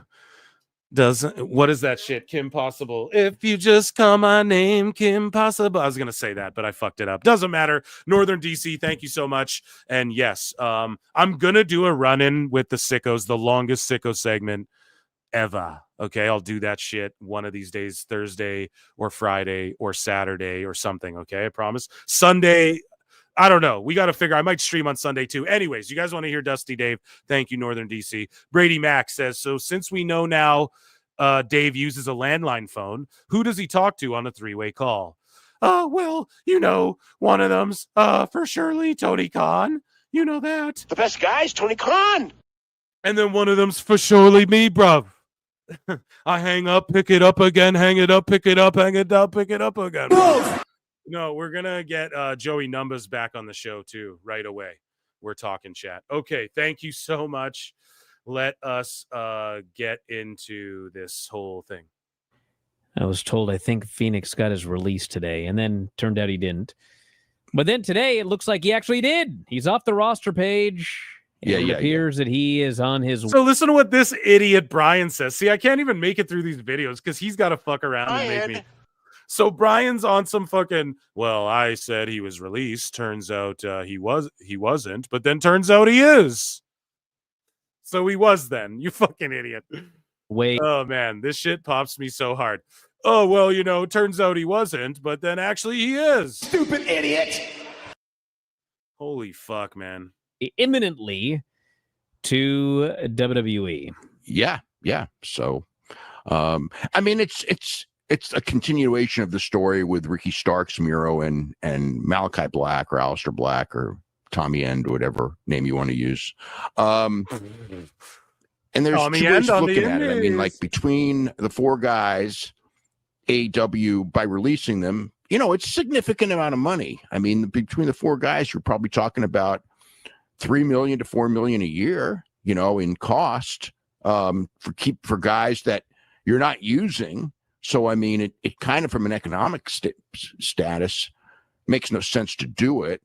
On the flip side, it certainly encourages WWE to interfere, to call people up and say, just try to get out of your contract. It encourages them to interfere with people. Meltzer.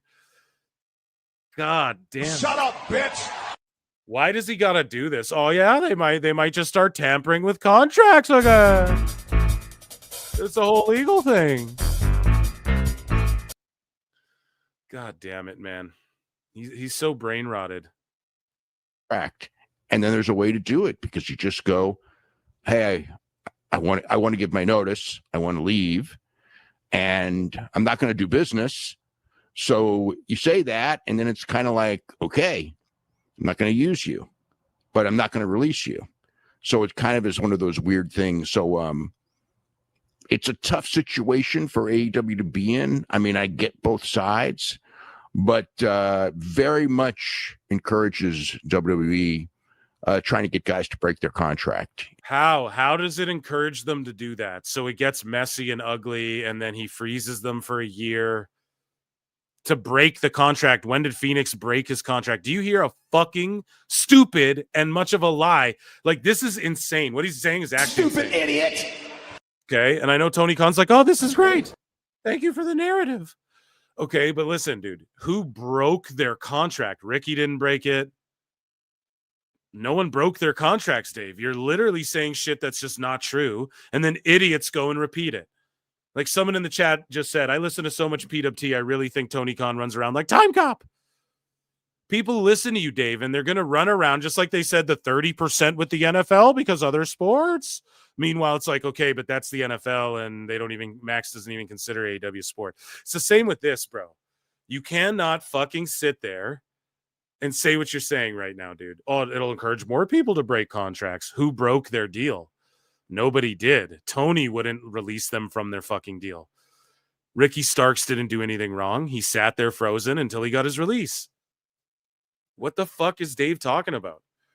And before, it was a tough situation because he wasn't going to let guys break their contract. And now it's a different situation because they know he will. So it's, you know, I mean, that's how it's going to play. I mean, I've seen that for different companies over years. The only way you get any respect from WWE is threaten to sue. And that has happened, and that has kept people, you know, from this, that has backed them off. Someone in chat's like, man, look at Dave. He's like jacked. Yeah. That's why, like, look at his fucking hair falling out because all the steroids. That's why his face looks like this right now.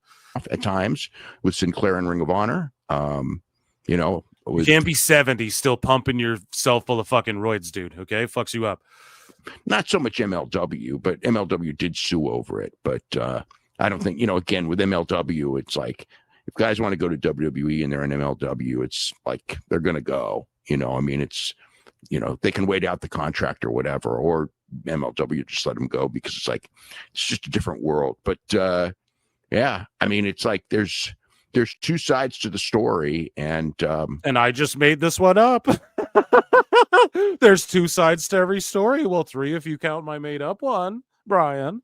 I don't think this is better, but there's the truth, the lie, and my story right in between. You know, there's their story, you know, Tony Khan's story, and then my story, Brian. Fucking guy. For AEW and for you know, I'm Tony Khan. Long run, but on the flip side, it's like they are saving money.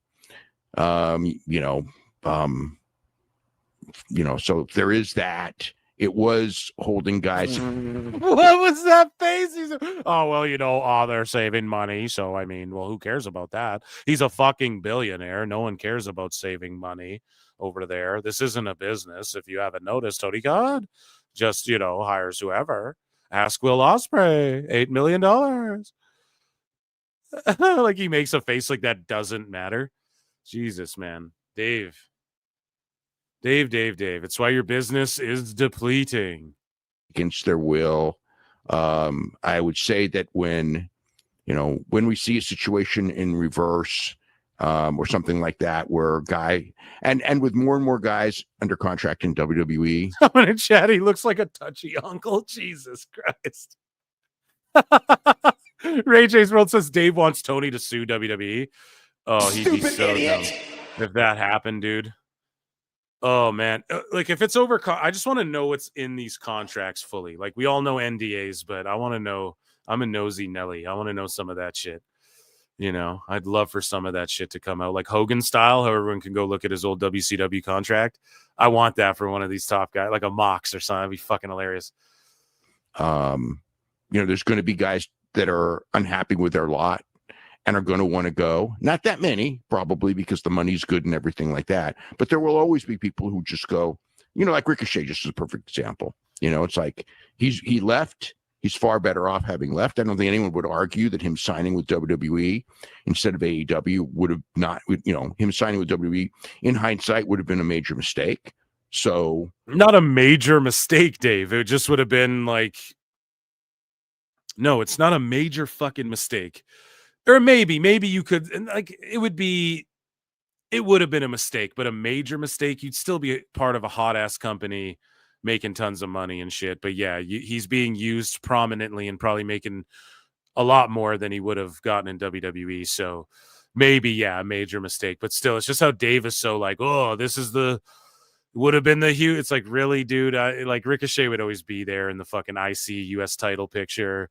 You know, it's not like he'd be shitted all over, but he is being used really well, man. That's a guy that again, people shit on AEW. I try to put it over where I can. Ricochet's really impressed me. You know, the way like Penta went over to WWE and is impressing me as a solo. Now, not to that degree.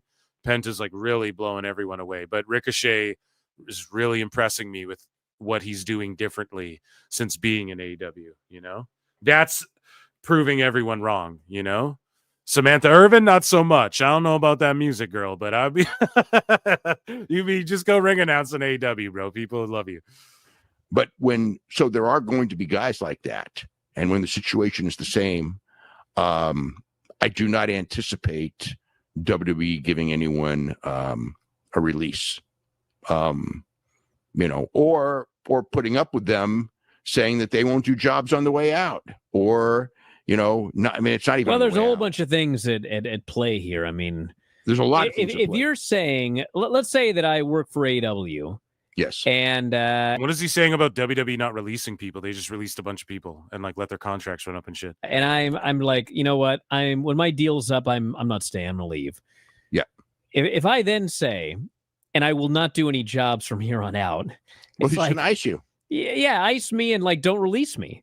But in a situation like Phoenix, it's like they're not even using the guy. And the same with Ricky Starks. It was like Ricky Starks wasn't used for months and months and months and months. There have been people that have wanted to get out of AEW. Malachi obviously wanted to get out for a long time. And Andrade wanted to get. Now they just confirm all this shit. Yeah. Oh, he wanted the fuck out of there. Isn't he an asshole? Get out because his wife. What did Malachi ever do unprofessional? What did Malachi ever do unprofessional, though? To where it's like, oh, yeah, he tried to break his contract. No, he worked it and told everyone to shut the fuck up about his contract and let him go to work. And then he worked until his contract ran out. So they're trying to make it like it's this bad thing when Malachi worked his contract out. Or did he just get released? He was willing to, even if they did just release him. It's craziness, man. It's crazy. Didn't Malachi work his shit out? Like, wasn't there a farewell match? Wasn't he hugging people and shit in the ring like that? No. Am I wrong about that, chat? You guys will let me know. But like Miro, okay, what did he do wrong? Oh, he didn't want to put Cassidy over, or fucking Dante Martin, or some fucking random guy. He didn't want to put Tony Nese over. Okay.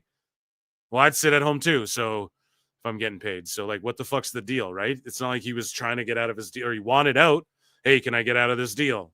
No, you signed a deal. Okay, I'm going home. I'm not doing your shit booking unless you come at me with something good. Okay, that's part of the contract Tony signed too, partner. So I don't know. They're acting like it's this, oh, they broke their deals. No, Tony released them, bro. Stop fucking making up these lies. Andrade wanted to get out because his wife at the time was in the other company. And at least in those cases, they used him just because his wife was in the company. No other reason. Till the end. So, that's one thing. But if for whatever reason you're not using Phoenix, you're not using Ricky Starks, it's like, let him go. I mean, let him go. WWE wouldn't, though. Well, they would. But WWE would use oh them. My God. What aboutism, Dave? Oh, my God. Yeah. Dave goes, well, WWE wouldn't, though. And like, I guess we're talking about wrestlers going back from AEW to WWE, but WWE wouldn't release them.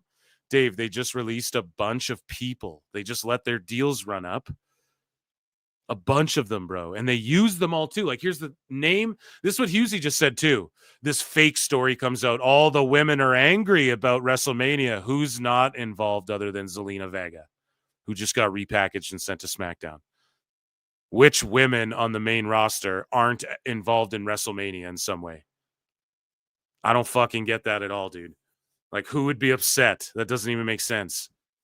Right? Oh, Chelsea Green. Really? She doesn't seem upset at all. People are hurt right now, Dave.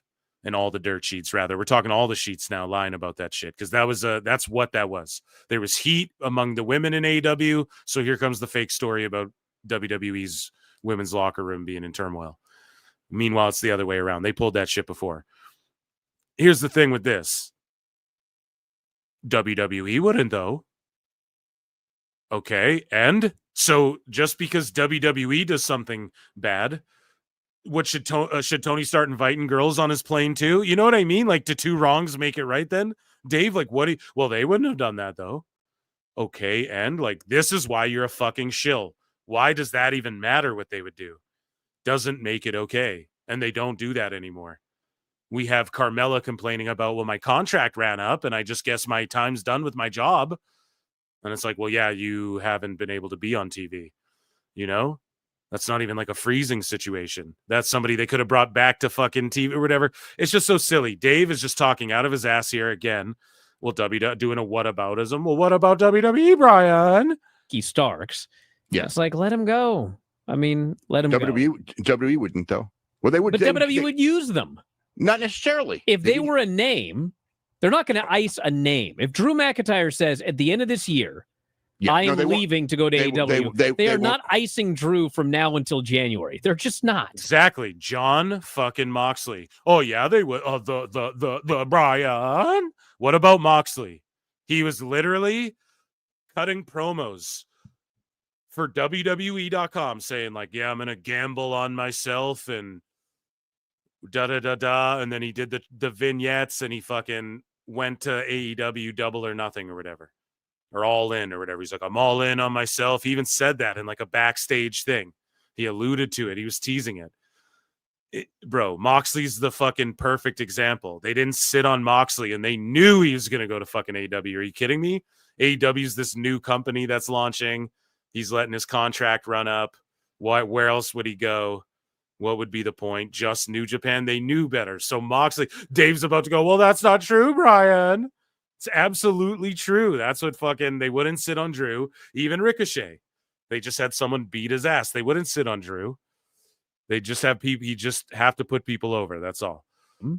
They're not going to ice a name. If Drew McIntyre says at the end of this year, I am leaving to go to AEW, they are not icing Drew from now until January. They're just not. Have you grabbed? Cheapers, man. So that, ladies and gentlemen, was Dave Meltzer's dumb moment of the week.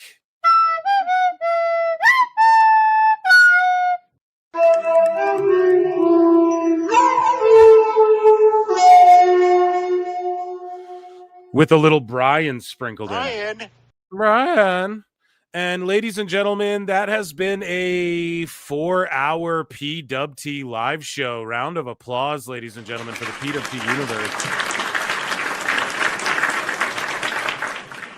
universe. Goddamn. Make sure you join the Discord. Come hang out with us. Absolutely, man. There was over 500 watching tonight. So I'm going to go live on X here and again. I might not do it every time because I really want you guys to come to my YouTube and check it out. That's where it's popping. Okay. And get in the Discord, come talk with us if you like chat.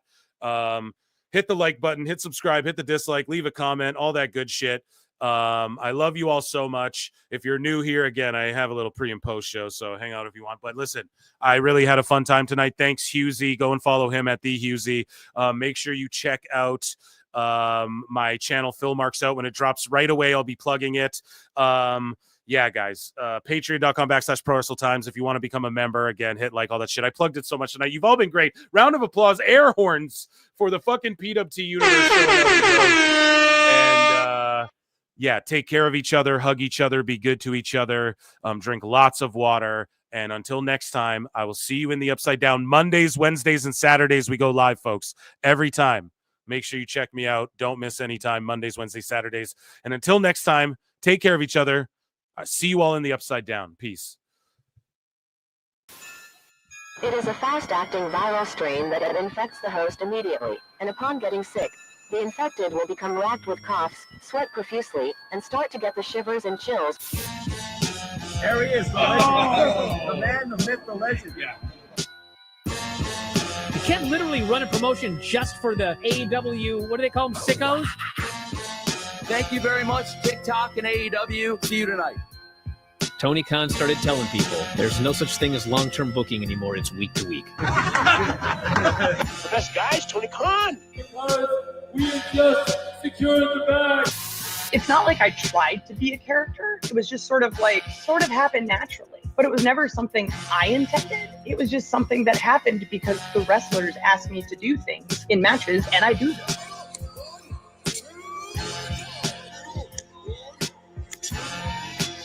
If you run a promotion just for the sickos, you're going to do 400,000 viewers eventually. Effing melts. You know that SmackDown actually went over and everything? Yeah. You know? What's the point? The point of SmackDown. What are you getting at here? That the DVRs didn't pick it up. Did they not pick it up? You know, mine didn't. Let's get into everybody's favorite moment, and it is called Dave Meltzer's Dumb Moment of the Week. What would you like to listen to in your ears? I'd like to hear the flute. Well, if you'd like to flaunt your flute, then we can find you a flautist. We have just secured the bag. It doesn't help me. Okay, so complain, but I will complain. Let me have my misery. And when I heard that, I was like, what? Thank you, fuck you, bye. Boom.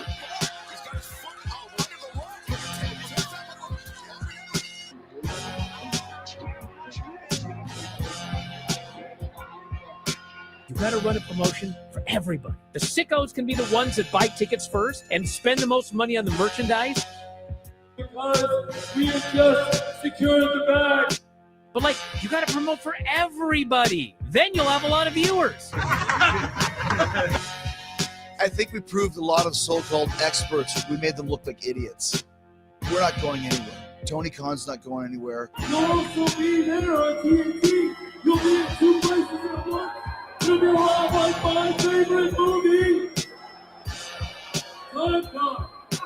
It's so great, Pittsburgh. It's not like I tried to be a character. It sort of happened naturally. The best guy is Tony Khan. To keep themselves safe.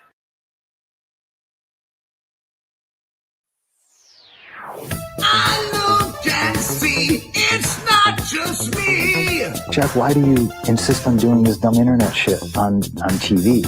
I look and see it's not just me. This place is a fucking joke, man. You're a clown. I quit. So many of us have stood where we stand. We are the young, so raise your hand. So many of us have stood where we stand. We are the young, so raise your hand. They call us problem child. We spend our lives on trial. We walk an endless mile. We are the youth gone wild. We stand and we won't fall. We're 1 and 1 for all. The writing's on the wall. We are the youth gone wild. No. It doesn't make logical sense, but it makes. Well, yes, of course. But it makes wrestling booking sense. Of course, this makes no sense. Of course, okay, it makes no sense. However, in pro wrestling booking, which often makes no sense, it would do that. It's about making money. It's not about anything else. Wrestling's always been about making money first and foremost. That's it. I look and see it's not just me. Last weekend was the greatest weekend in AEW history. This is the greatest week. I look and see it's not just me. Security, my safety, my life was in danger at a wrestling show. So many of us have stood where we stand. We are the young, so raise your hand. So many of us have stood where we stand.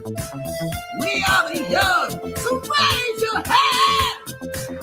They call us problem child. We spend our lives on trial. We walk an endless mile. We are the youth gone wild. We stand and we won't fall. We're 1 and 1 for all. The writing's on the wall. We are the youth gone wild. They call us problem child. We spend our lives on trial. We walk an endless mile. We are the youth gone wild. We stand and we won't fall. We're 1 and 1 for all. The writing's on the wall. We are the youth gone wild. Get wild. Yeah. If you're familiar with how we do things often here on these Wednesdays, it's a lot like one of my favorite movies, Time Cop. What? Fuck you. Fuck you. Yeah. Damn it.